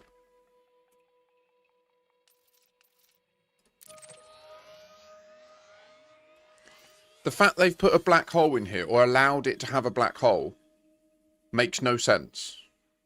The fact that it's got 2 neutron stars... and then there's a lone neutron star next door. Makes no sense. Well, not next door. Overlapped on top of it. I think that you're right, Mac, that there is something in this. But then there's other non-trivial divergences from reality. Like, for example, PSR J0737A... should be a millisecond pulsar. It should be one of those ones that's going mental. You know, when you see them and they're like that wide and they're going, Gah! It should be one of them, and it's not.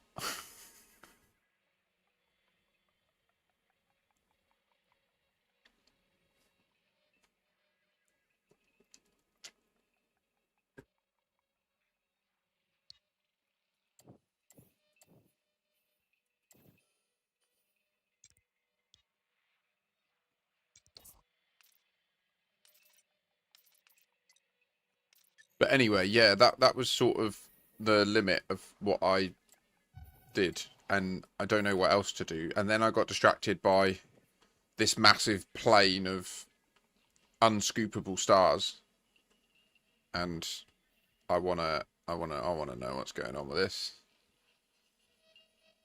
Then again, I would also like to just get bare cash. Do you know what? Fucking no. Let's just do an Exo Bio run back to the bubble now.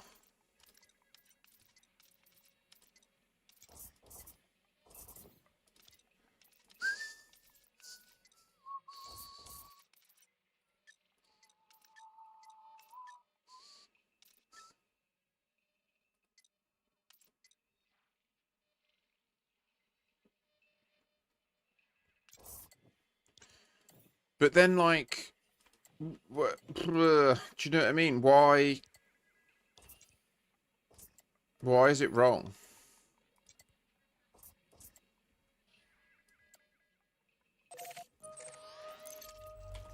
Like, I literally don't believe that Dr. K would have allowed that. I don't believe that... Like, that PSR system was discovered in 2003. It was confirmed as the first double binary by, like, 2008. It was well and truly known to astronomers and astrophysicists by 2012 when the game was built.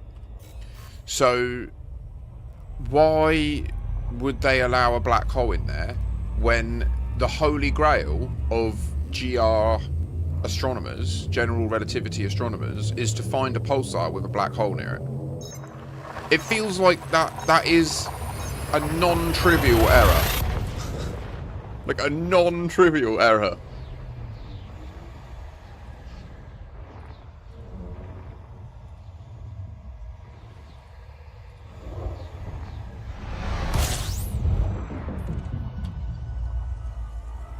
I am feel. Fuel scooping. Oh yeah, gonna go under the star. Gonna go and give it a little scan. Gonna go and see what's all about. Now we're gonna go and do it now. Don't you want to? Oh. What we'll find? Two gas giants. 100% agree, Mac. 100% agree.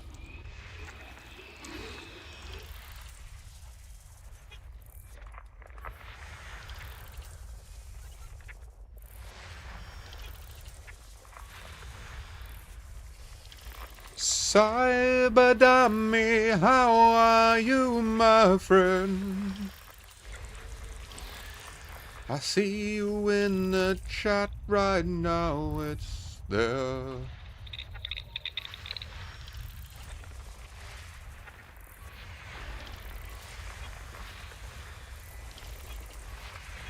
System scan complete.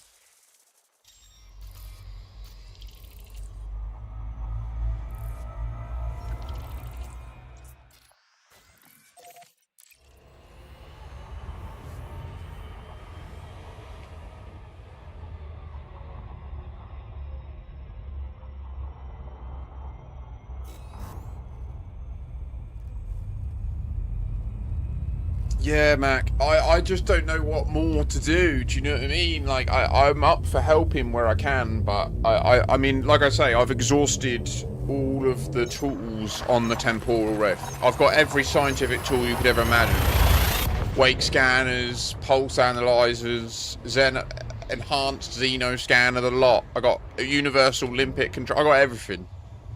Nothing was happy. There was no comprende, signore.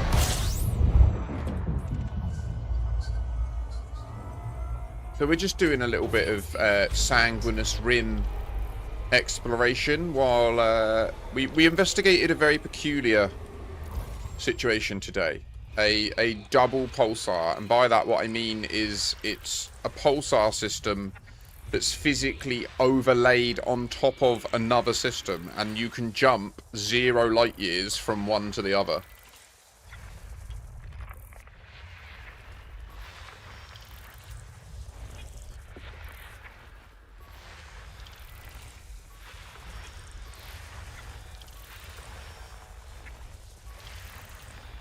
System scan complete. And there's a short of me. So the best clip from today is probably in my clipboard. No.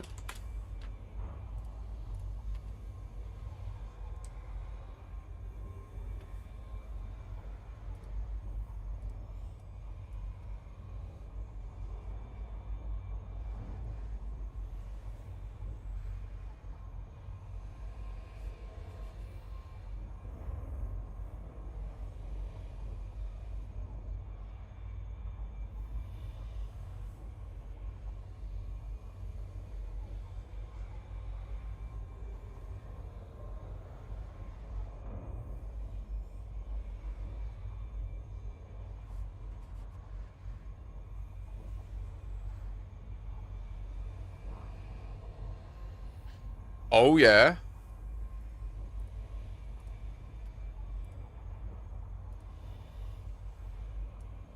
Mac. So this is me attempting to jump from A to B through the black hole, which gets sketchy as fuck.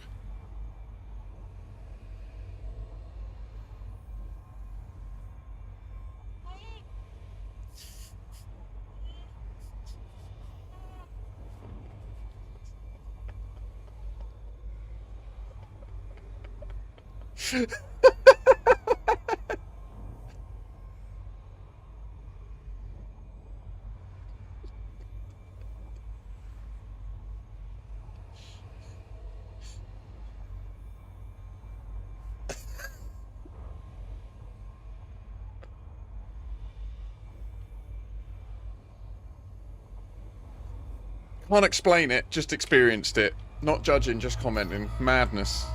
It is madness. So, I really do think you're onto something, dude. Like, I don't know what. I don't know how. I don't know why. But it's there. It's just the way, like, the whole galaxy just spins around you. You're like, oh!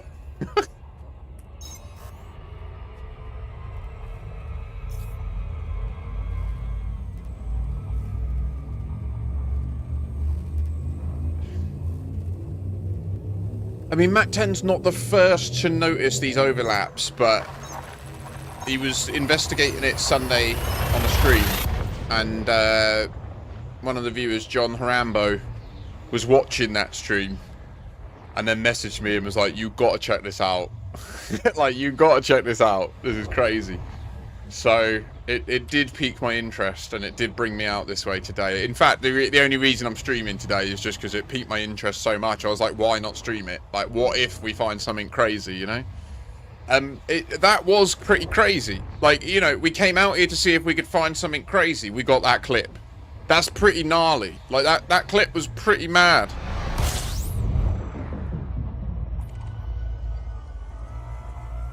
I think that's science to me. I think if you go somewhere to see if you can get something crazy and then you get a crazy clip, that's causality. That's not like coincidence. Do you know what I mean? So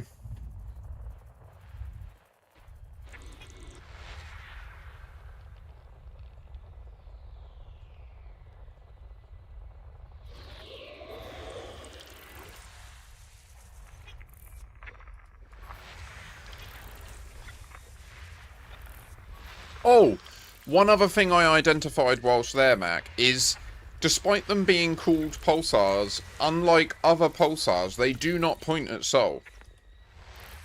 That was the first thing I checked. They don't, like, if you select Sol in the galaxy map, you'll see that they do not point at it. Again, don't know what that means.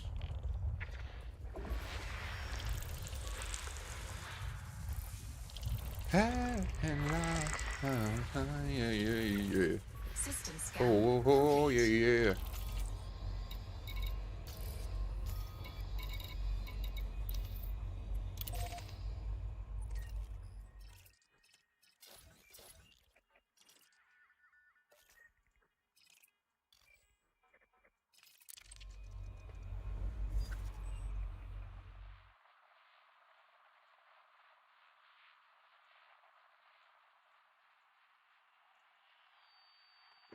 Are you sure, Mac?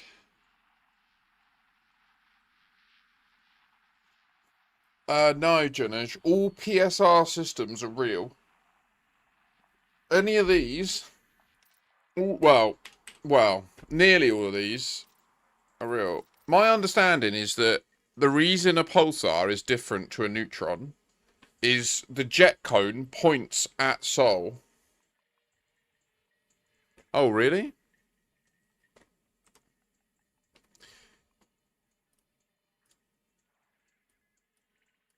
What difference between neutron star and pulsar?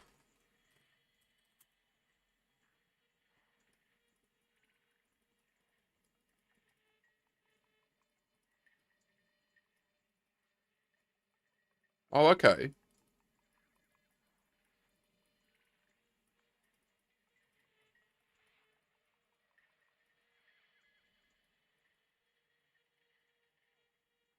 So, oh.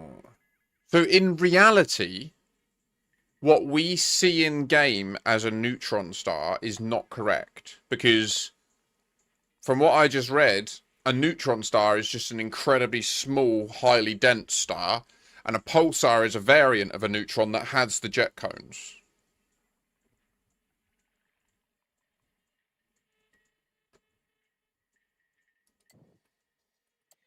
Right.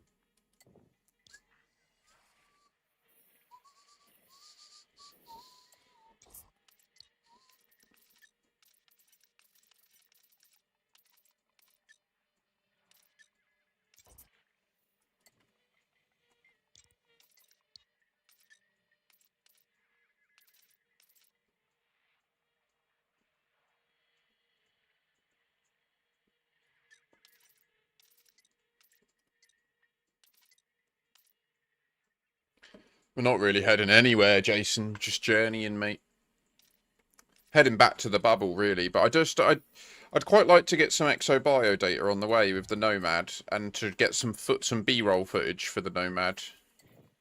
And I'm just procrastinating about exactly what search to do.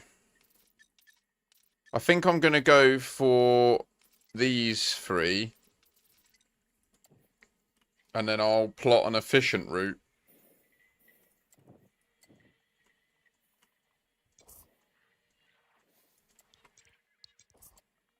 Who's that? Oh, Commander Mateen.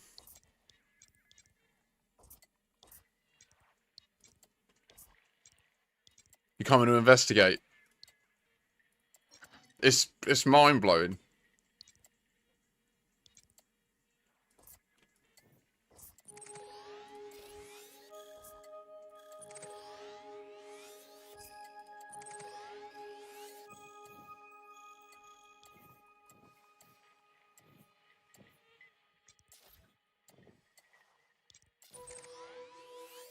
Don't blame you.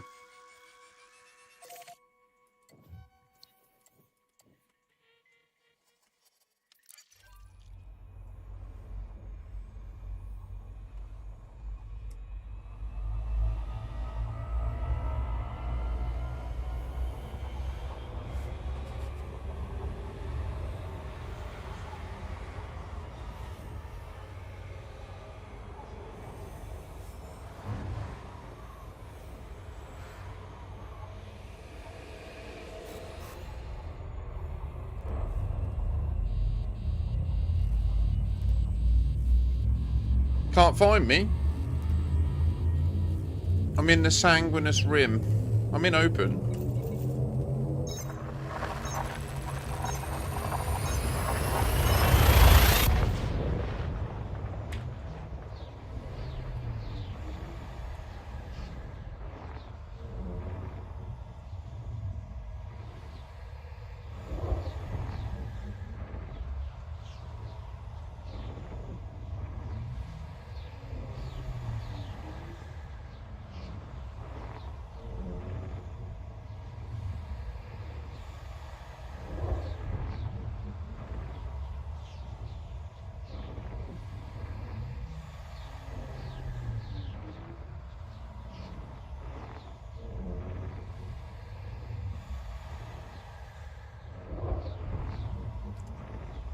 I'm guessing North America's coming online.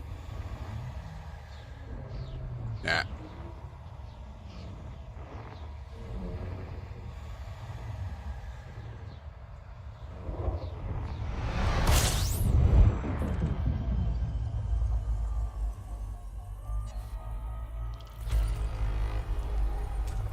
Fuel scooping complete.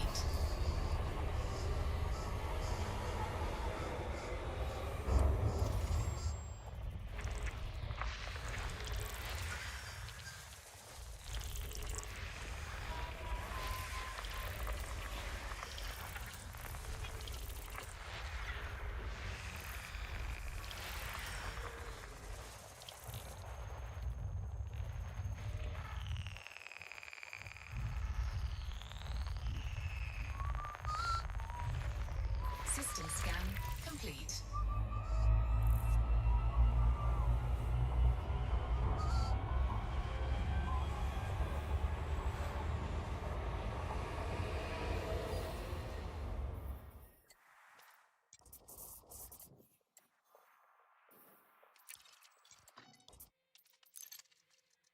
What's this, guys? These things, how will I know if he's thinking of me?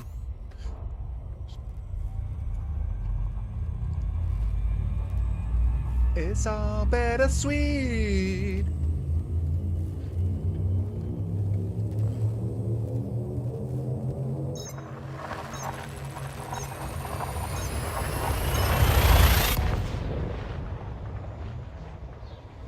See that, like, we'll in the next jump, I'll try to remember to annotate the jump sequence. It changes. When you do the inner system jump, it's not the same. See all this shit here that's spinning round? That is not the stars in our galaxy. Okay? It's something to do with witch space that we don't understand yet. And when you do an in-system jump with an overlapped system, you can still see the galaxy stars behind it in the background. It's very peculiar. Fuel scooping. Fuel scooping complete. Oh wow, this star is it's as old as the Big Bang, 13 billion years.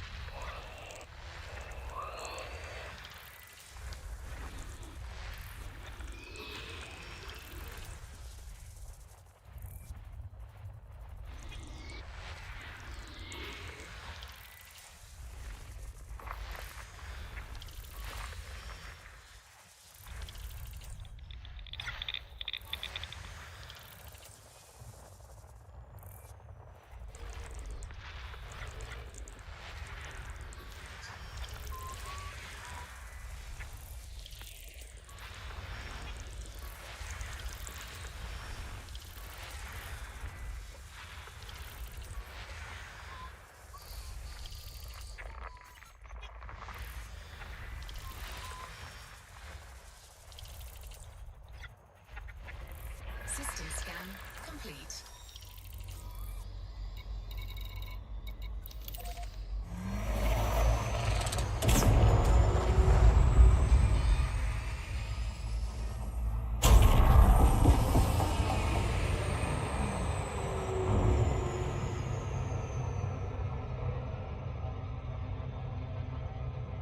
I'd recommend people do give it a little bash if you've got the skill set to get your ass out there. It is very strange.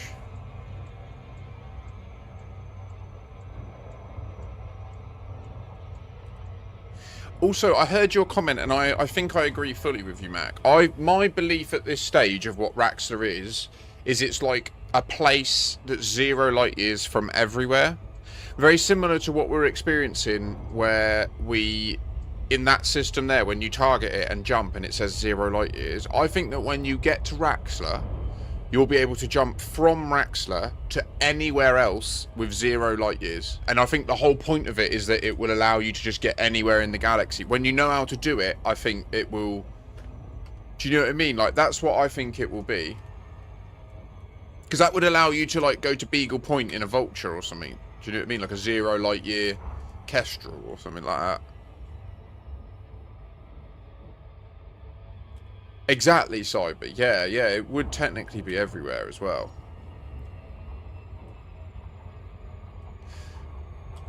Yeah. True.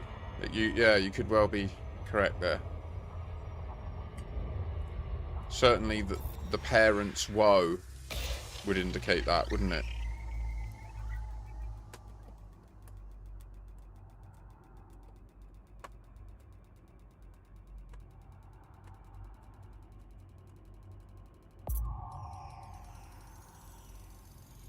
Surface scanned by 50%.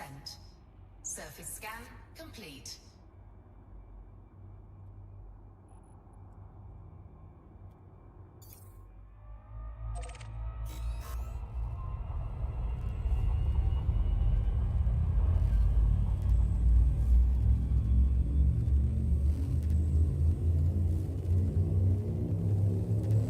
Yeah.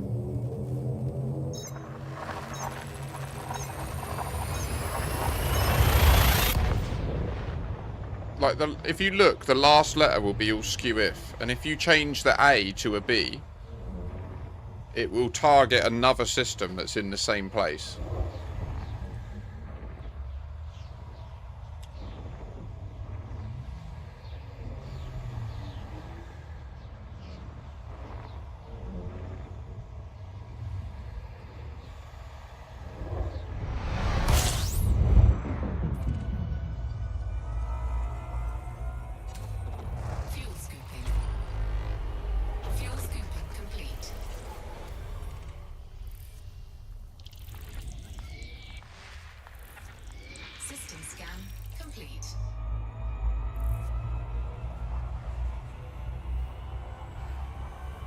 I know, right? And so, but there's one near the bubble as well. It's worth noting, like, there is a system near the bubble that's similar. A Mac, I looked into that. You know, HIP 24019? A white hole. Ooh. It didn't look like one. It was definitely black. Definitely no light escaping it. Exactly, Cyber. Agreed. Yeah. So I looked into that. I've actually gone through the Hipparchus table, like the actual fucking star chart, and it's very strange. Like, HIP 24019 and HIP 24020 are a binary system, but it's like in the game they're not, and they're two separate systems overlapped with each other. And what's strange is HIP 24020 has custom factions in it, or it's got like factions where are their home system, so they can't be destroyed from the game. Almost as if, like what you alluded to in your stream, almost as if Frontier left that there, like a linting, just to give us a pointer that, like, no, we know this is happening, and this is like a thing. You know, like that's what I intuit from that, but that could be reaching. Do you know what I mean? It could just be wishful thinking. I don't know. I didn't annotate the jump to confirm the background stars, but I'll try to remember in the next one.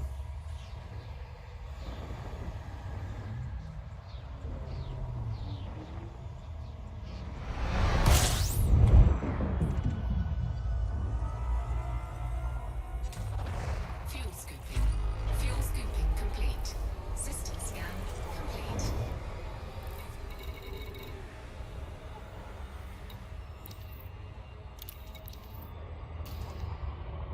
Right, so let's just watch. So we can see Barnard's Loop, and we can see the galaxy off to the left, right? And when we jump, let's just pay attention to what we can still see when we go into the tunnel. So we'll see the crackle, we'll see immediately the nebulas and the galaxy disappear, and these bright stars, like these three up here, will get brighter and then they'll fizzle out. See? Fizzle out, and then all the shit behind appears in witch space, right? That is a distinct stage. Like, there are stages to the jump process. And then you see the star in the middle that we're aiming towards. That does not happen when you... Is it really that many, Cyber? It took me 8 jumps in my Caspian from the bubble this morning. 15 minutes I was there. You should use Spanch. And that doesn't happen. So you still get the stuff in witch space moving when you do the inner system jump over an overlap system, but you can still see the stars behind, which is just very anomalous. Like, it's very strange. It's like, it's almost like we're...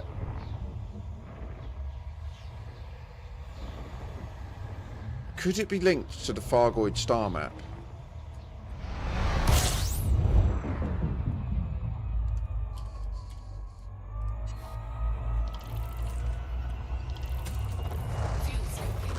Fuel scooping complete.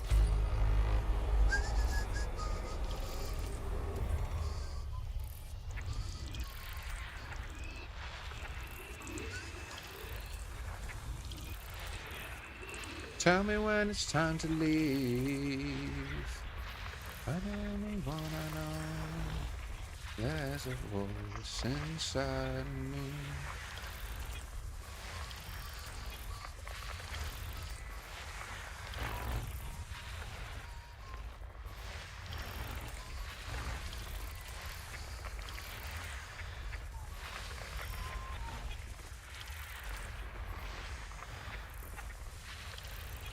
System scan complete. Well, not necessarily pulsars, but maybe it is something to do with this overlapping. I'm not sure. I mean, it depends how common it is, right? Like, right now, there's not that many known. Oh, I think the Nomad will be a while, Vantillion. Another couple of months.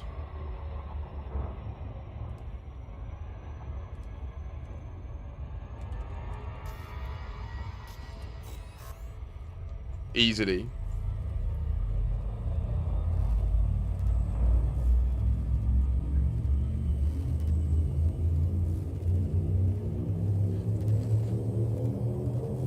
Kestrel's already out for credits.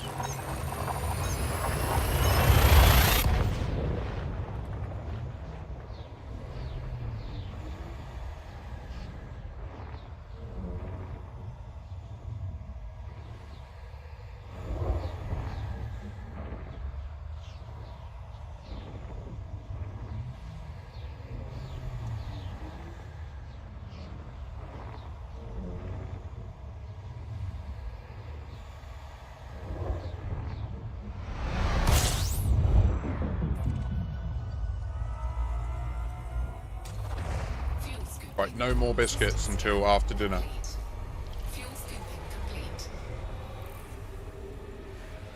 Well, we don't know, Vantalian, because the whole roadmap that they produced is knocked off. In fact, that's going to be part of my video that I want to do.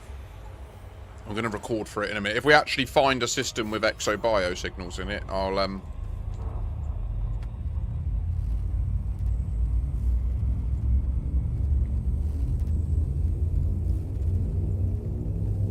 I mean, they're literally in the same location, Cyber.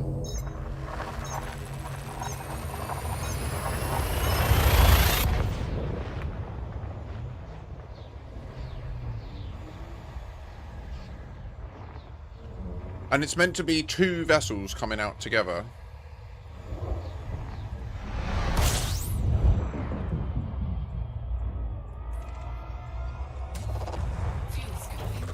Not pushing.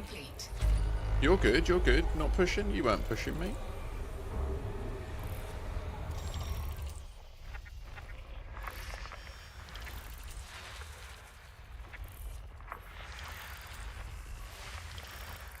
I could just tell that you were probably distracted at uni, and so it wasn't, like, wise to get too invested in communicating back to you when you might not be able to remain focused, you know? Yeah.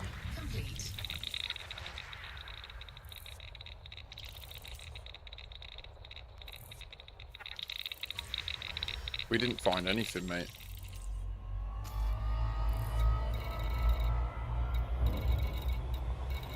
Ultimately.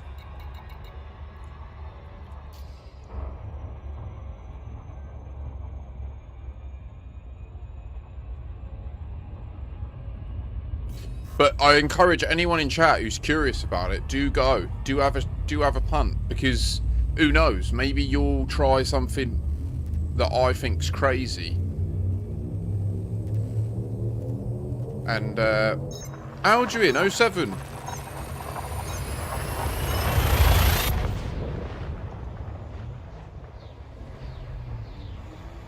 What do you mean? What, they're taking the game down? No. Buongiorno, signore. Fuel scooping complete.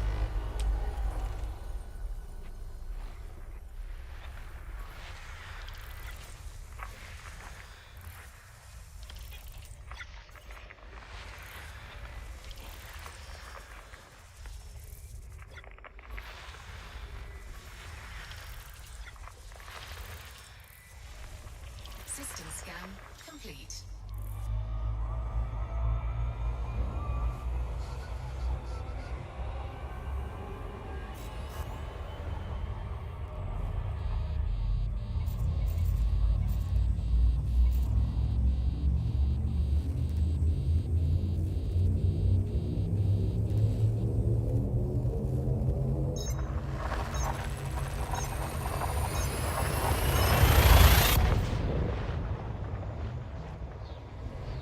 I wish they would communicate, like, through other channels. Or maybe we would like to apologise for the short notice, but Elite Dangerous servers will be taken offline at 3 PM in order to address connection and latency issues.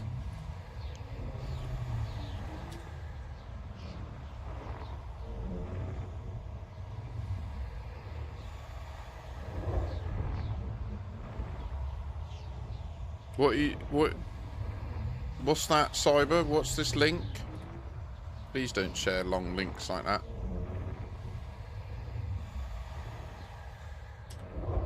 What?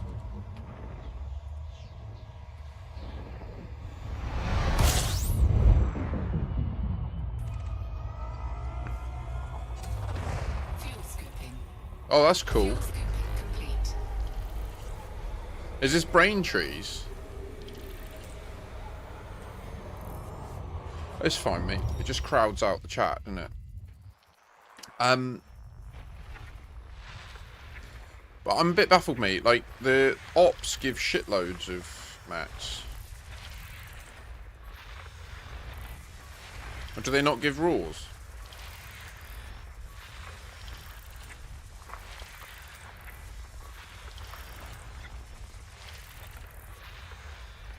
System scan complete. Nada. Worthless.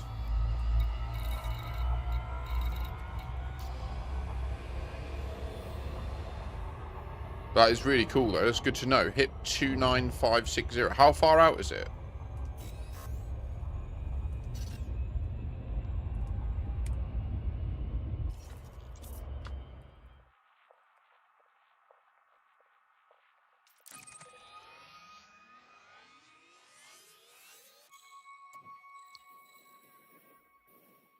Okay. It's straight back from the squadron home.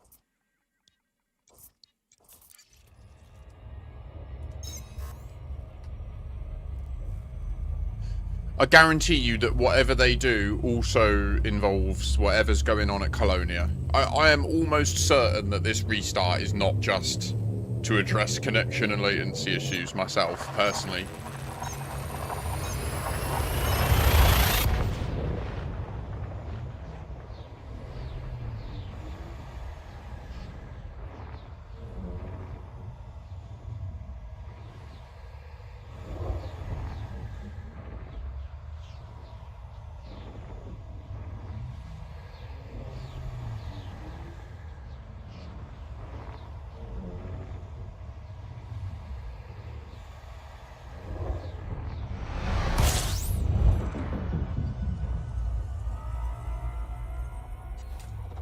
Fuel scoping. Yeah, Cyber, it's really cool.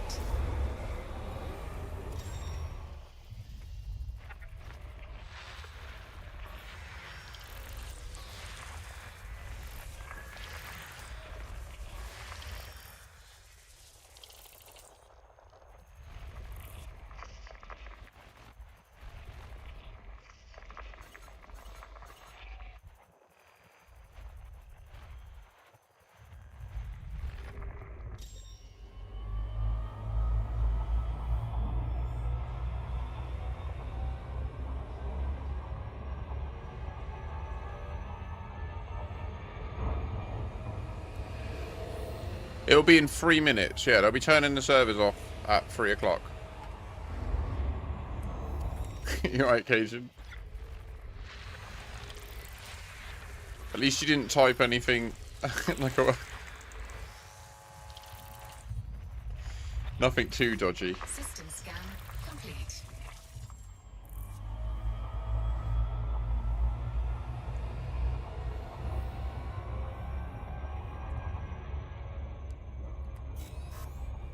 Honestly, Mac, I think you're onto something, man. Like, I think your interpretation of the Dark Will Toast, I'm picking up what you're putting down.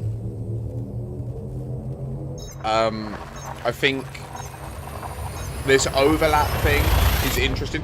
Oh, worth noting as well, sorry, I didn't state this explicitly. I'm a fucking idiot as well, because I didn't do the checks in the Pulsar system, but mainly because I did the checks in HIP 24019/20. I couldn't find any time skips there. I tried looking for POIs, I dropped at the nav beacons, I tried mapping everything. There were no time skips happening, I know that much. So whether there was a time skip... Well, wait, I haven't logged out yet. So before it logs me out, let me check Sol. If they... I will cry if as it's loading they log me out. I will have emotions. Okay, no, we're in the correct time. We are in real time. Okay, this is good. Ooh!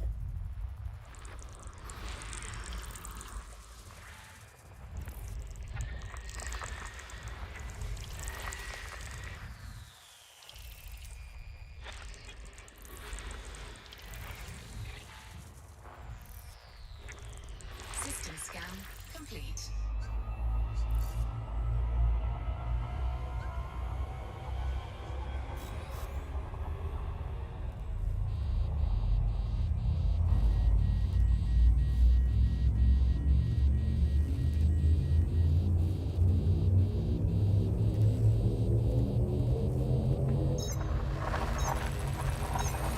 Yeah, Chinonica, there's a page on EDSM that has a much bigger list than what you shared. There's like, this is a known thing, this overlap thing. It's just, we're trying to see if we can get to the bottom of whether it ties into the other mysteries. There's a lot of them. There's like probably 50 systems that all overlap. Fuel scooping complete. That have overlaps, sorry. System scan complete.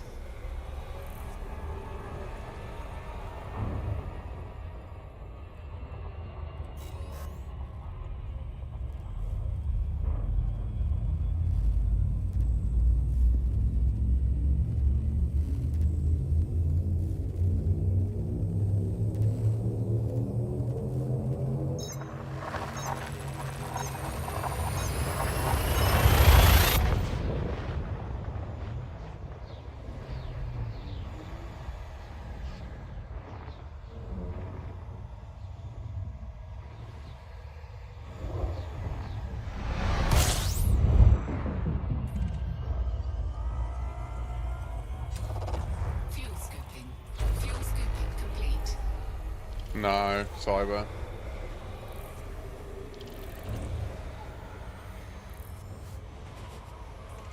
Hopefully it's just a restart. Or not as like, hopefully it's like a turn off, deploy, turn on.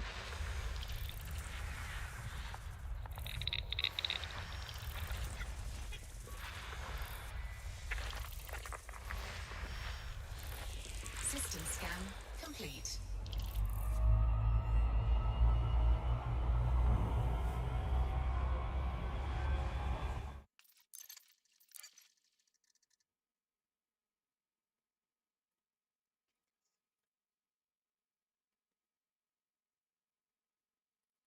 Oh, no, no, no, stop, stop, stop.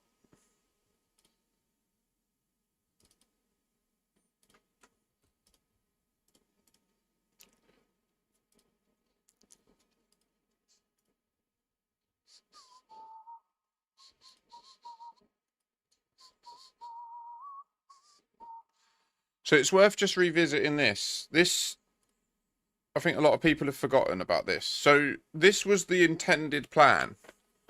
Well, no, this was their revised roadmap after kicking operations down the can, right? Down the road. Because operations and this redacted vessel was supposed to come out at the end of last year, right? In November time. So, like, their intended plan at the beginning of 2025 was that they would be building operations in the background in order to release it in December, 4 weeks after the Terry Tora mystery started in HIP 87621, right? That was what was meant to happen. And the Kestrel was always meant to come out in Feb. But as far as I'm aware, this here was supposed to be in December 2025. And so the idea would have been that the Kestrel would have then come out after operations already kicked off. The Lynx would have been here, right? And then I guess this would have got into the other stuff. But then they ended up delaying it another 6 months, right? Which even here, like it was then meant to be April, and then they delayed it again into June, into summer. So what we got in April was the Lynx for free because they were saying sorry. Yeah. So if we assume that this redacted vessel was always the Lynx for April for operations, and then these two, I guess, would have been two variants of the Nomad, like the Exo Bio variant and probably the Mining variant. And then I'd imagine here would be the Haul-in variant, possibly. And then we don't know what this feature reboot is yet. Hopefully they'll release information about this soon. Because you've got to remember, we're now here. We're in the middle of this. And we don't even know what these next two vessels are. Although it's clearly the case that it's going to be two more copies of the Nomad. One for mining, one for hauling, right? Which is why they initially restricted it to the Type 11, the Plipper, and the Caspian. And then I'm actually kind of pissed that the community shit themselves and they changed it. Jar Rebar 07. Like, I just think, like, our community really struggles to infer information. Like, it's shocking how difficult people find it. Like, not you lot, let me be clear. When I say our community, I don't mean you lot or this community that watch the stream. I think I do a pretty good job of filtering out people that can't handle that stuff. But, like, at large, like, the elite dangerous player base really seems to struggle to infer information from what they tell us, right? Like, this makes it so, to me, it screams there's going to be multiple variants of the Nomad. Maybe that's wishful thinking, but I'm pretty certain, considering the new internal things that they've released, I'm no wrong.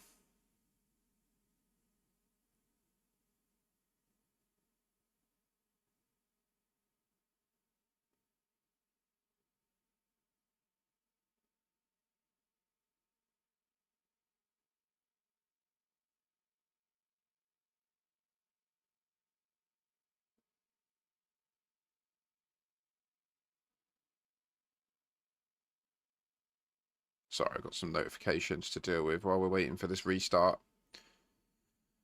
Hopefully I can get back on before I need to go. I need to go about 5:30, so in about an hour and 15.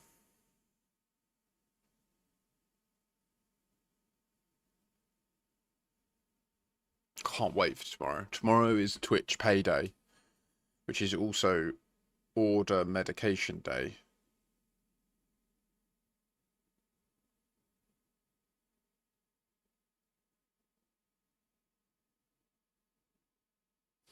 Yeah, they'll always try to take it down as late as possible once they're actually ready. I just thought I'd turn it off so that I don't have any interruptions or risk any problems.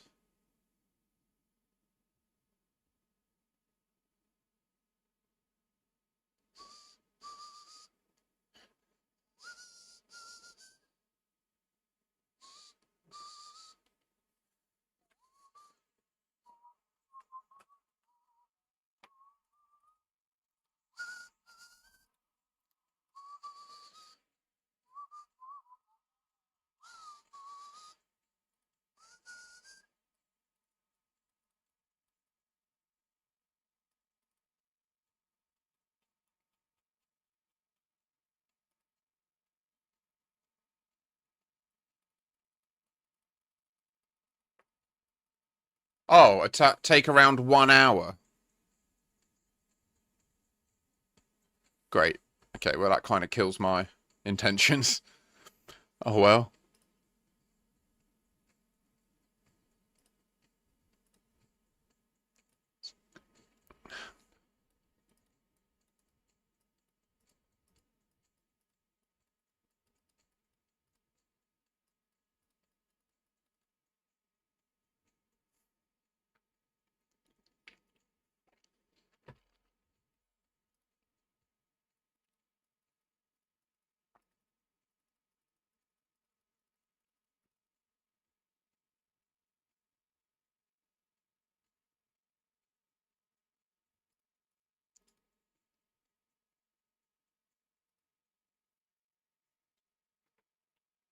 Oh, Cajun, that sucks.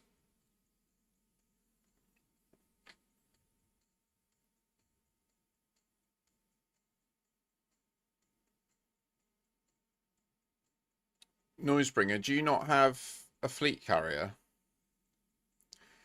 If you don't have a fleet carrier, it is brutal.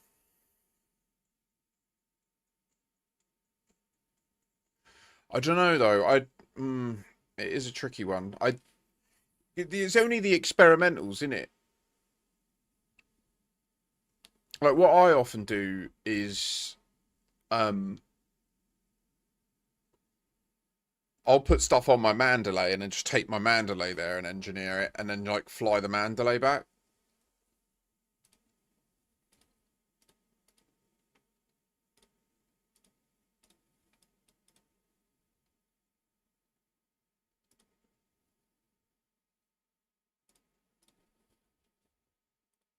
I know what you mean, though. Like, it's hard, though. I don't... I mean, the precedent of operations means I think it would be an option for him to change that. Up until now, though, their focus on, like, immersiveness and realism would have meant that essentially that would have broken it, wouldn't it?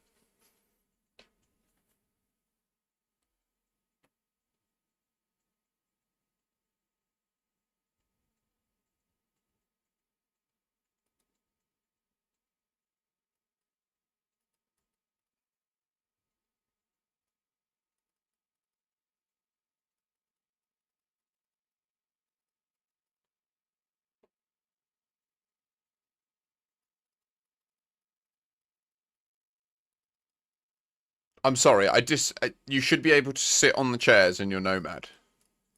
This person is 100% right.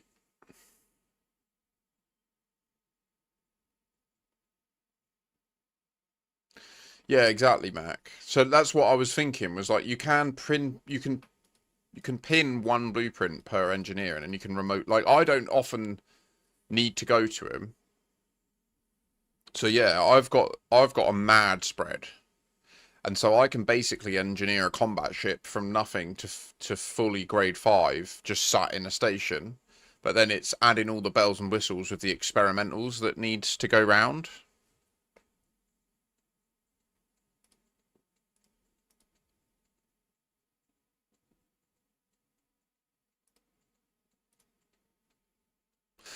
Just as an FYI, I have emailed the developer of EDSY and asked if there's any way we can help him, like, or them update stuff, because it's kind of pissing me off.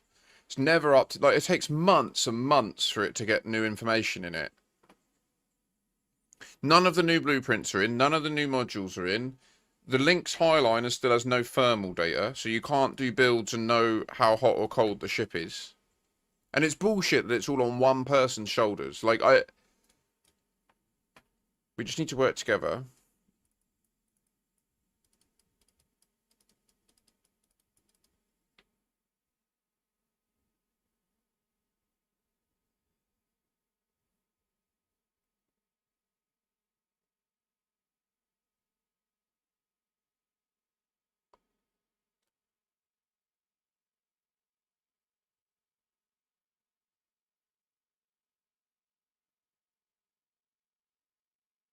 Wait, what? It was allowing engineering that is... Like, what? What?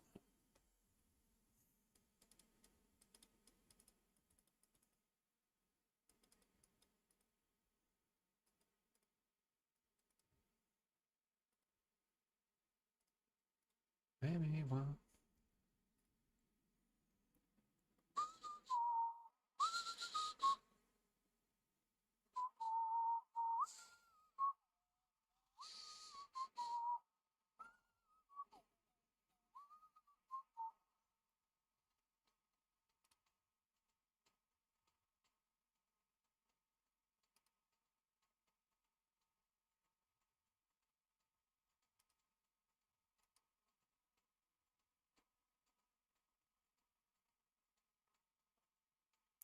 Look, they've even added a cargo kit. So they're clearly going to add a cargo variant of the Nomad, right? Like, clearly. I don't... Yeah.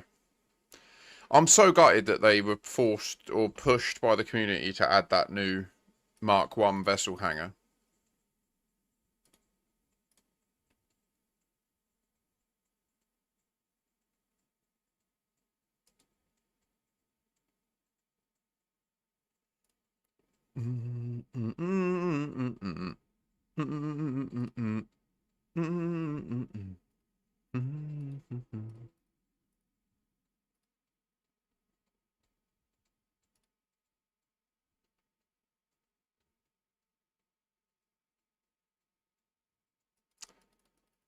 Oh, yeah, I know, mate. There's a reason I don't own it. But I also get that they need to earn money somehow.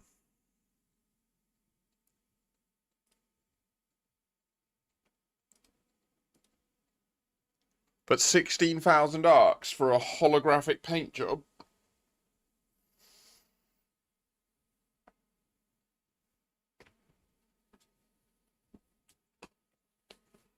Cyber, I think that there will also be a combat one, yeah, that will allow that. It'll be like a drop ship. Because, like, what is the circle thing on top for?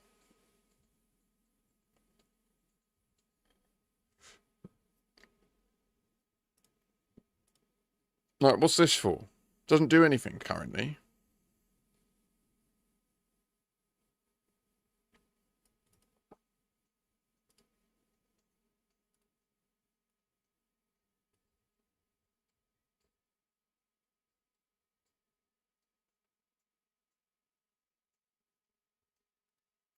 Yeah, fuse. Yep.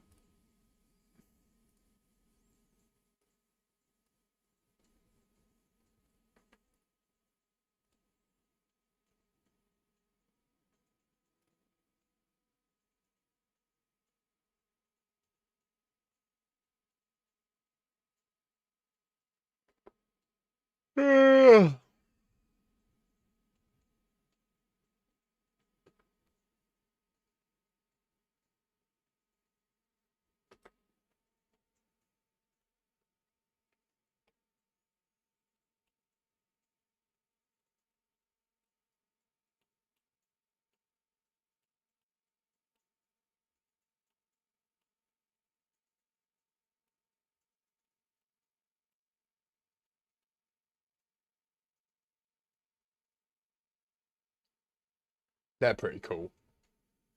Ascendant chromed flight suit. What the fuck?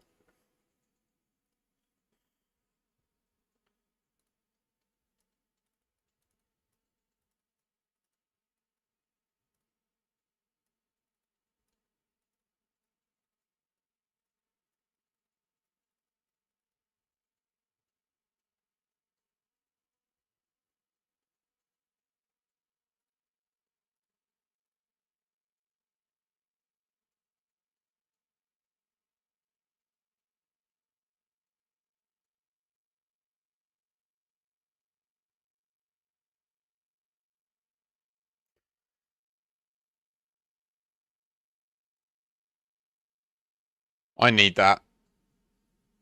I was gonna say, yeah, I need the tinfoil suit.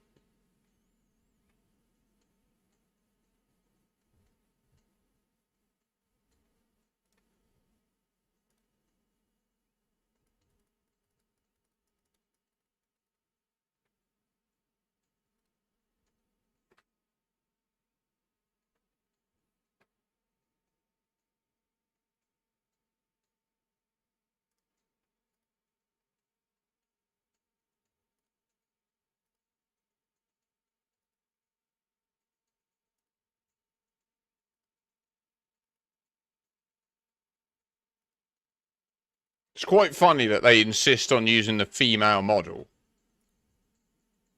in all these screenshots. Okay, we've got some men here. When the female, like, choice of stuff is so shit. Most of the bugs are resolved. There's been a little bit of connectivity fuckery. So they've just brought the game down now in order to deploy some fixes.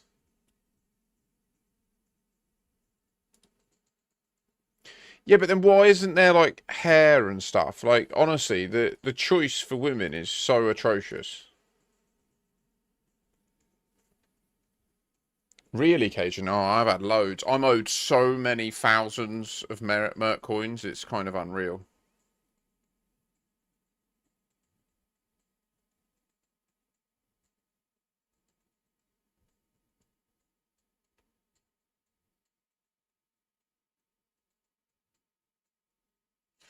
Kestrel for arcs is down to 10,000 arcs. That's pretty good. The Kestrel and the Caspian are on offer at the moment. I didn't know about that.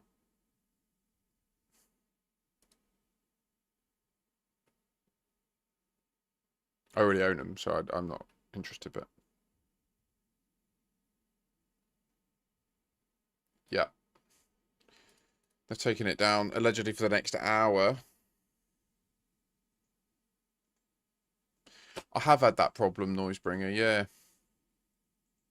And it just never ends, and then I have to control, delete, and task manager it.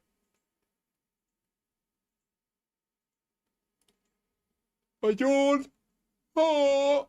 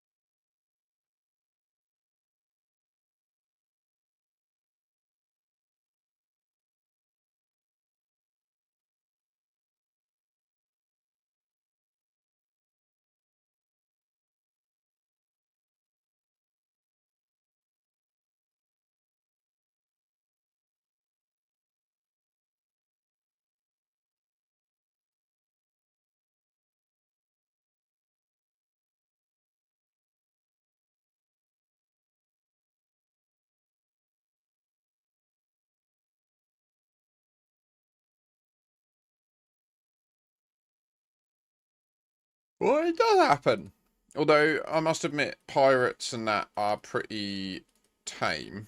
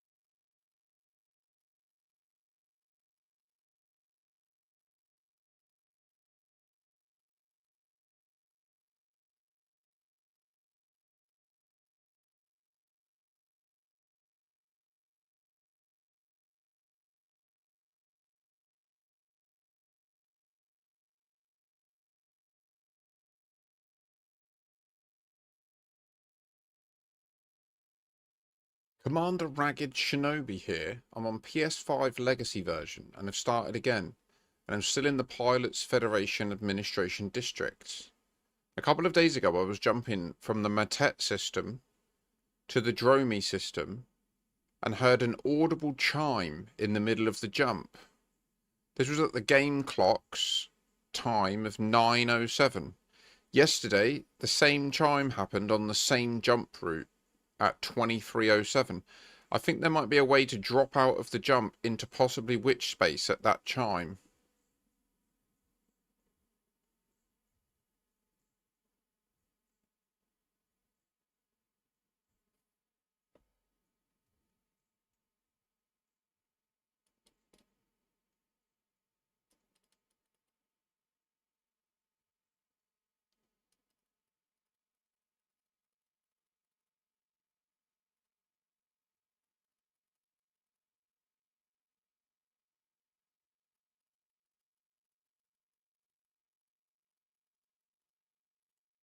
I I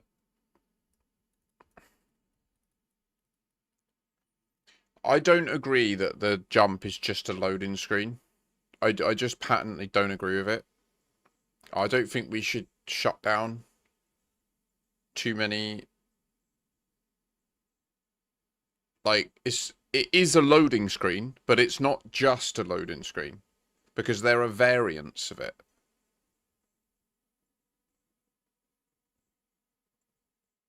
But then how do you explain the green noir jump and hyperdictions and do you know what I mean? Like, it's not just a loading screen. There are different things that can happen.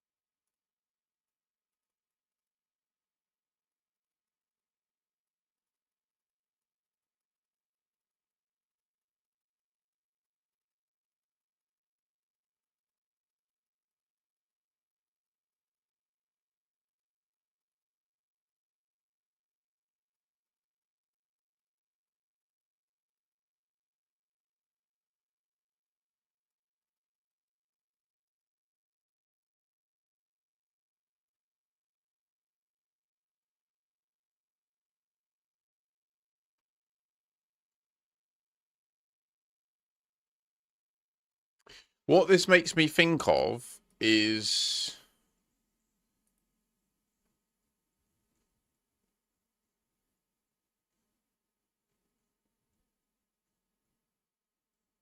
yeah, I agree with Noisebringer.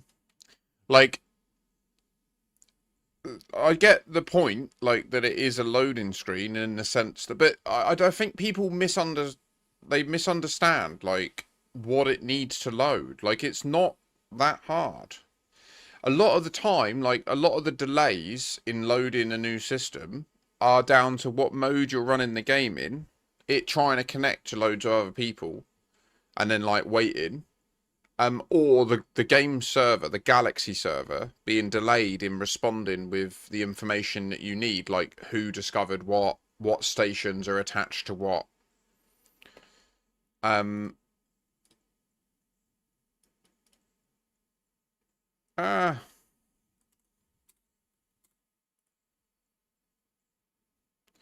Like, to this day, we still have no explanation and no investigation into the Green Noir. Like, everyone just says it's to do with the jump taking a long time, which is bollocks. It's not. It's not to do with the jump taking a long time.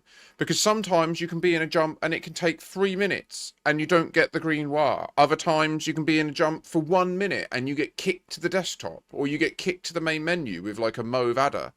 Other times you'll be in a jump and it will go, wah, like you're being hyperdicted, and then you'll just complete the jump. It will happen quickly. It'll happen after a minute. Like, there is clearly something else to it. And we don't know what it is yet. But the challenge is people just dismiss it and go, no, the jump's just a loading screen. And that just shuts the conversation down. That, like, skeptical perspective, you know? Like, the Green Noir is weird as fuck. And the fact that it happened on the Distant Worlds 3 mass jump, the inaugural mass jump, and the fact that the Distant Worlds 3 narrative, the story from Distant Worlds 3, states that it is meant to happen. Like, what the Distant Worlds 3 narrative states, which, bear in mind, was overseen and co-authored to a degree by Drew Wager, what that states is that Witch Space is a place where there's no time. Like, this is literally what the story states, that Witch Space is a place where there's no time, but it is space. And there are certain places where there are very heavy stars that when a lot of people do frame shift drive jumps, it like breaks the barrier between our space-time and Witch Space. And that's why when we do the mass jumps, we have these green things happen. That's literally what that story says. But people just discount it and go, it's not canon, so we shouldn't investigate it. So my personal belief is that at the server side, there is per system, there's like a counter. And if we hit a certain density of jumps back and forwards out of a system, I believe that we could replicate this green wire jump. But getting enough people together to actually do it is really hard. Like, that was what DW3 showed. Yeah, Noisebringer. That's what the DW3 narrative states. But again, like, most people will just say, no, it's not canon, so it's irrelevant. You shouldn't talk about it. And it's like, but it is. It is canon. It's clearly canon. Like, I am 100... No, I'm not. I'm 80% certain that within the next 2 months, Jasmina Halsey will be up for election as the Federation president again, which is how the DW3 narrative ends. At the end of the DW3 narrative, she is told to, by Edmund Mahon, the president of the Alliance, or the Prime Minister of the Alliance, she is told by him to run again for president of the Federation. If that happens and she becomes the president again, that will canonise the entire story of DW3. Because the only grounds she would have for doing it is that the events of DW3 actually took place. And we already know that they're canon, because there are events in the story that there are POIs in the game that represent those events happening. It's just what, like, Andrew Gasper will do is he'll split hairs with you and he'll say, oh, no. The only part of it that's canon is that there was a crash there, that there was a Type 9 on that planet. That's the only bit that's canon. So the bit about the Type 9 being tested and being from the past, the bit about it having nanofibers extending from its frameshift drive that look as if something went wrong in Witch Space, all of that is not canon. I have no idea, Glockenload. I don't know. I mean, the only way to test it is to get enough of us together in one place, I think, and just keep... I don't think so. I think that we would just need to be all in the same system, jumping from that system to another system and back. And if we just kept jumping back and forth, I think that we would eventually invoke it. Like, we would literally just have people just facetiously jumping back and forth. We could try and orchestrate it. I mean, maybe with 20 of us, it would be enough.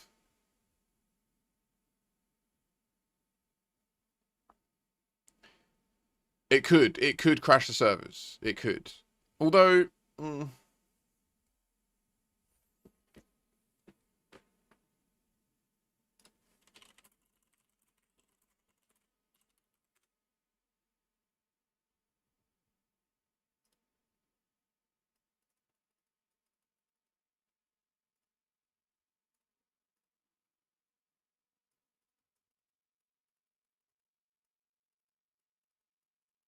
Look, this person 2 years ago had it happen jumping into Sol. That's what it looks like.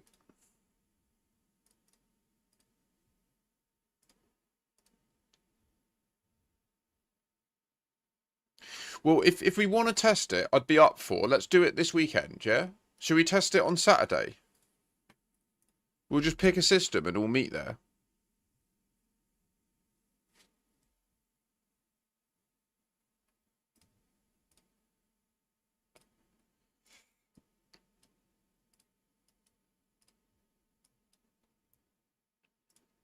Let me just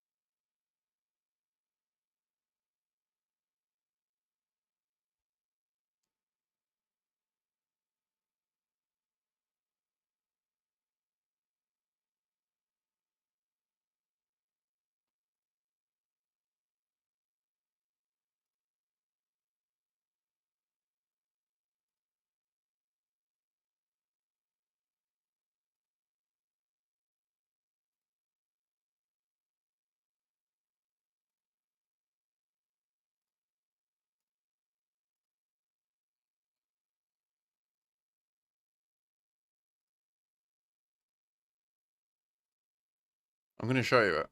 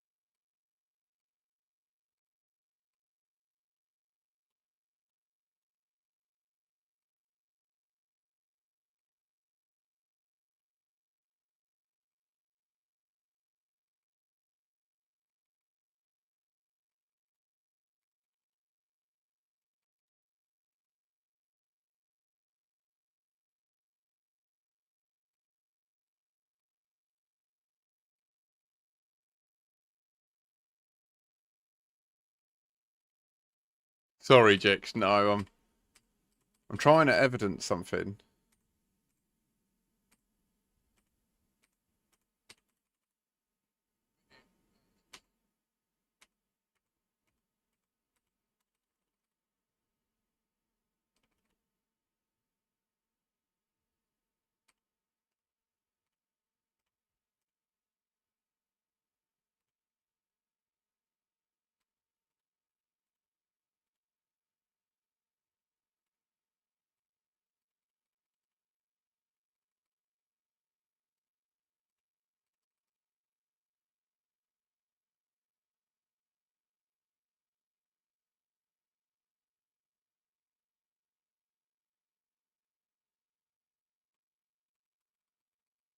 What was it? 9 in game.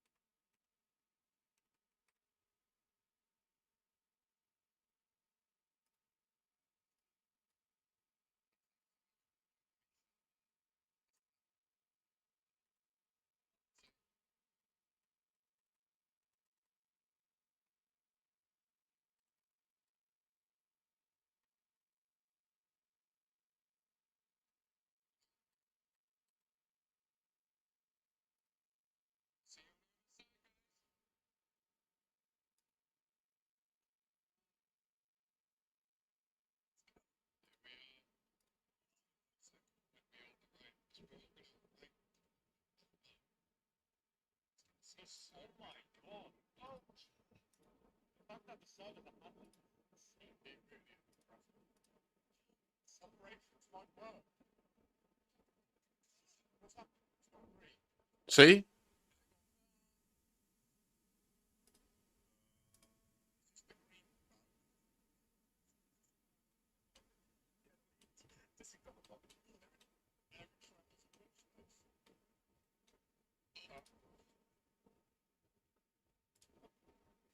It's that. That's what we're talking about.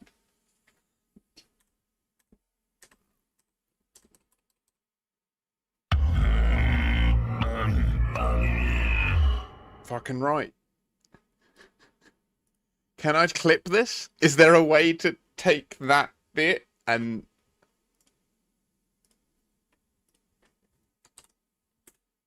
That was the Distant Worlds 3 inaugural mass jump.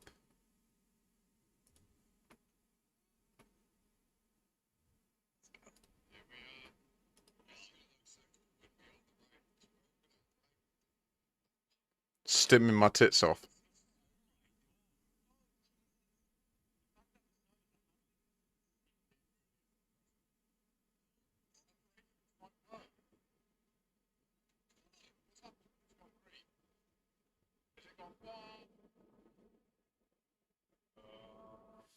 Vantillion, too dismissive, bro. It's not just a bug. It's not. It's not just a bug. How can it just be a bug?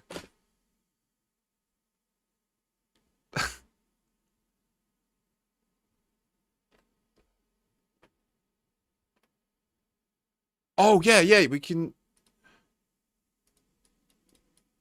Oh, I'm sorry, Vantillion. Sorry. I just get very defensive about people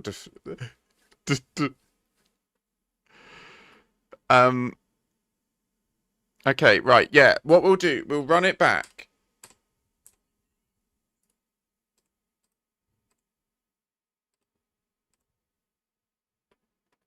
Let me hide my webcam, and then I'll play it, and then after that, if you can all...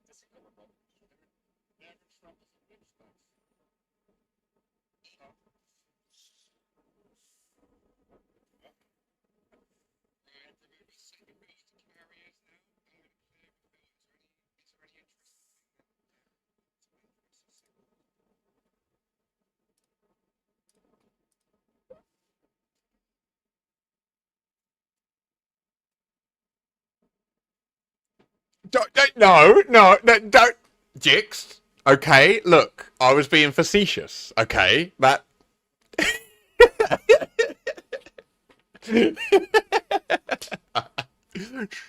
Look, all right, I am actually really skeptical of stuff. All right, I just want to be clear. I am actually like quite a skeptic. Like, I generally assume stuff is just incompetence until it proves not to be.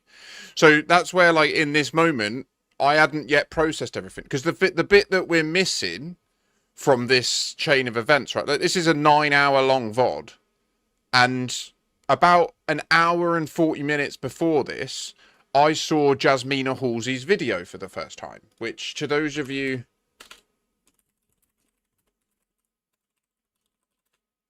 that haven't seen it,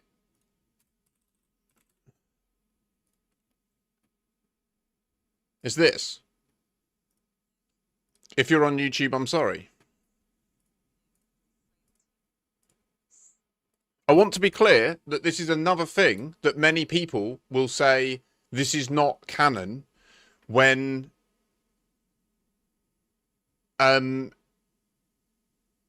this here, this symbol on the front here is an official Federation Diplomatic Corps symbol, and it is part of their copyright, and this was created with permission from Frontier. What does perms, please? No, you just chuck it. You're good. Yeah, chuck that link in, please, brother. Thank you, Ravenkin, and apologies to assume that you would not be offended by calling a brother. I'm just excited that everyone's actually getting on board with testing this.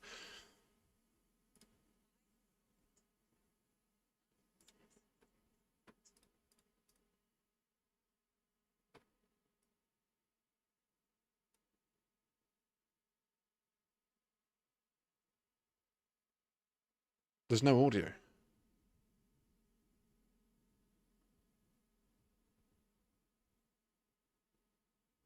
Is that how quiet it was?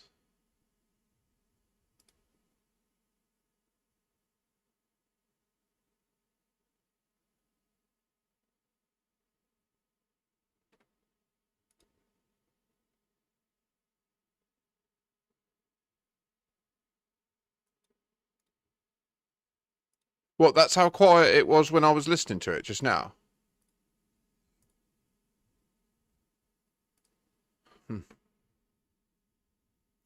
Oh, wait. No, I know what's happening. I know what's happening. It's... Okay, yeah, no, I know. It's... Ah, fuck's sake.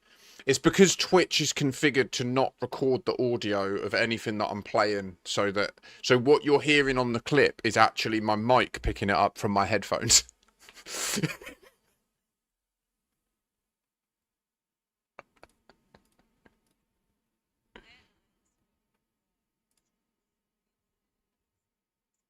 I'll be right back.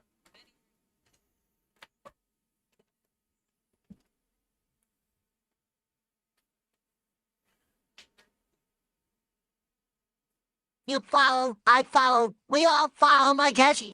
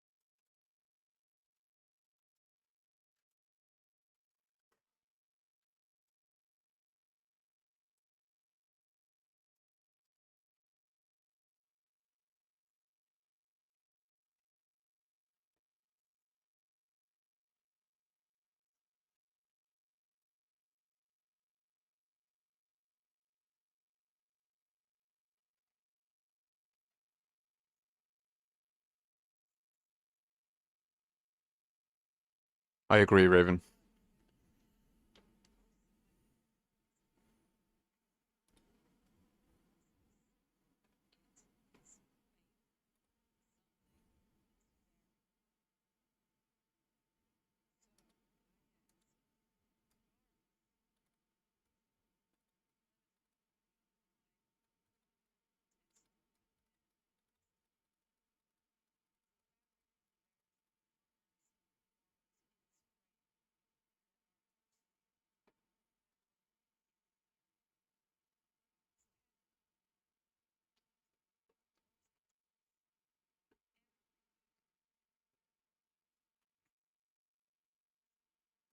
Hashtag HIP87621.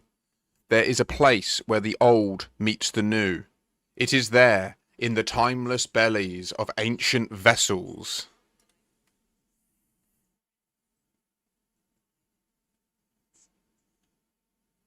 Timeless.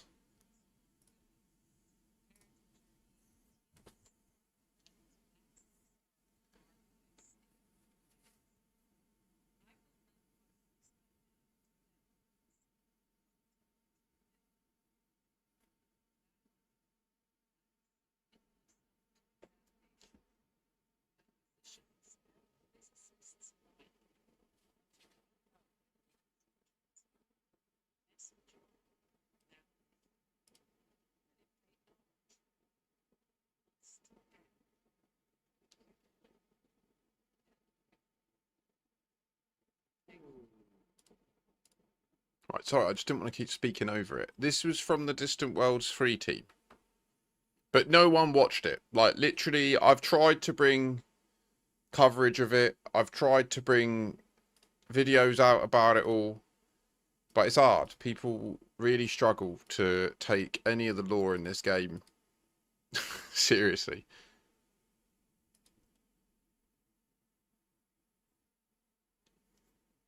So,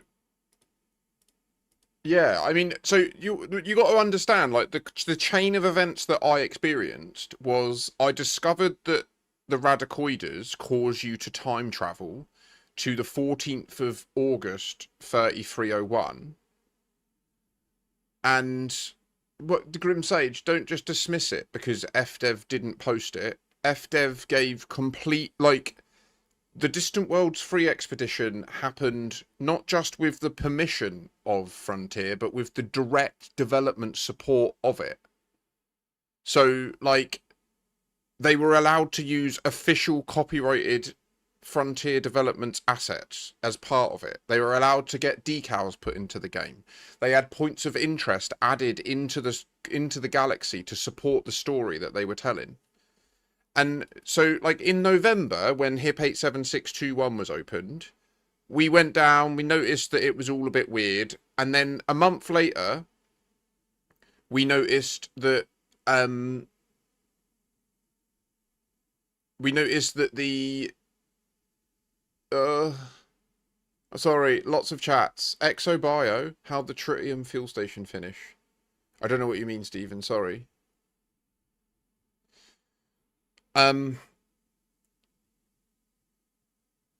So I already knew, like, when I was launching on DW3 on this day 5 months ago, I already knew on the 18th of Jan, I already knew that the Radicoides make you time travel because we'd already done the tests, we'd already got the information that showed it.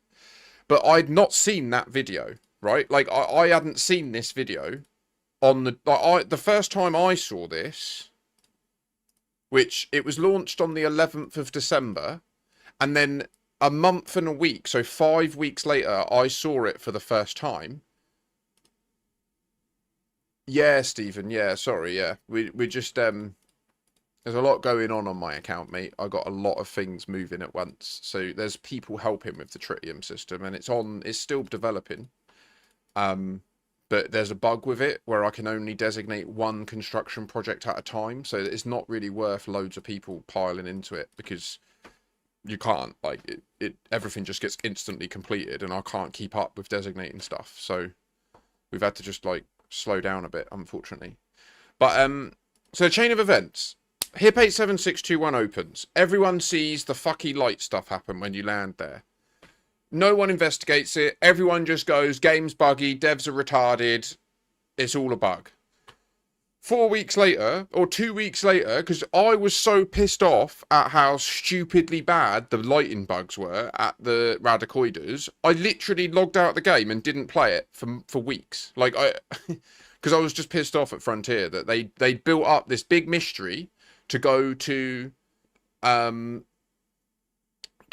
87621, and then when we got there, it was just some, like, to bear in mind, and you need to understand, I'd only recently come back to the game. I'd only recently bought Odyssey.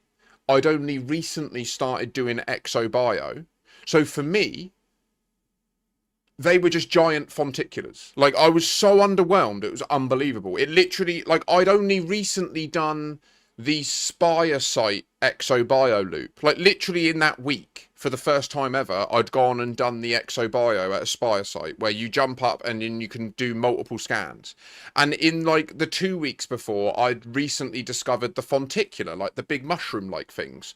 So when I went to the Radicoides, I was so underwhelmed because not only are they just giant versions of the fonticulars that take the Spire Exo Bio gameplay and apply it there, but when you land, it's all buggy and the lighting changes and stuff. So I was just like, these guys are washed. Like, they've just lost it and they've lost me. So I didn't play for 2 weeks. And then when they launched the there was a community goal about collecting radicoida samples, and if you did enough, you got a really good Exo Bio suit. And I just figured, like, a couple of weeks passed, my stream was struggling. I have a group of people that love Elite that would come to my streams, but they're not that interested in the other games I play. So I figured, fuck it, I'll just log in one Saturday morning. I'll do the and I logged in at the Radicoidas where I'd logged out, right? So when I logged in, I time skipped straight away. I know this now. I time skipped straight away. I did a bunch of Exo Bio, handed it into the asteroid base, and then I went back to our squadron home and I started hauling with one of my mods, Ross. And it was in that day where that's how we discovered that the Radicoidas make you time travel. Because when I was hauling with someone in my community, they were complaining it was dark when they were landing, but I was literally sat there watching them glide down to me, and it was light. And we had this massive argument, and in the end we did the investigation, and that's how we worked out that when you visit the Radicoidas, it's not a bug that the lighting changes, it's that it time travels you to the 14th of August, 3301.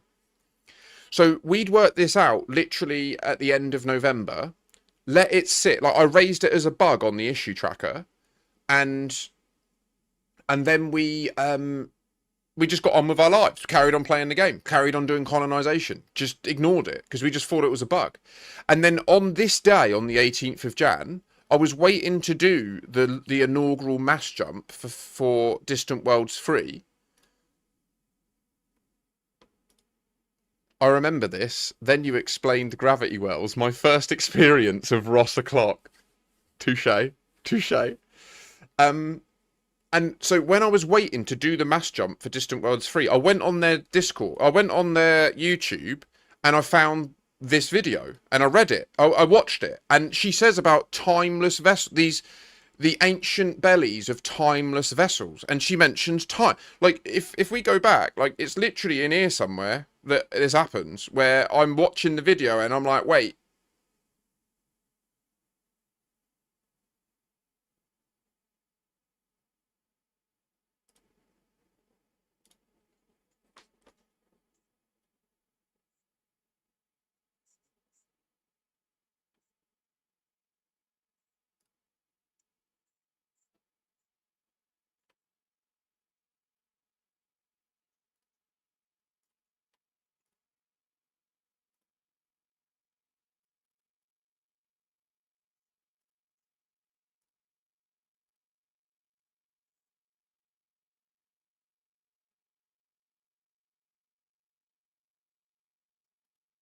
But I mean, you perfectly illustrate it, Mac. This is the challenge, is when they show up and they start doing it, none of you believe it's happening. Do you know what I mean?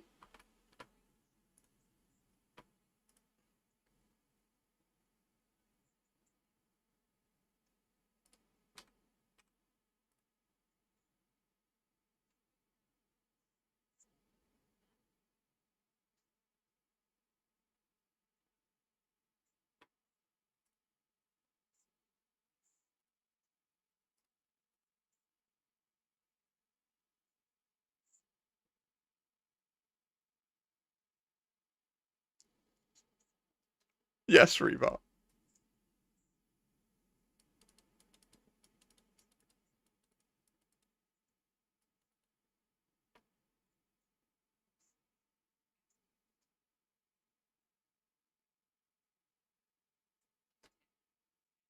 Watch my face.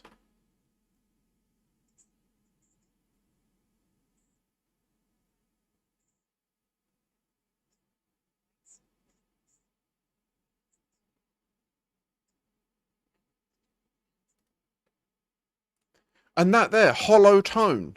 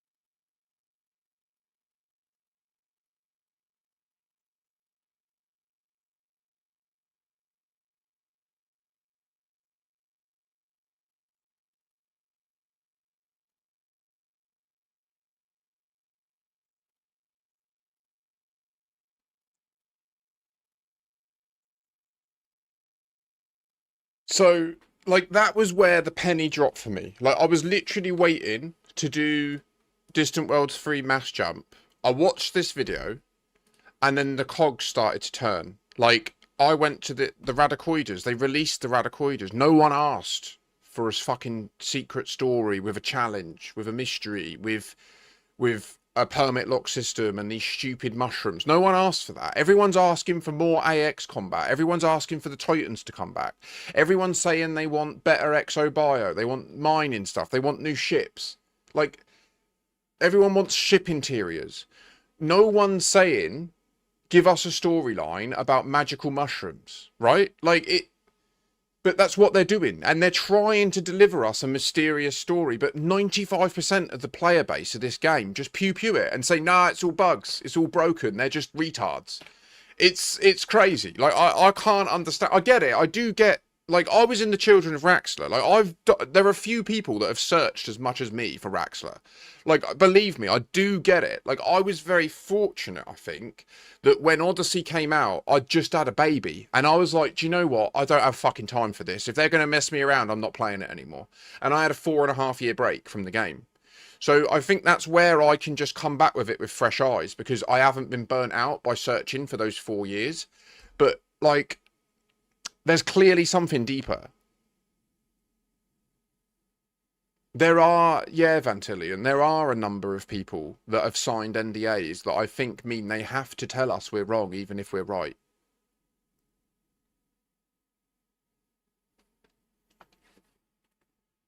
Really, Raven, congratulations. So, like, that was ultimately the journey that's brought us to here, where we now know that...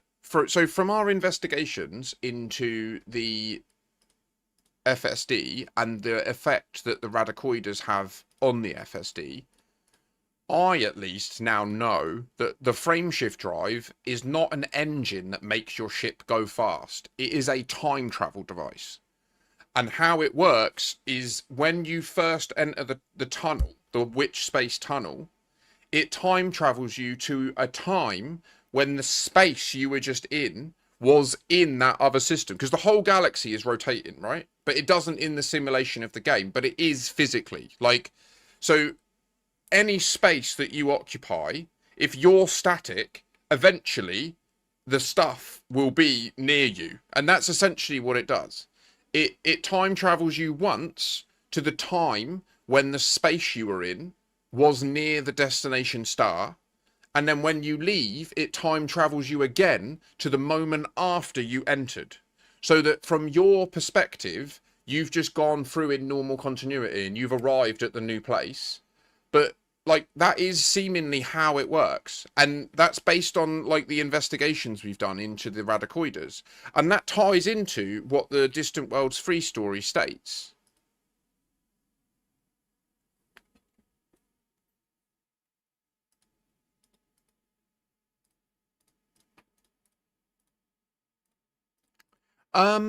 Not kind of. No, it's not an Alcubierre drive. It's not. It doesn't use energy to manipulate space-time.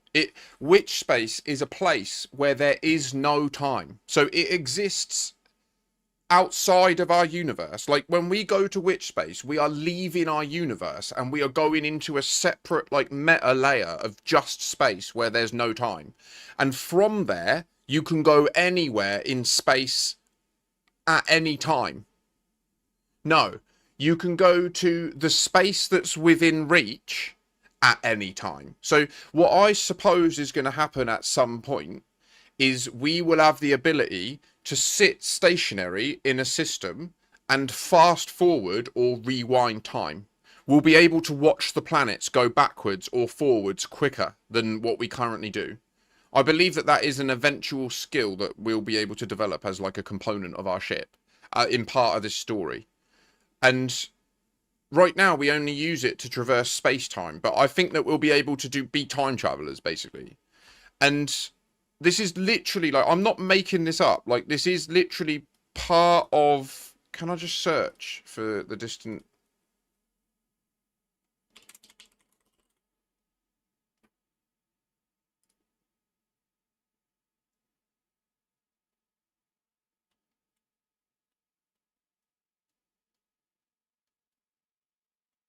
Agreed, Aldrin, yeah.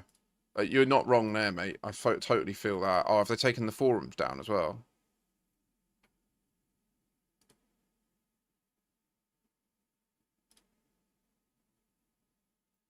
Okay, Peak. A lot's happened. No noise. I think that what it will allow is for us to access Raxler. And I think what Raxler is... So this is the story of Distant Worlds 3, okay? Many people will say it's not canon. And if you go to the end, you will see me in a back and forth with Andrew Gasper about that exact topic.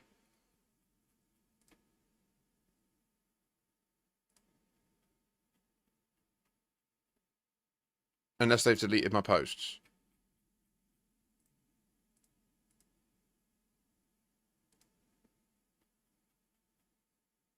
The space in between is finally being explored because what they've done with this story is they have extended the story of Michael Brooks. He authored a book called The Space in Between, which is clearly what this is all about.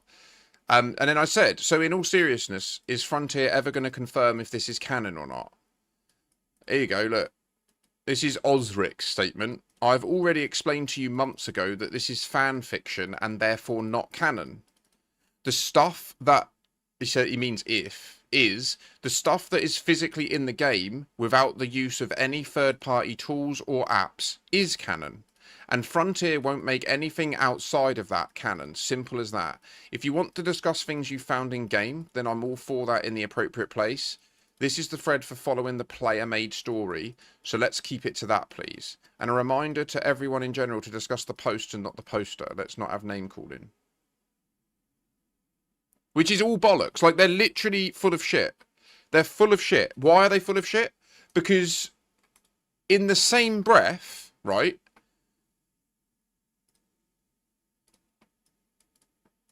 Exactly, Jar of Rebar. Like, they're just deluded. They want to pretend that the only things that are true are in the game when Michael Brooks's own words, right? Watch this. Let's hear him from beyond the grave say to us to our face that stuff that's not in the game is canon, right?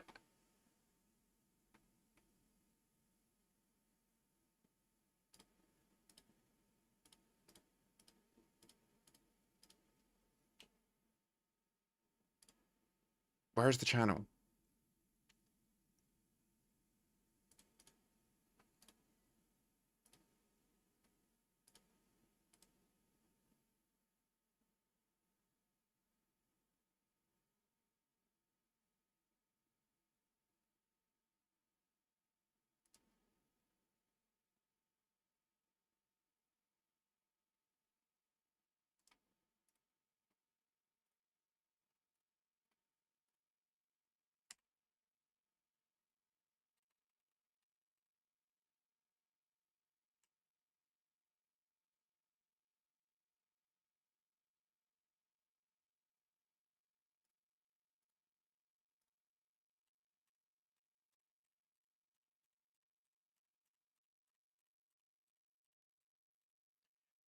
In fact,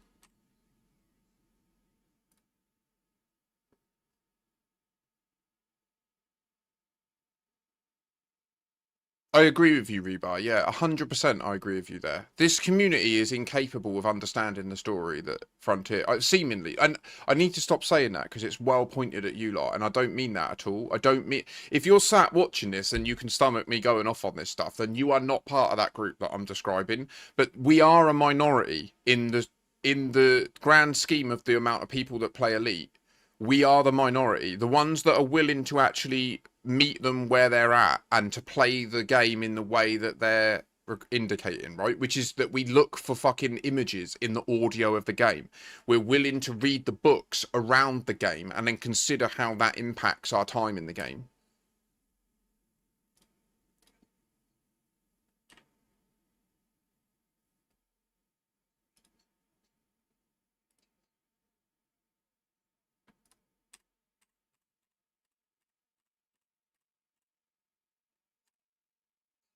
This is... Right, this question here. Watch Michael Brooks' face, okay? This question here is the story that's playing out now. Okay?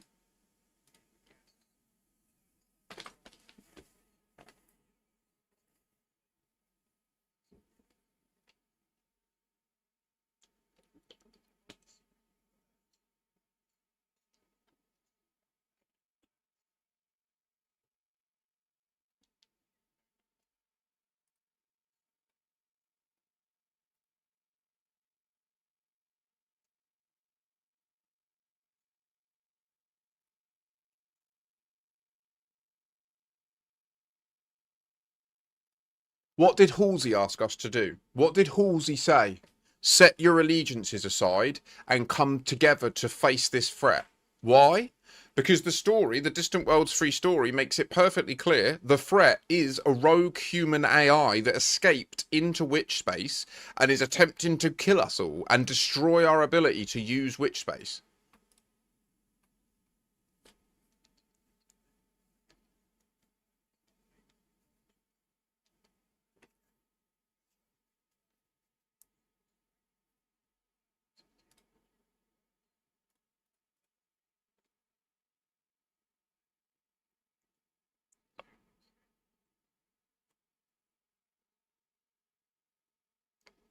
Look at that little grin! Maybe we shall find out.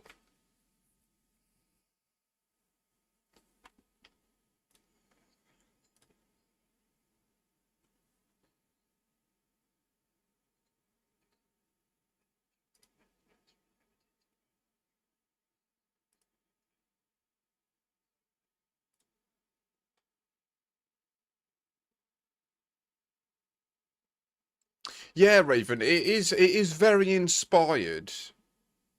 Have there been any red herrings before? Oh yeah. Oh yeah. You got to understand that that Frontier Developments, they have somehow managed to hide Raxler for 12 years now. No. Yeah, 12 years. Okay, from us lot. Like I'm a monotropic fucking Mensa member, right? Like I have been hyper focused on this game for a decade. I have worked in multiple software development agencies where my job is to like cryptographically test identity solutions, like cryptographically test the ability for a LiDAR scanner to successfully scan your face. Yeah, like I've held really difficult high-end jobs and they've managed to keep this shit from me. I've not corroborated, but I've spoken to people that have reverse engineered the game. They can't find it in there. Raxler is not a scam. I'm sorry, I will not have it. I've been next to so many pulsars that I'm now my own nightlight. Yep. Yeah, I got you. I got you. That is what happened, Volumar. That has happened. Or at least the Dark Wheel station was found.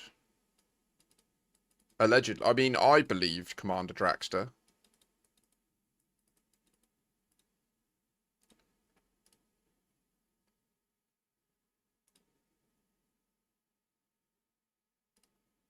I don't agree with that, Rebar. I think Raxler is witch space. It is like, you know, in No Man's Sky, there's a nexus that you can summon. Once you've got it unlocked, you can just summon the nexus and it just appears from nowhere, right? I think Raxler's like that. I think that once you know how to get to Raxler, Raxler is the place that is everywhere. Like, once you can get to Raxler and you go to Raxler, I believe you can jump anywhere else and it's 0 light years. In the same way that today, I was testing jumping within nested systems. I think that Raxler is witch space. Like, it's a way of interrupting the jump and leaving witch space. And then I believe that when you're in Raxler, there will be a station called the Dark Wheel. Like, I think Raxler is the system, and in it will be a station called the Dark Wheel. And I believe that in the Dark Wheel station, you will be able to buy Fargoid interceptors. You'll be able to buy a Medusa and fly it. You'll be able to buy a Hydra and fly it.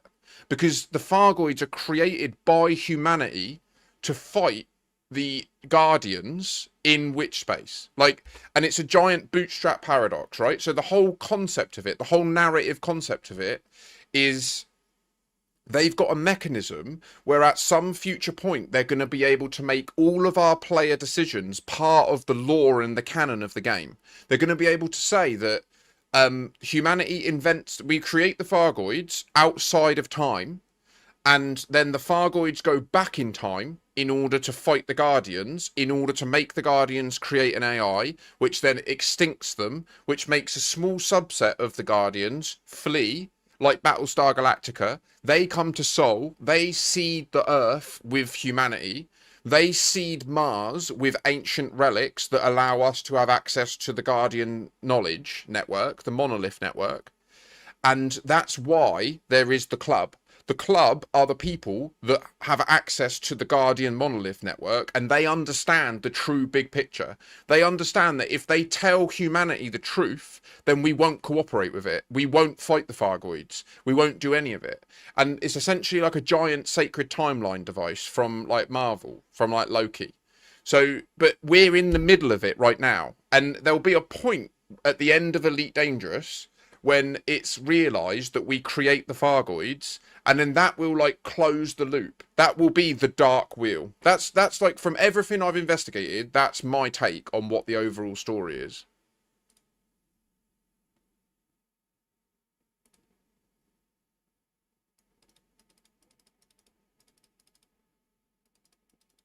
Yeah, Rebar, totally. These investigations could also be entirely separate storylines from those other things, though. I do agree, they could be. It could be, yeah. And it's really hard to pull it apart.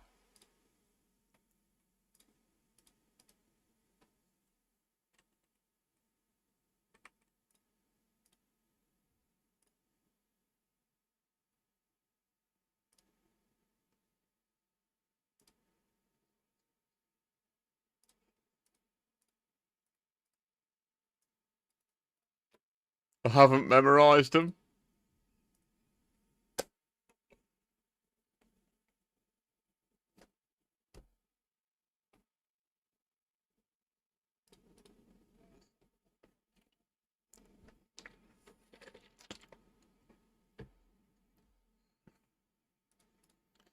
Nah, Grimsage. The Fargoids...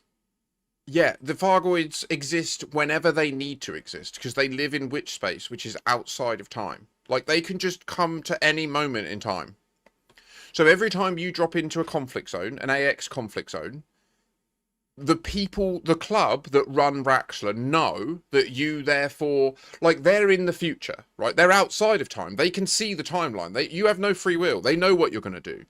And so they know that on this day, on the 14th of July, 2026, when you jump into an AX conflict zone in the California Nebula, they know that a Medusa arrived in that instance. And so they send a Medusa for you. Like, it's a narrative way to make your decision to fight the Medusa part of the story of the game. Like, it literally is like part of the timeline that needs to happen. Do you know what I mean?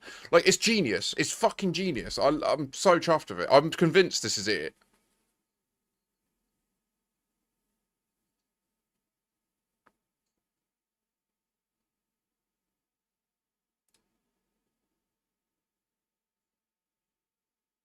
Thanks for following. Peak 07.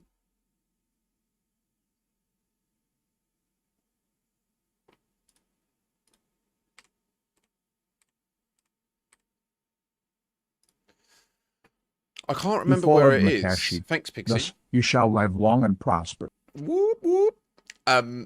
There is definitely in this series, in this fiction series, there is a bit where he's asked the question, are the books part of the lore and the canon of the world? Like, they released a trilogy of books at the point at which... No, Grim. My belief, based on the evidence we found with the Radicoidas and that, is that we will eventually create the Fargoids. Yeah. Humanity will create the Fargoids to fight the Guardians, or whatever this Guardian construct AI thing is that's in witch space. And that's the club are the group of people that understand this truth. Like, Wycherley's part of the club, right? Like, there's a member of the club that's in Sirius. There's the club exists outside of time. That's why Salvation, Wycherley, can't be killed. The Nemesis Project, right? That's why in the HIP 87621 mystery, who shows up?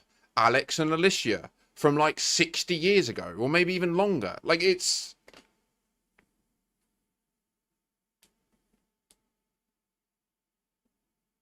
Yeah, exactly, Cyber. Yeah, 100%. Yeah, I agree with that. I agree with that. That, like... And this is the mystery that Drew Wager was leading into.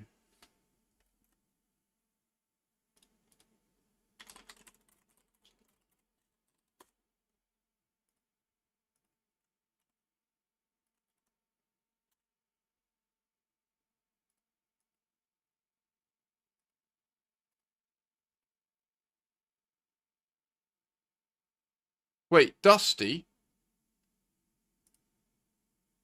Dusty? Dusty? Dusty Dwarf? Is this you? Are you in the DDF?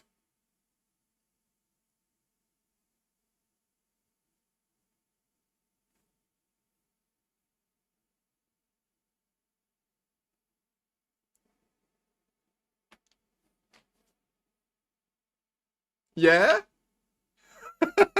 Yeah?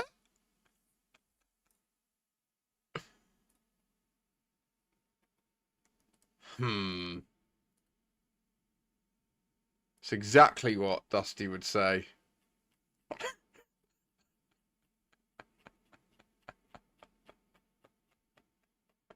I can imagine you in the forum now typing, fuck, he's onto me, he's onto me. Fuck, I've been trying to obfuscate him with the pictures, with the theory about the thing.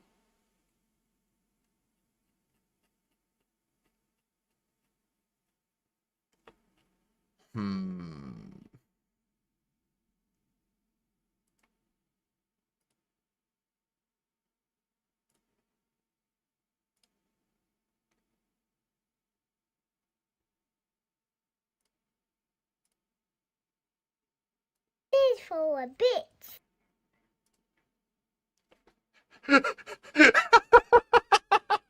No!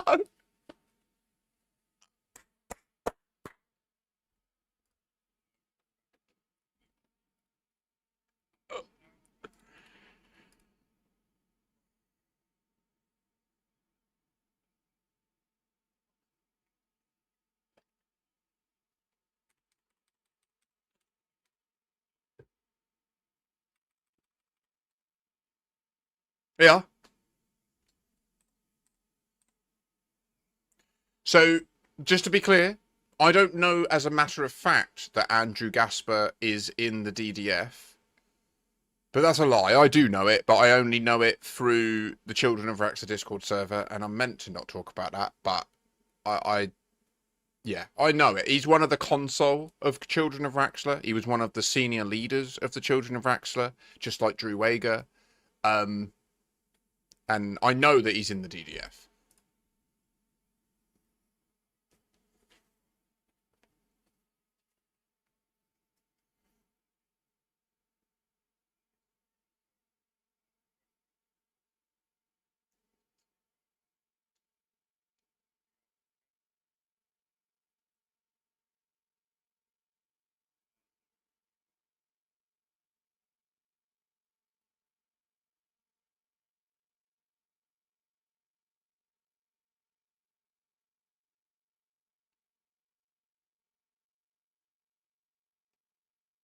So just to be clear, from the mouth of Michael Brooks, okay, the books are law.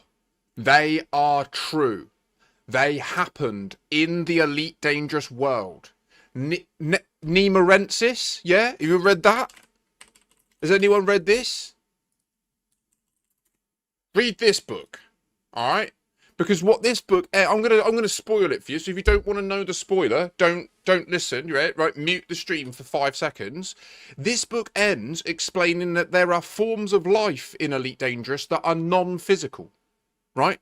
Like, this book is about a species that existed and evolved on Earth separate to humanity, where the female is a non-corporeal entity that can infiltrate a female human's consciousness and cause her to become a raving lunatic murdering slut who just goes around shagging anyone, because there are 12 male forms of this species that are hunting her, and when they find her, they will kill her.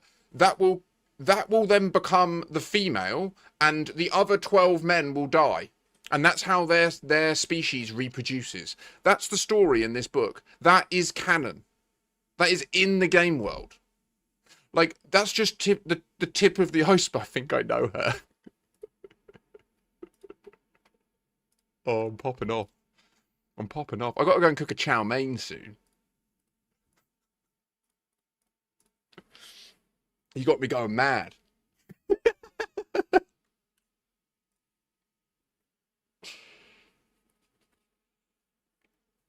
Me too, the ex-wife.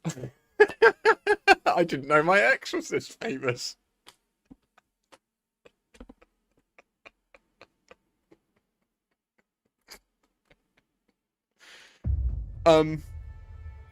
The Michael Brooks story was called The In-Between Space, which, if you go on his blog, there's some interesting posts that he put about it. You can read the rough gist of it. But it was bought by Frontier and then retained by them. And yeah, it's...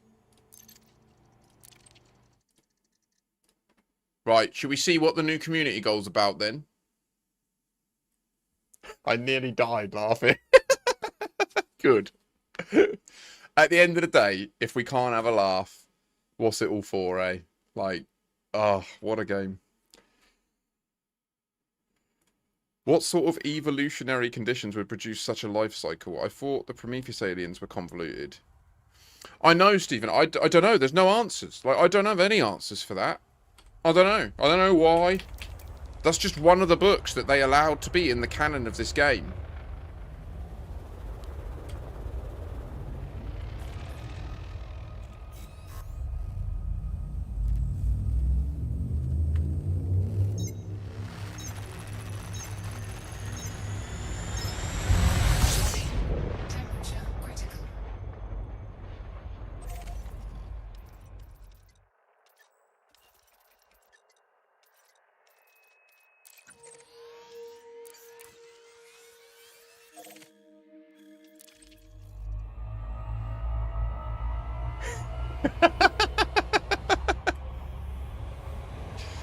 Well, what I would say is, in terms of some of the progress we've made recently, I would urge you to look through some of the videos on my YouTube channel.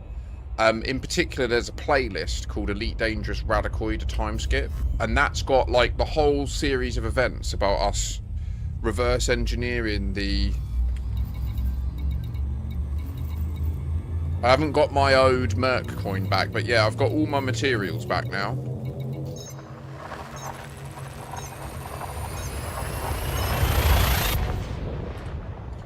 And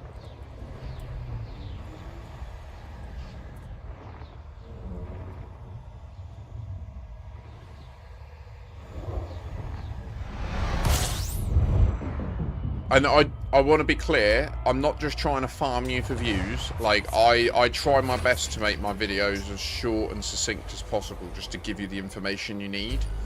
I value your time greatly.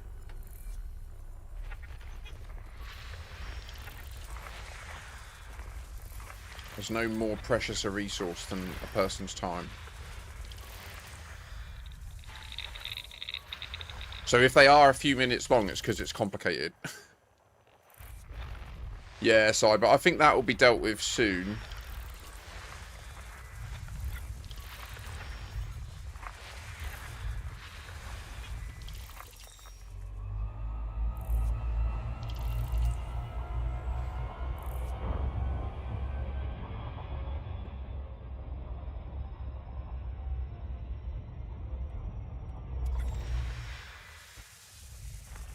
System scan complete.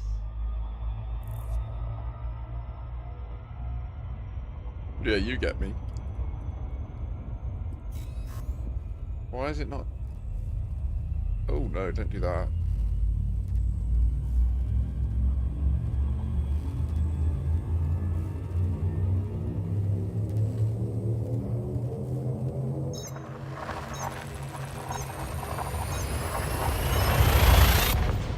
Yeah, Raven, I've had it happen twice. I've had it happen, so on that night, on the 18th of Jan, I've had it happen while I was doing a Soul to Colonia speed run. So I used to do a lot of that, where like most Fridays, I would just, you know, casually go from Soul to Colonia in an hour, and then an hour back.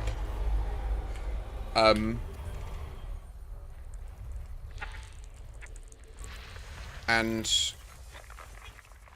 I've had it happen one other time going into HIP 87621 when there was a big community goal on. During the Easter community goal, when they did the Easter eggs. It happened then. It does seem to relate to the frequency that people were doing jumps. Oh, yeah. Come on, listen up. Don't you want to go down and do a little mystery test? Now you gotta know it's real, Yeah, as far as I'm aware, it doesn't... I mean, I don't know. It might be that...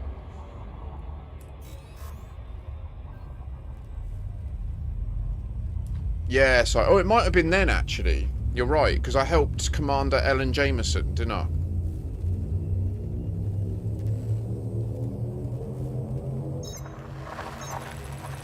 I think the first step, Vantillion, would just be to confirm if we can or cannot.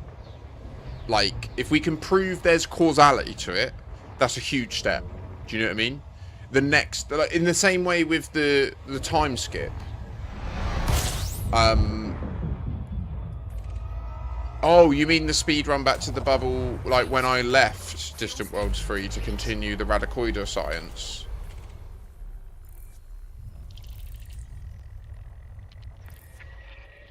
He did, Mac, but it was bought by Frontier. And he wasn't allowed to publish it in public. But he's got... So if you ever Google for Michael Brooks's tattoo, his back piece, if you go through his forum, like, not forum, he had a blog online where he used to do, like, reviews of other people's books and stuff. I've read his entire thing. Like, in the last 6 months, I've gone so deep on this stuff. And I think I might have a picture of it.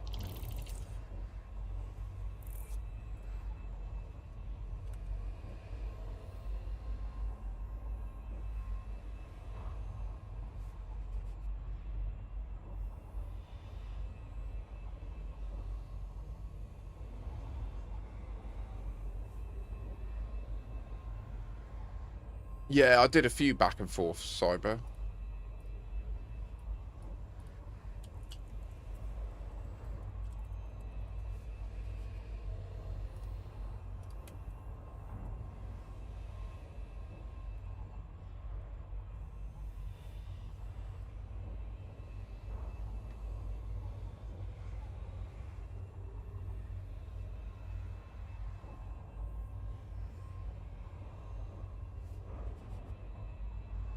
This was his back piece. And apparently, this is the pictorial form of the story, the in-between space. Which is dark as fuck. Like, it's got so many different things. I don't even know where to start with it. I mean, that looks so much like what we see when we jump to a pulsar. It's mad.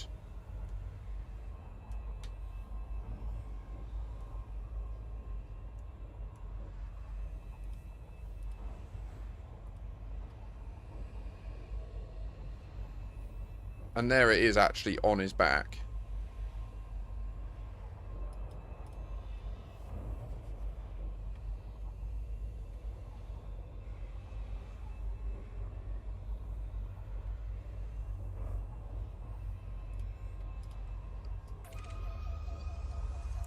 I mean, Michael Brooks was a very bright and inventive, creative writer. Like, he wrote some really cool things.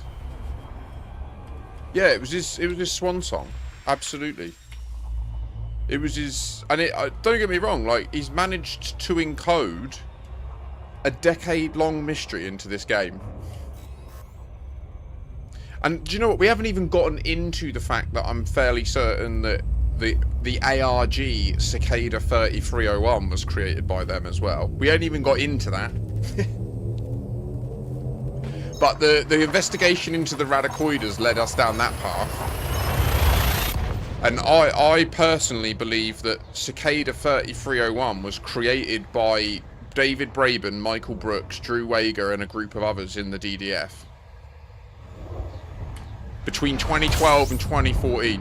And the purpose of it was to find people, puzzle solvers, cryptographic professionals, and computer scientists that could help them embed the Raxxla mystery into the MMO Elite Dangerous. But a little boom. Don't you want to go and see it's real? We've got some evidence that backs that. Not, and in particular the fact that 14th of August 3301 in this game is the date that you time travel to when you go to the Radicoides, and 3301, there's a correlation there. The 14th of August is a correlative both in the game's lore, like the Galnet linking to Halsey, but also IRL.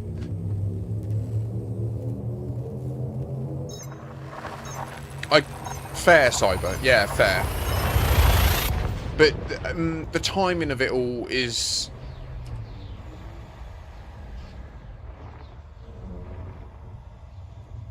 Mexican Supreme 07. It is insane, you're right. I mean, I apologise if we've just blown your brain. I don't know how long you've been in here, but... We've been playing this game a decade, and there's still mysteries to solve. Oh my goodness me, gonna go and do a little scan up in this place. Can we get a little life form, please? Oh, where is it? I wanna go and scan, yeah.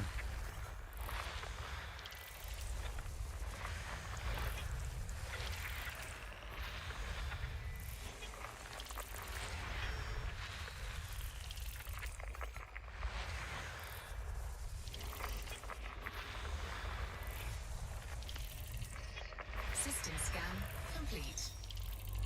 What's so funny, you know, is like there's Project SimStar out there dropping vids on YouTube saying he's gonna solve Raxxla using mundane theory. So like, you know, this is completely valid. I'm not pew-pewing it. I just personally feel that this would be an incredibly underwhelming resolution to the mystery.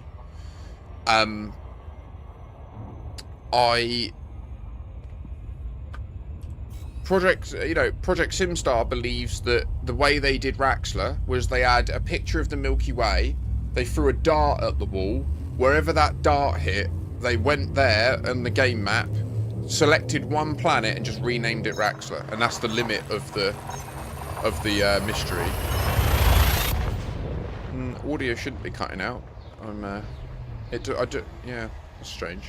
I know Twitch has been having a lot of problems recently.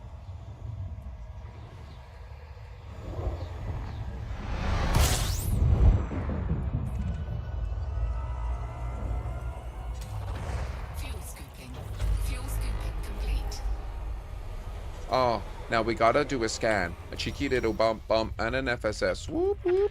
What we gonna go and get? There's a planet over here. There's the rest. Now I will scan you up. What's inside you now? Oh.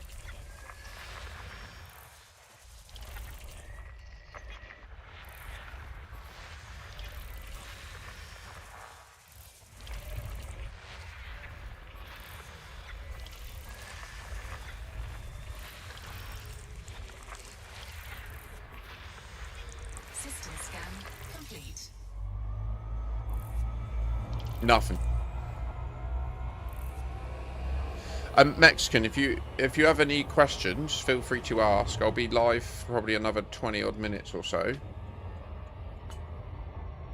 And then I'll raid into someone. If there are any other Elite Dangerous streamers live, do let me know and I'll give them a raid.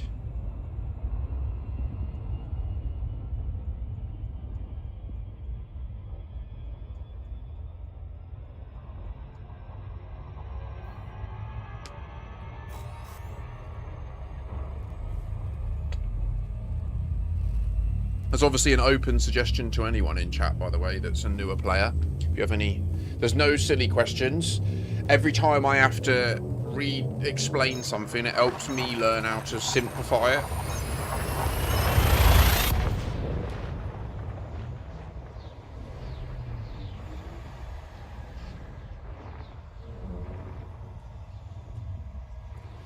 I could do, mate. I'm not near a dock at the moment, though.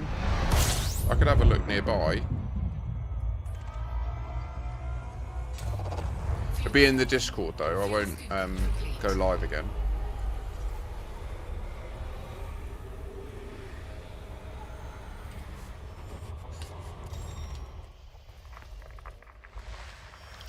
Wait, you can just leave a ship on the surface?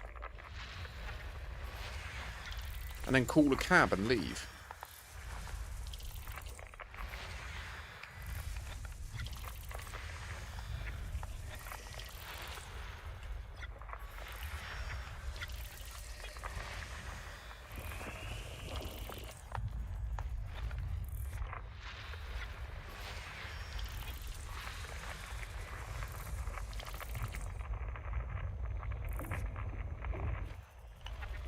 Yes, Mexican. I mean, that's what I'm doing right now. I'm in the middle of nowhere on my way back to the bubble. Oh, wait. Was there...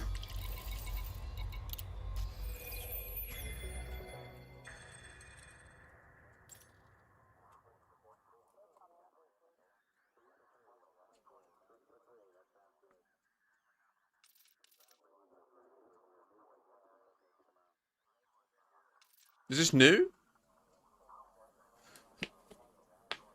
Today I requested an Apex and left in my own ship. Nice, Mexican. Congratulations. Multiple corporations have supported the recent announcement of Colonia's 10th anniversary celebrations. Vox Galactica business correspondent Marlon Royce spoke to several representatives of major names from the technology, transport, mining and tourism industries. Colonia stands as a beacon of human achievement in deep space, commented Naomi Landseer, chairperson of Lacon Spaceways. Lacon Spaceways is synonymous with success out in the black, and we applaud the continued success of Colonia's people. Meanwhile, Jax and the Colonia Council gave Vox Galactica more behind-the-scenes information about planned festivities. It's high time the corporations in the core system showered us with some love and attention, Jax said enthusiastically from his bar. So, we're inviting them to help us pull together the first Colonia Fair, a galaxy-sized exposition that will include exhibitions, activities, performances, films, art, food, and plenty of libations.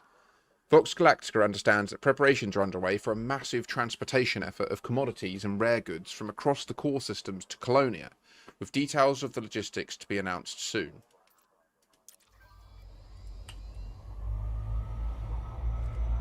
Yeah, I saw this one. I hadn't read that, though. So I'm using economic jumps at the moment. Sounds like punch and pie. It's time to go and get mashed in Colonia.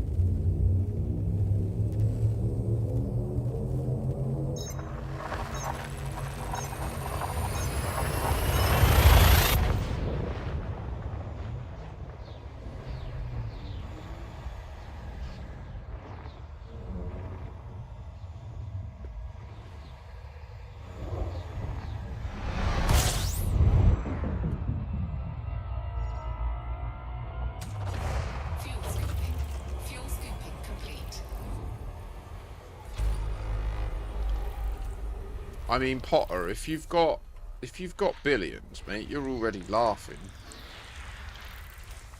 I wouldn't worry about money.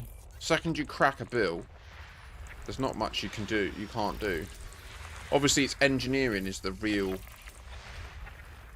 That's the real economy for the pilots, the independent pilots.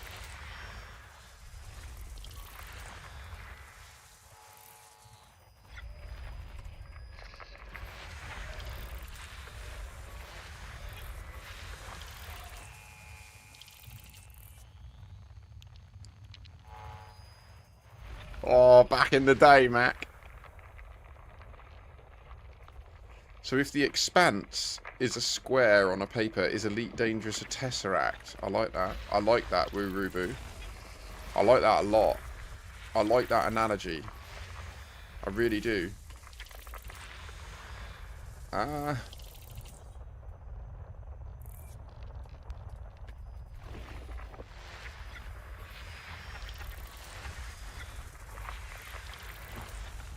System scan complete. My pleasure, Potter. You're a peak spotter is actually your name, isn't it? Peak spotter, like you see high points. You're not Peaks Potter. Yeah, okay, I got you.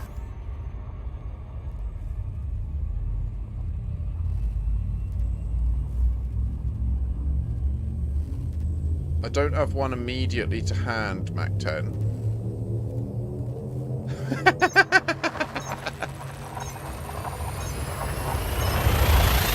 It is my honour and pleasure to do this to you.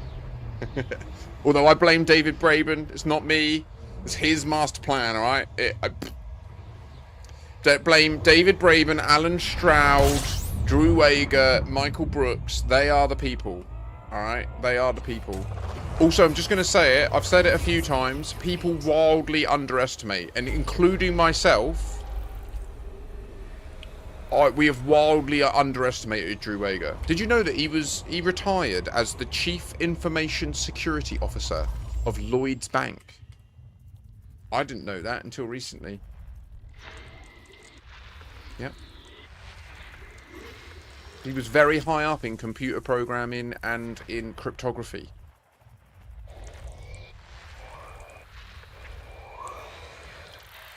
It's one of the reasons I believe he was central to Cicada.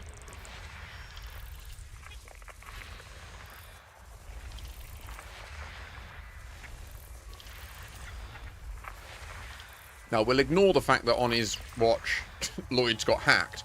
Because he's not obviously like the sole hacker man that's defending all the bank accounts. But, yeah, like, I had no idea. Because I watch him using his PC to, like, do his streams and stuff. And I get frustrated because I run a pretty tight ship. And he doesn't stream regularly, right? Like, I guess that's, he's a bit old school. Do you know what I mean? He's probably a command line interface kind of guy. The other thing you guys should look into if you're interested.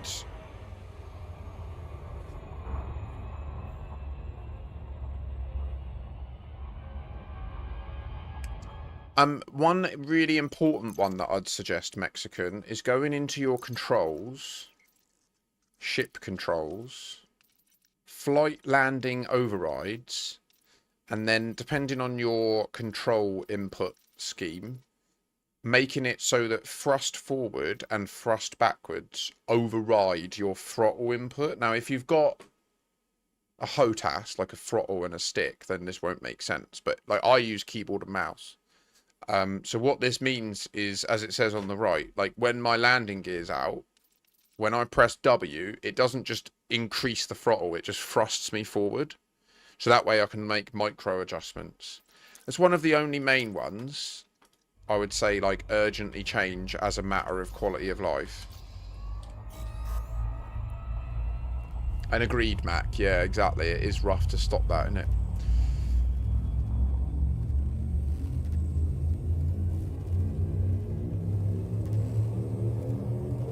Yeah, Aldrin. Agreed. Yeah. And yeah, I recently released a video about Prism, right? Which is something that I would say we've completely dropped the ball on and missed. I think that I'm pretty right about it. Like, I feel like what Drew's trying to communicate in his videos as well. If you look at his lore videos, the intro that he created is two lens flares getting overlapped. And I think that there's more to the camera system in this game. There's more to the lighting system in this game. We just, honestly, I think that we wildly underestimate the complexity of these challenges. I really do. It's, yeah. Like, I think the challenges of the puzzles and the challenges in this game are at the level of the Cicada 3301. And the simple ones that we smash out the park straight away, they know we will smash out the park straight away.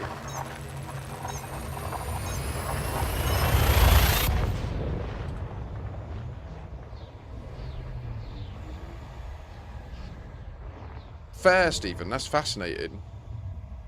Nice. Damn.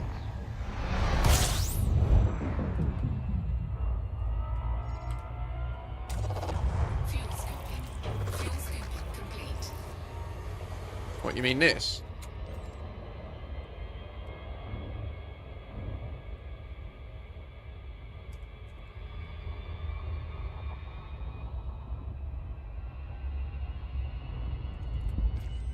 Mind explodes. For me, it's Control Space.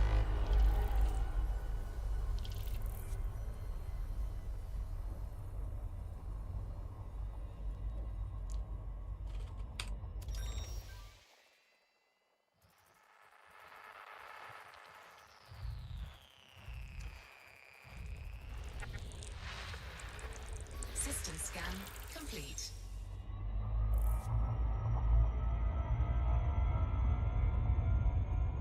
So here's one interesting example, right? Like, I know Aldrin says, "Oh, not the lens flare," but like, let's just bear with me for a sec.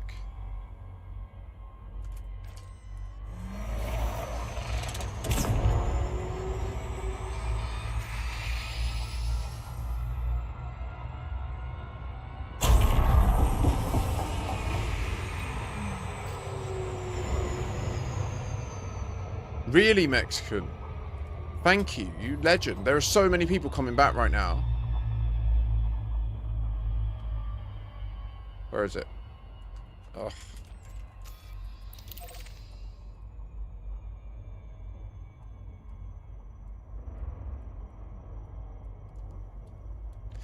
And it is such a good time to be getting into it. Like, with operations and the new story.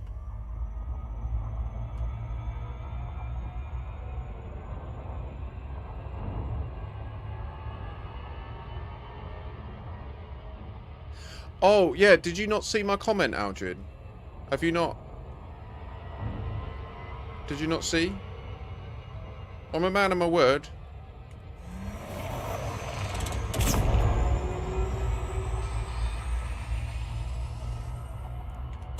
GG's. You followed Makashi. Thus, you shall live long and prosper. That is fact.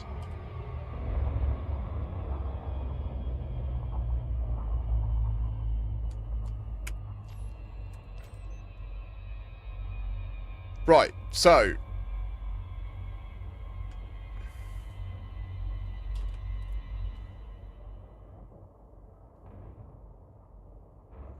as we see the lens flare, it's really tricky to see at this distance, but around there's one spot that's a lot brighter, and to the left of that there's like a pentagon, right?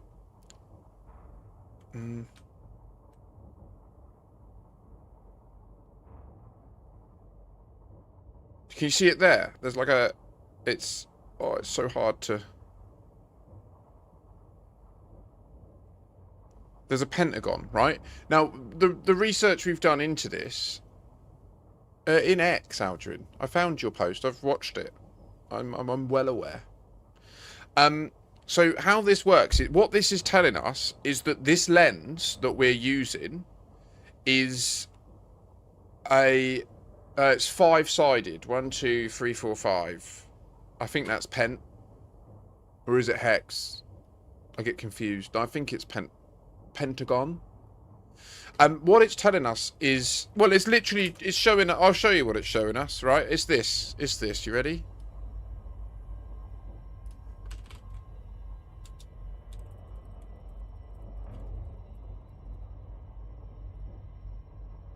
It's this. So, you see this five-sided red pentagon in the middle is showing us that our camera is a 5-bladed aperture lens. And that is the Core Dynamics logo, right? And when we look through this camera system, we can see the pentagon there. Oh, you can just see it there. It just...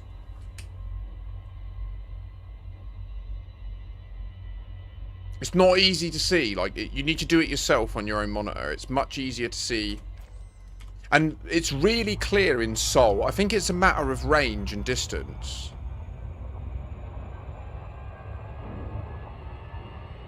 That's really weird, Alduin. I definitely commented on it and said, like...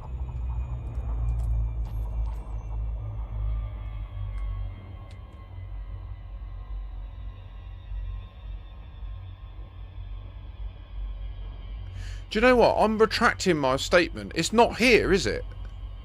This star does not give the pentagon. Oh, wait. There it is. So you've got, like, this blob on the right. Yeah. I'm looking at the lens flare. And then behind it, there's, like, a pentagon that occasionally you can see. There, you can see it quite clear. 1, 2, 3, 4, 5. And you can also see from the stripes coming off the star.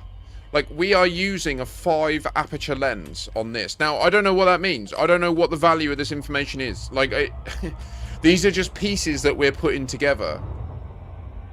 Yeah, Pixie. Yeah.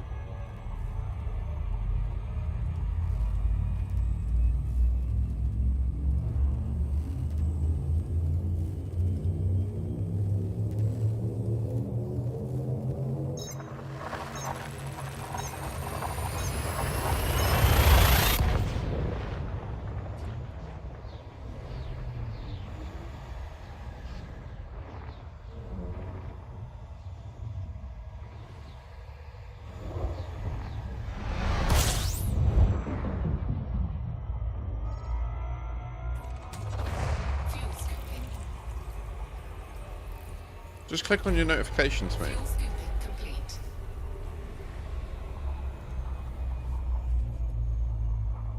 No.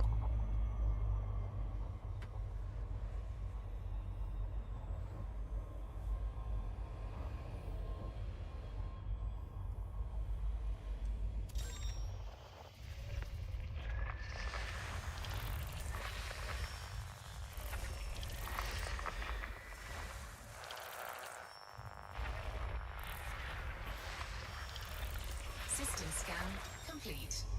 Are you banned from stuff or something? It's very strange. To be fair, I don't pay for X, so maybe it's my account. Maybe I'm like shadow banned or something.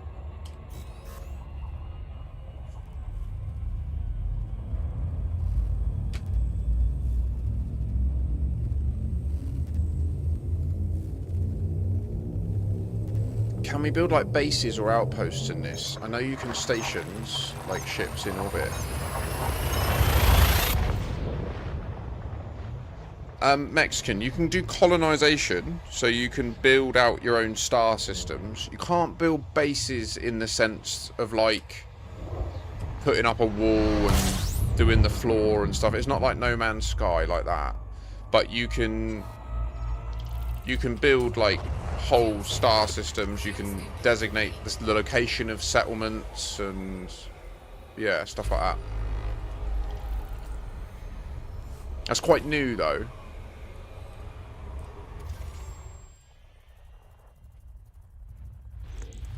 Someone asked me earlier if the Caspian's good. Apologies if I missed you. We've had a lot going on.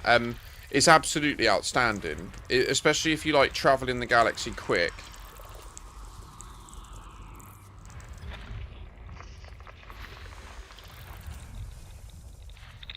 Which most people do.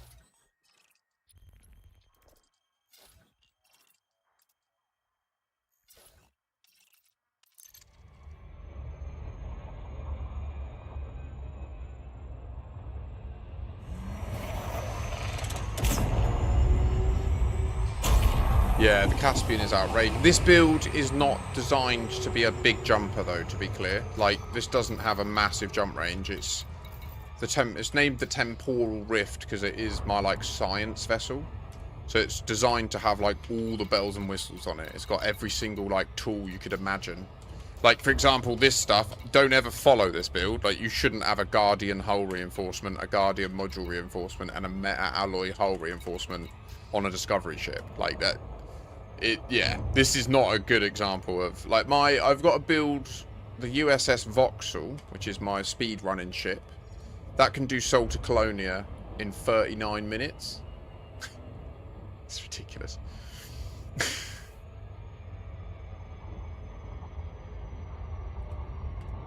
You're going to get the Guardian boosters.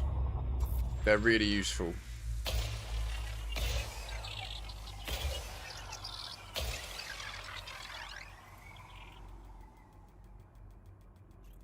Yeah, Aldrin, maybe, mate.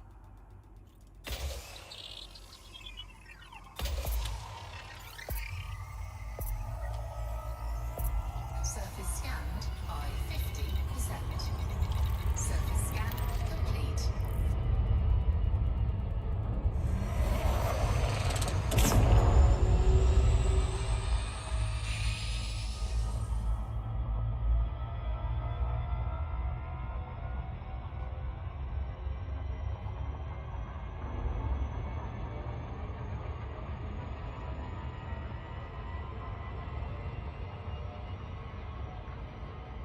The good thing about the guard, what do I modify to make my jumps power up faster? You can't.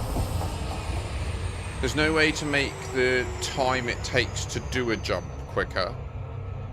You can... There is an engineering blueprint called faster boot, but what that means is if you turn off your frameshift drive, like if you literally come in here and like turned it off, which I won't do because it will like fuck me up. But if you do that, then when you turn it on, it only takes 2 seconds to boot back up, which is useful, like, for combat ships. Like, often you might build a ship that's so power hungry that when you're fighting, you need to turn the frameshift drive off. And then when you want to run away, you need to boot it up. And it also, the reboot also affects, there's engineering that players can put on their weapons. And nowadays, actually, and like, NPCs can have this sometimes too, which will reset your frameshift drive, and having the faster boot reduces the amount of time it takes. Ah, yes, Pixie. So that's what the faster boot does.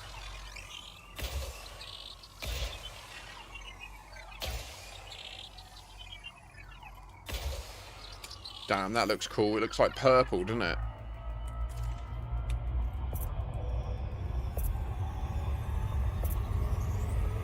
Surface scanned by 50%. Surface scan complete.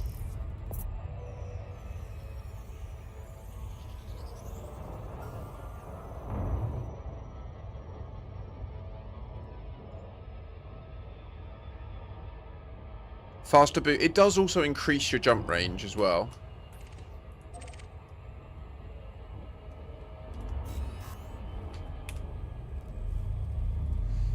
So faster boot is good. It's worth noting though, there is also a double engineered frameshift drive SCO that you can get, but it requires a Titan drive component from one of the Fargoid Titan carcasses. It's a lot of words. Just take it one step at a time. I wouldn't go too far down engineering and like if you're looking to build a Mandalay, I wouldn't engineer the frameshift drive on a Mandalay. I would get a double engineered one.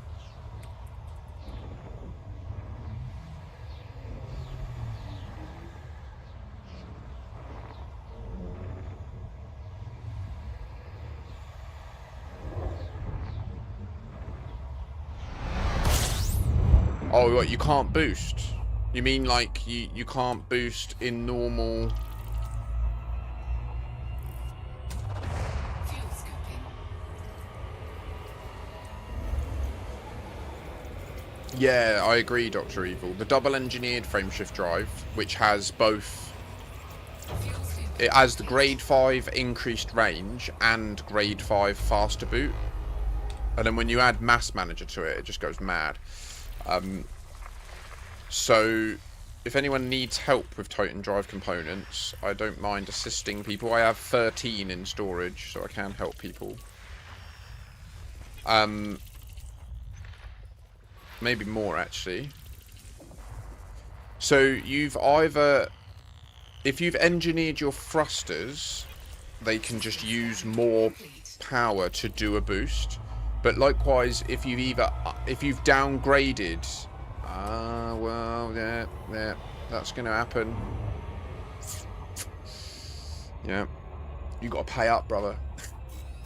All this value I'm delivering. If you can, rise with me.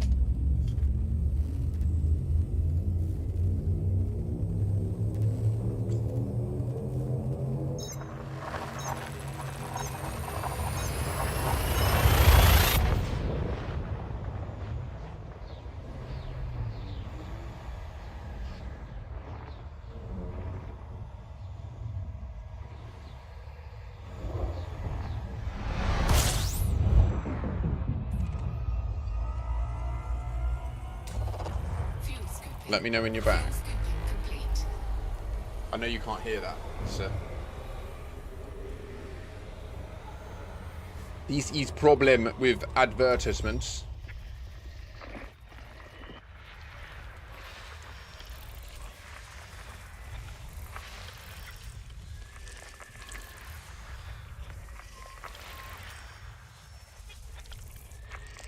Tomorrow, I'm going to spend the day moving my stream onto StreamerBot, I think. I kind of want to wait for him to release this update, though, so that it doesn't just break every few days, because... System scan complete.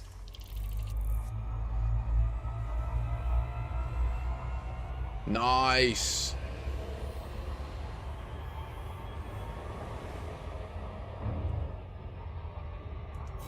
Man, we're not finding a thing out here. Transform! It is spicy warm in this room right now. Where's my thermometer?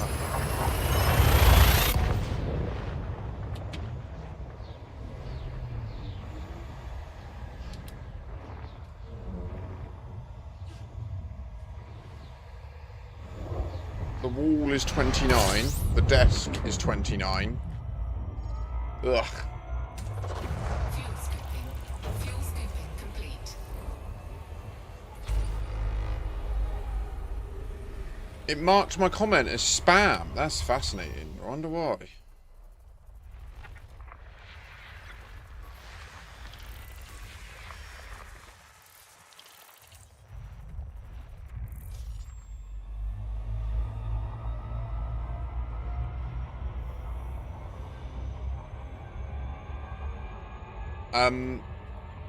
So the amount of power that, so you see on the bottom right, you got like the eng, like right now I've got 4 pips in eng.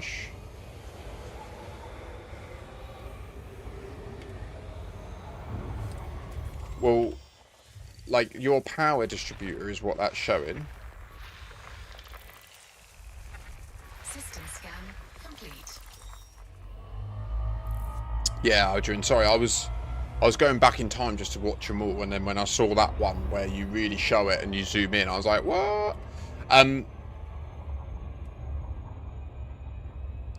Pig Raxler is covering up your comments.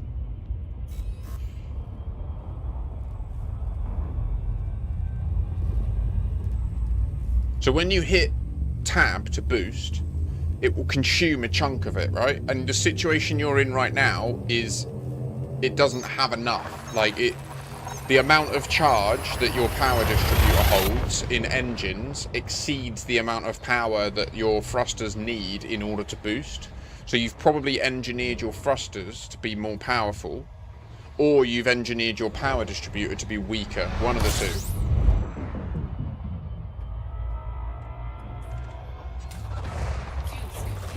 Fuel scooping complete.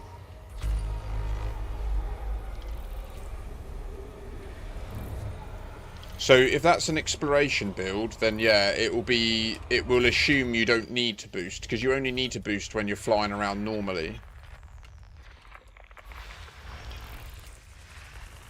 So you can always just ignore it. Like, you can always just put a 1A or a 2D in or something like that.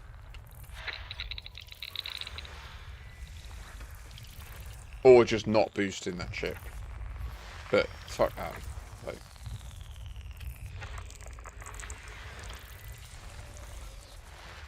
I'd say for quality of life, personally, I would... System scan. Man, we are not finding any decent Exo Bio species. Like, I would totally be using the Nomad to go down and get some Exo Bio, but I'm still not bothering with Bacterias, because they're literally not worth it. Like, what I want to do is push my Exo Bio rank in this trip. So, I mean, if you want to do Exo Bio, I'd recommend having boost, because if you mess up your approach and you want to boost back up to the sky, it can save your life. And the thing with Explo is it's pretty ruthless. Like, if you crash and your ship blows up, you lose all your data, it's all lost. Just straight back to square one. So, yeah. If you're very experienced, you can risk not having boost. I wouldn't at first. Unless, as Jar of Rebar states, if you can engineer the power distributor to engine focused. Or use the new engineering for support focused as well.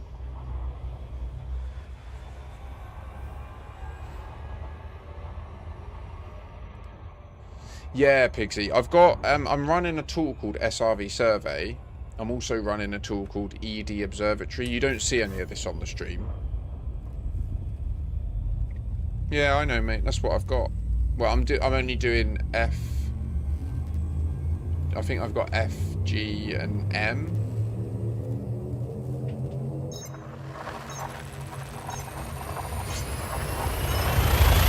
A magic distro. Yeah, no, I got you, Pixie. So when I do the FSS, it tells me on my screen like what biosignals are there and how much they're likely to be worth.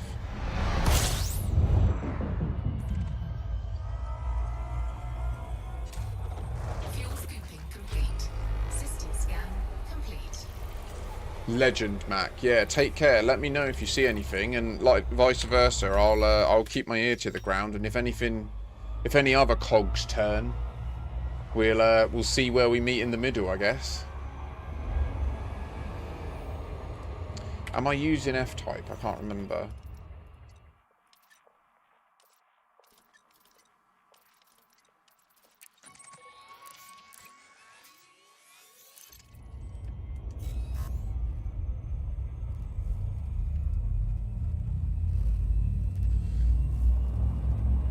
On this, it's not big. It's not designed to be big. 60.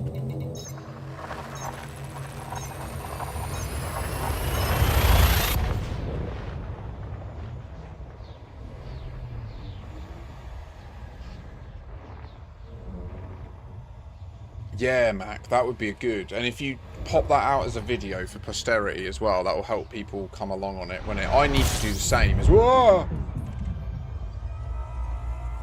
The Annual's response. Fuel scooping.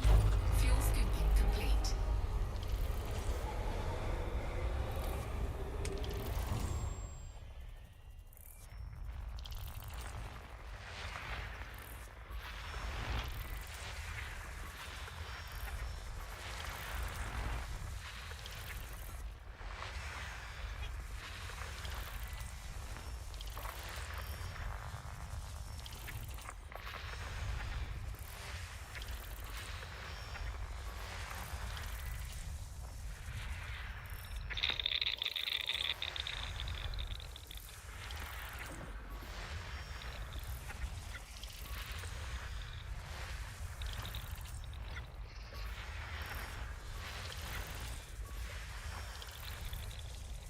I'm in the Sanguinous Rim just now, but I'm heading back on economical towards the bubble.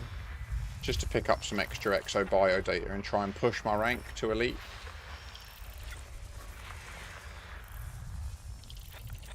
Although because it's based on the amount of money that you hand in, I am still being pretty picky. System scan complete.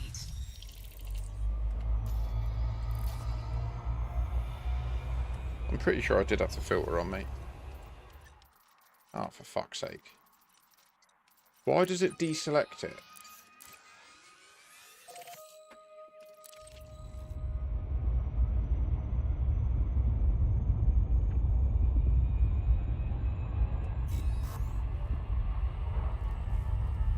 Do you mean the... You mean the Formidine Rift? Like the galactic region called the Formidine Rift? Is that what you're referring to?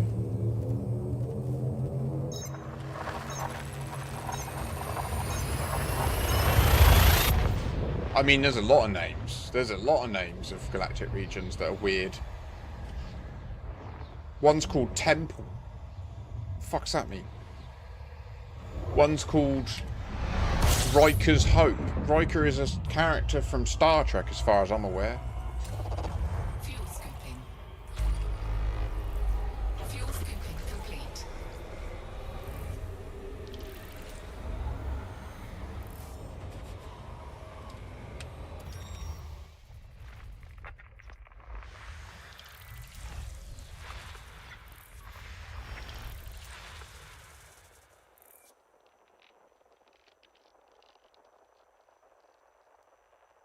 I agree, Rebar. I fully agree. And also, like, just logically, if you actually think about, like, when we detect a signal with our ship, like a USS, like an unidentified signal source, like, you can get to it before it would have logically emitted its light or its signal, right? Like, you break causality with the frameshift drive.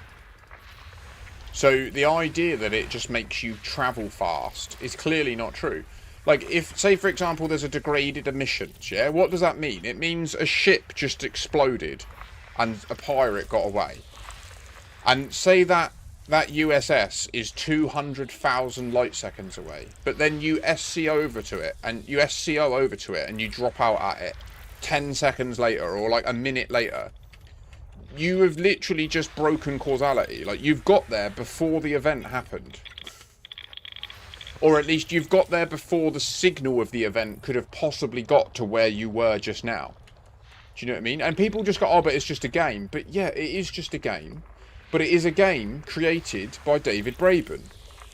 And I'm sorry, but he's a pretty facetious geezer by the looks of things. Like, he likes things to be done properly. That was his whole spiel when it was in Kickstarter. Oh! Oh! Oh, this is a lovely, lovely thing to find. Yes!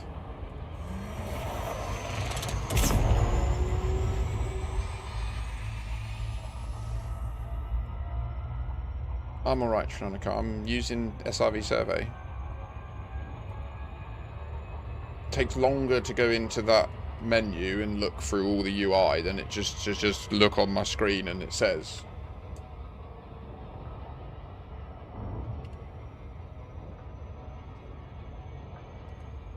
And the speed I can FSS at as well. It's like rapido.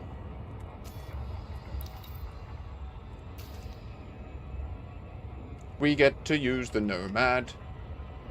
Whoop whoop wee whoopee whoopee.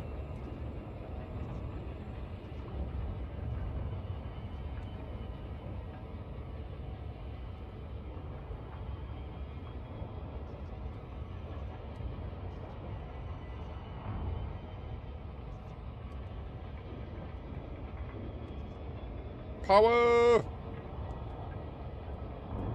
Yes!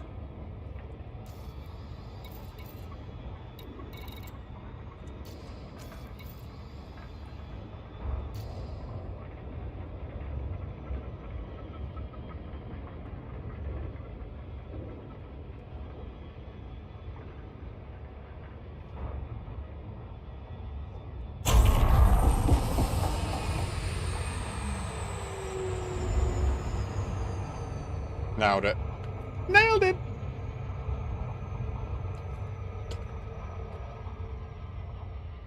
My ears are so hot. 7 hours and 46 minutes we have been live.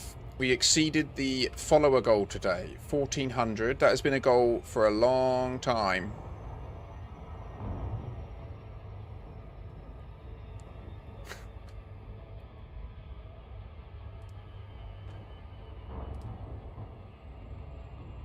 No, Curb. Incorrect. The frame shift that you do, the drive component of your spaceship that shifts your frame is not shifting your frame spatially, it is shifting your frame temporally. It is a time travel device.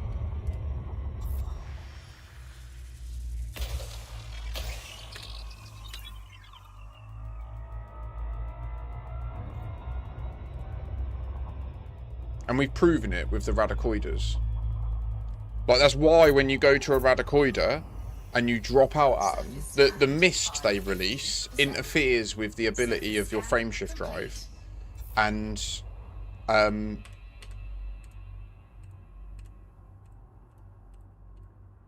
yeah, and that's why it time travels you to the 14th of August, 3301.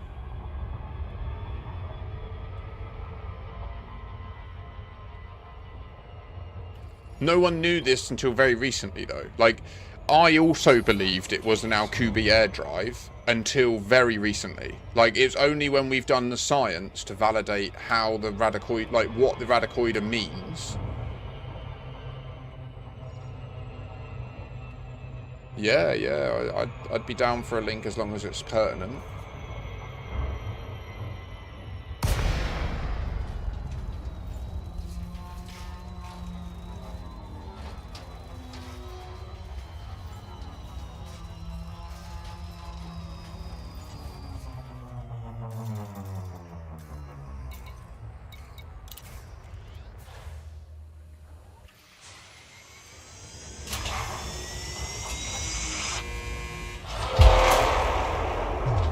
Nomad, I choose you.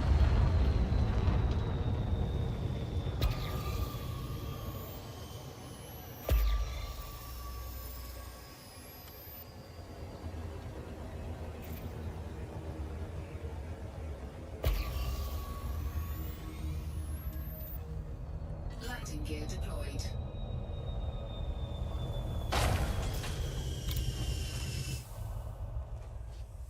I'll try my best, Tran. Oh, don't. I've got trauma from you doing it. Wait, what?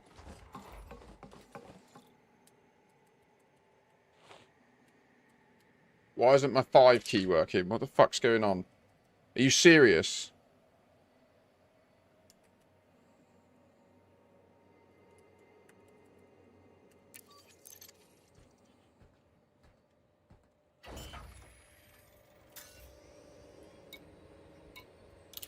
No, that's fine. I was not in...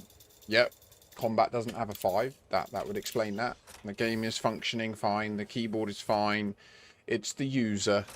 It's the user. It's the user. That's the problem. It's the user. That's the problem. Release me.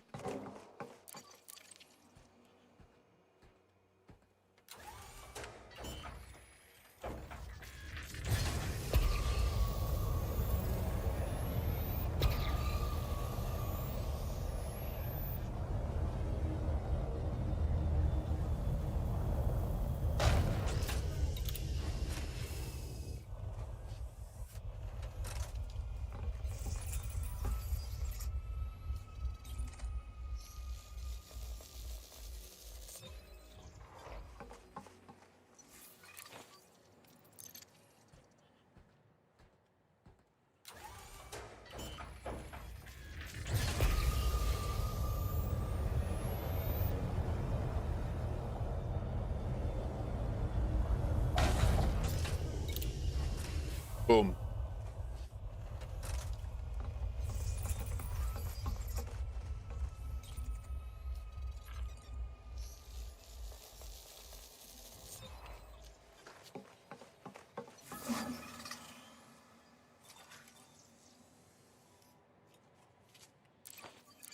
Yeah, we're in open, Curb.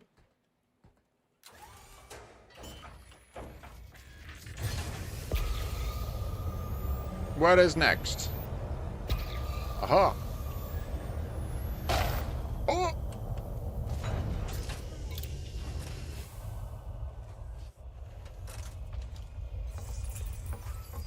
Aha! Space anus!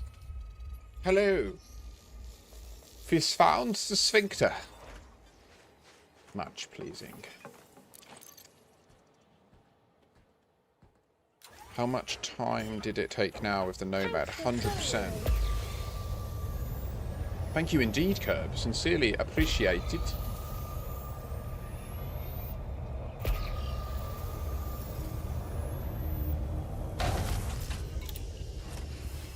Yeah, the Nomad is outrageous.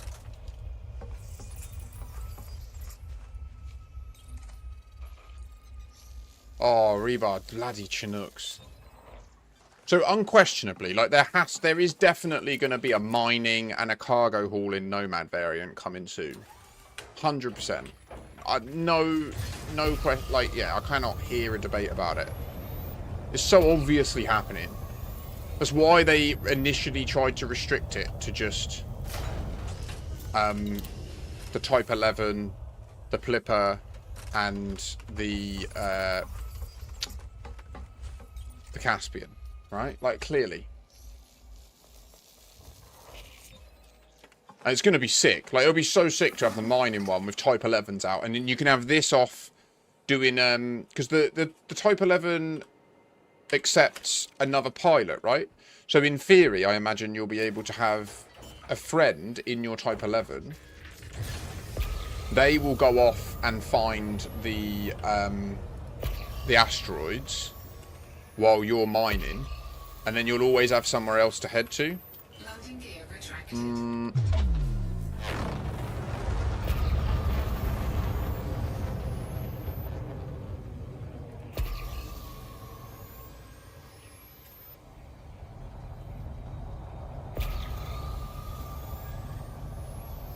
I trigger Tranonica.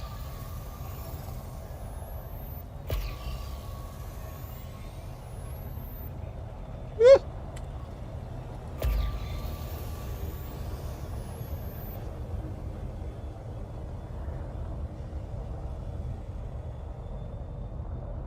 Lighting gear deployed.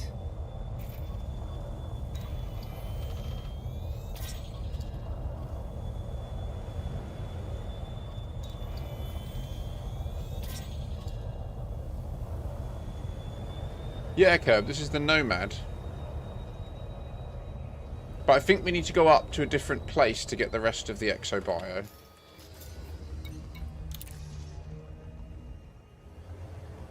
Loading gear retracted.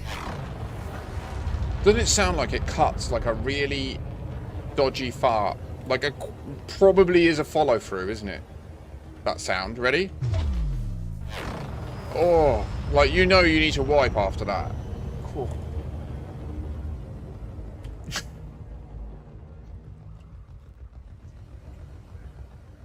It does though. I think that's what they sampled. I reckon they went, oh, let's make this boost sound. And they were like, oh no! And he had to run out the room. He's followed through.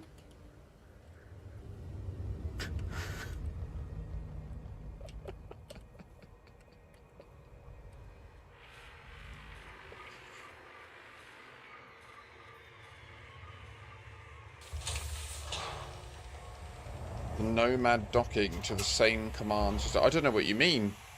Is there a... Can you configure it to select, like, to have a pre-configured... I don't know.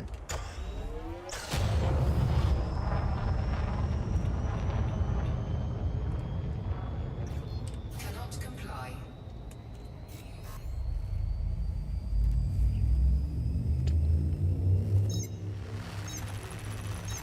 No, the Nomad is rugged. The Nomad is strong.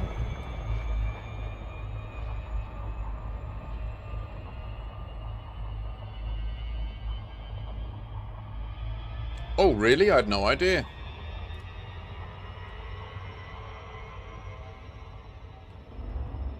I didn't know that, Dr. Evil. Damn, okay. I'm not aware. I'll have a little test of that in 2 seconds.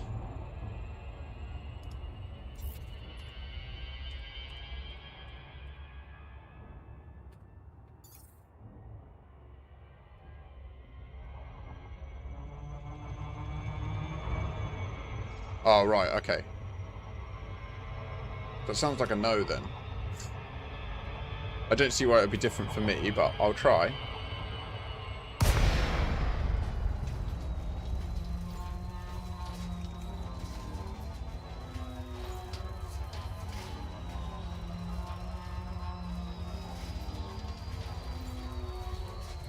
Yeah, but you know what you're doing. I can certainly brunt confidence. I don't... Have you seen some of my clips on my YouTube? Woo. Whee.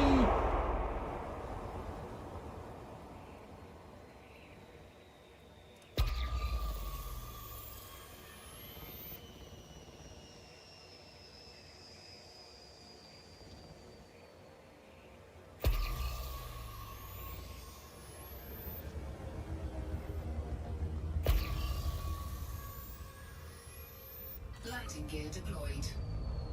Oh. What's this? What we found here then?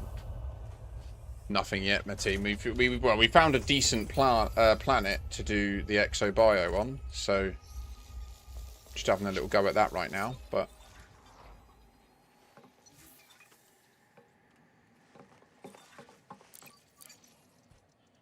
boshing out the Nomad.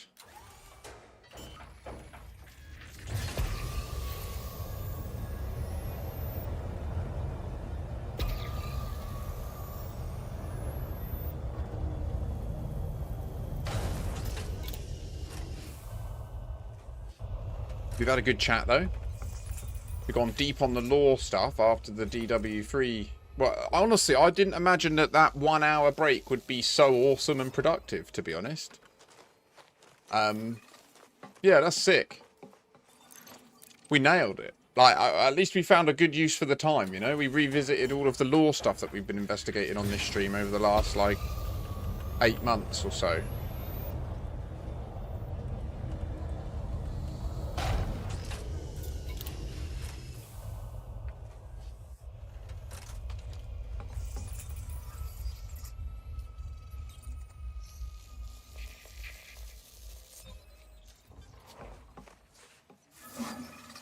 Itchy leg.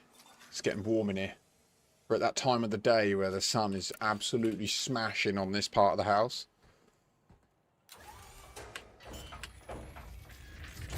Oh, that's a big mountain, isn't it? Wow.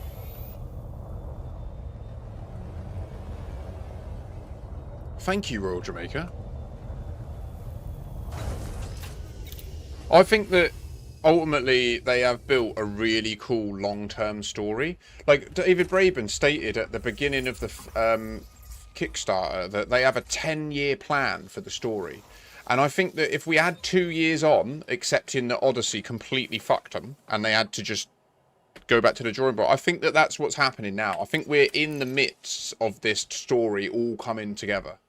And I think it's going to be amazing. I think that the Titans and like everything that the players loved about the Titans and that, I think is just the beginning.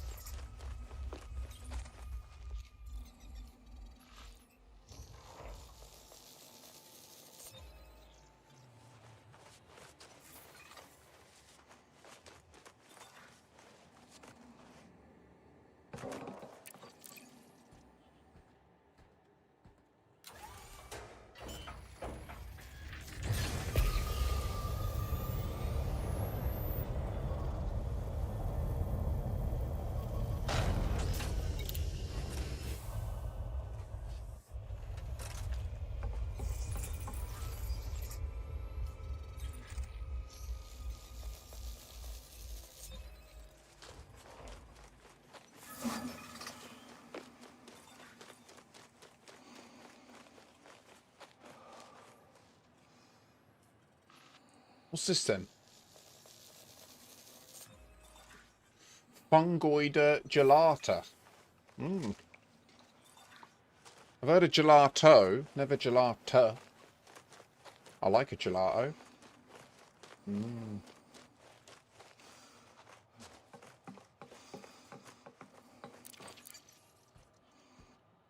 Nom nom nom nom.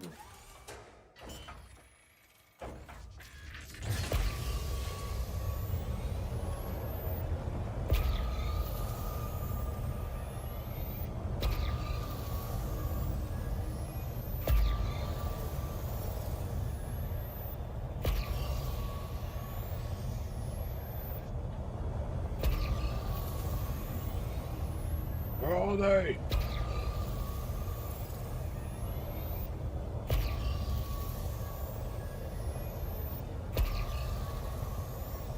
What?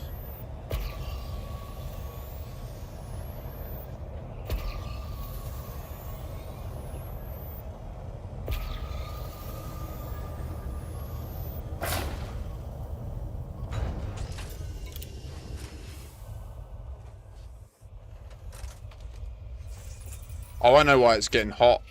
We have our, like, hot water thing come on and I can just feel the hot water pipe under my feet. That's exactly what it is. I'm currently being heated. Yes. Let's see, what is the temperature of the floor?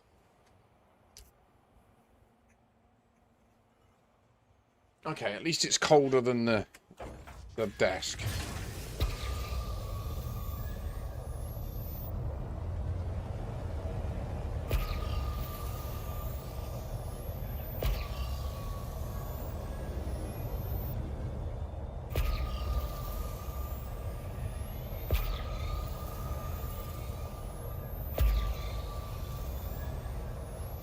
I think this one's actually easier to eyeball, isn't it? Like, we just need to look for the red.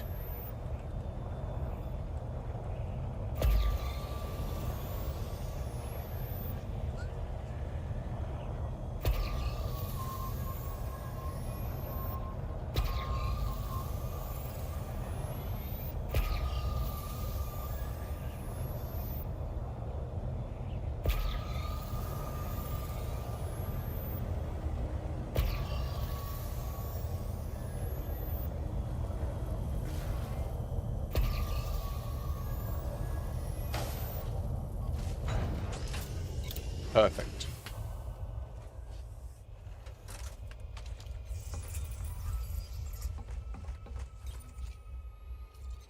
Oh, really? I thought you had finished with Vitronica. I saw your messages. I thought you'd already moved on. Or is that what you mean? You're preloading them to then build your next colony. Last one, Concha.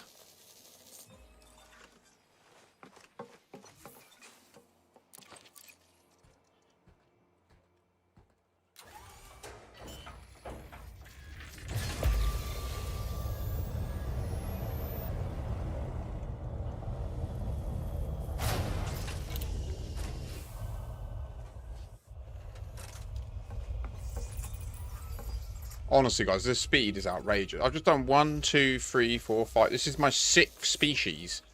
I've been here, like, 10 minutes.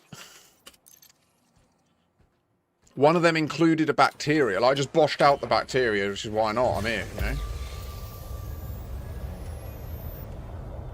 I choose you. Yeah!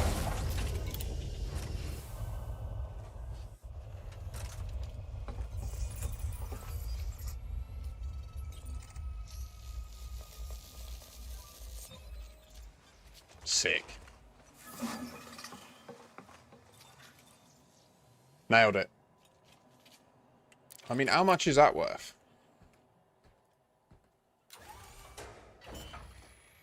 It's estimating that we just...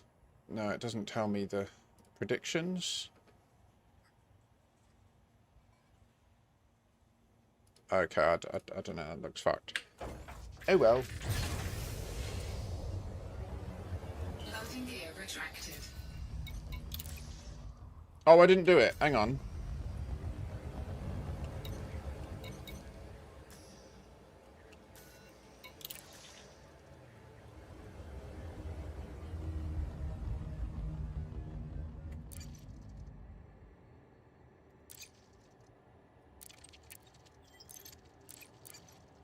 No.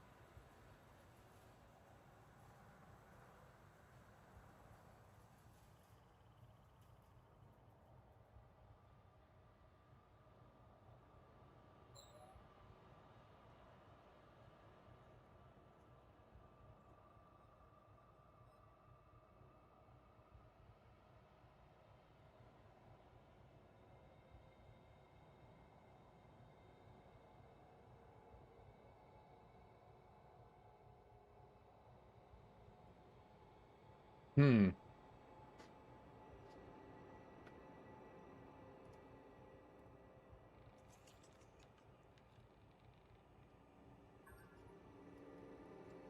Should we go see... Let's go to a newer streamer. Guys, I need to go and cook a chow mein. So I will be calling it a day here. But I agree, Jonej is completely OP. Please join me in raiding Generous Jim. I've never seen Generous Jim stream, and they're not currently narrating what they're doing. But they say that they respond slow, so please be patient. So please do that. They say it's a new account, a new save, day 8 of that new save. I don't know if they're accepting backseating and that, but please do join me in welcoming them into the category. They seem to be quite experienced. They're in a Caspian already, so that's pretty good. And yeah, I will next be around definitely on Friday, possibly before if things go in that way, but we'll see. But definitely all day Friday, all day Saturday, and all day Sunday. So do hit that follow button if you want to catch me in the future. Likewise, if you're on YouTube, thanks so much for being with me. Hit the subscribe button so that we can catch you in the future. And join me in raiding Generous Jim. Bottom of the stack of the category for now. Let's elevate them upon high. 07 Commanders, do take care, and I will catch you all soon. Peace out. Twitch, YouTube, I mean, thank you so much for being with me, as I say. I'll be back live Friday, as mentioned. Peace and love.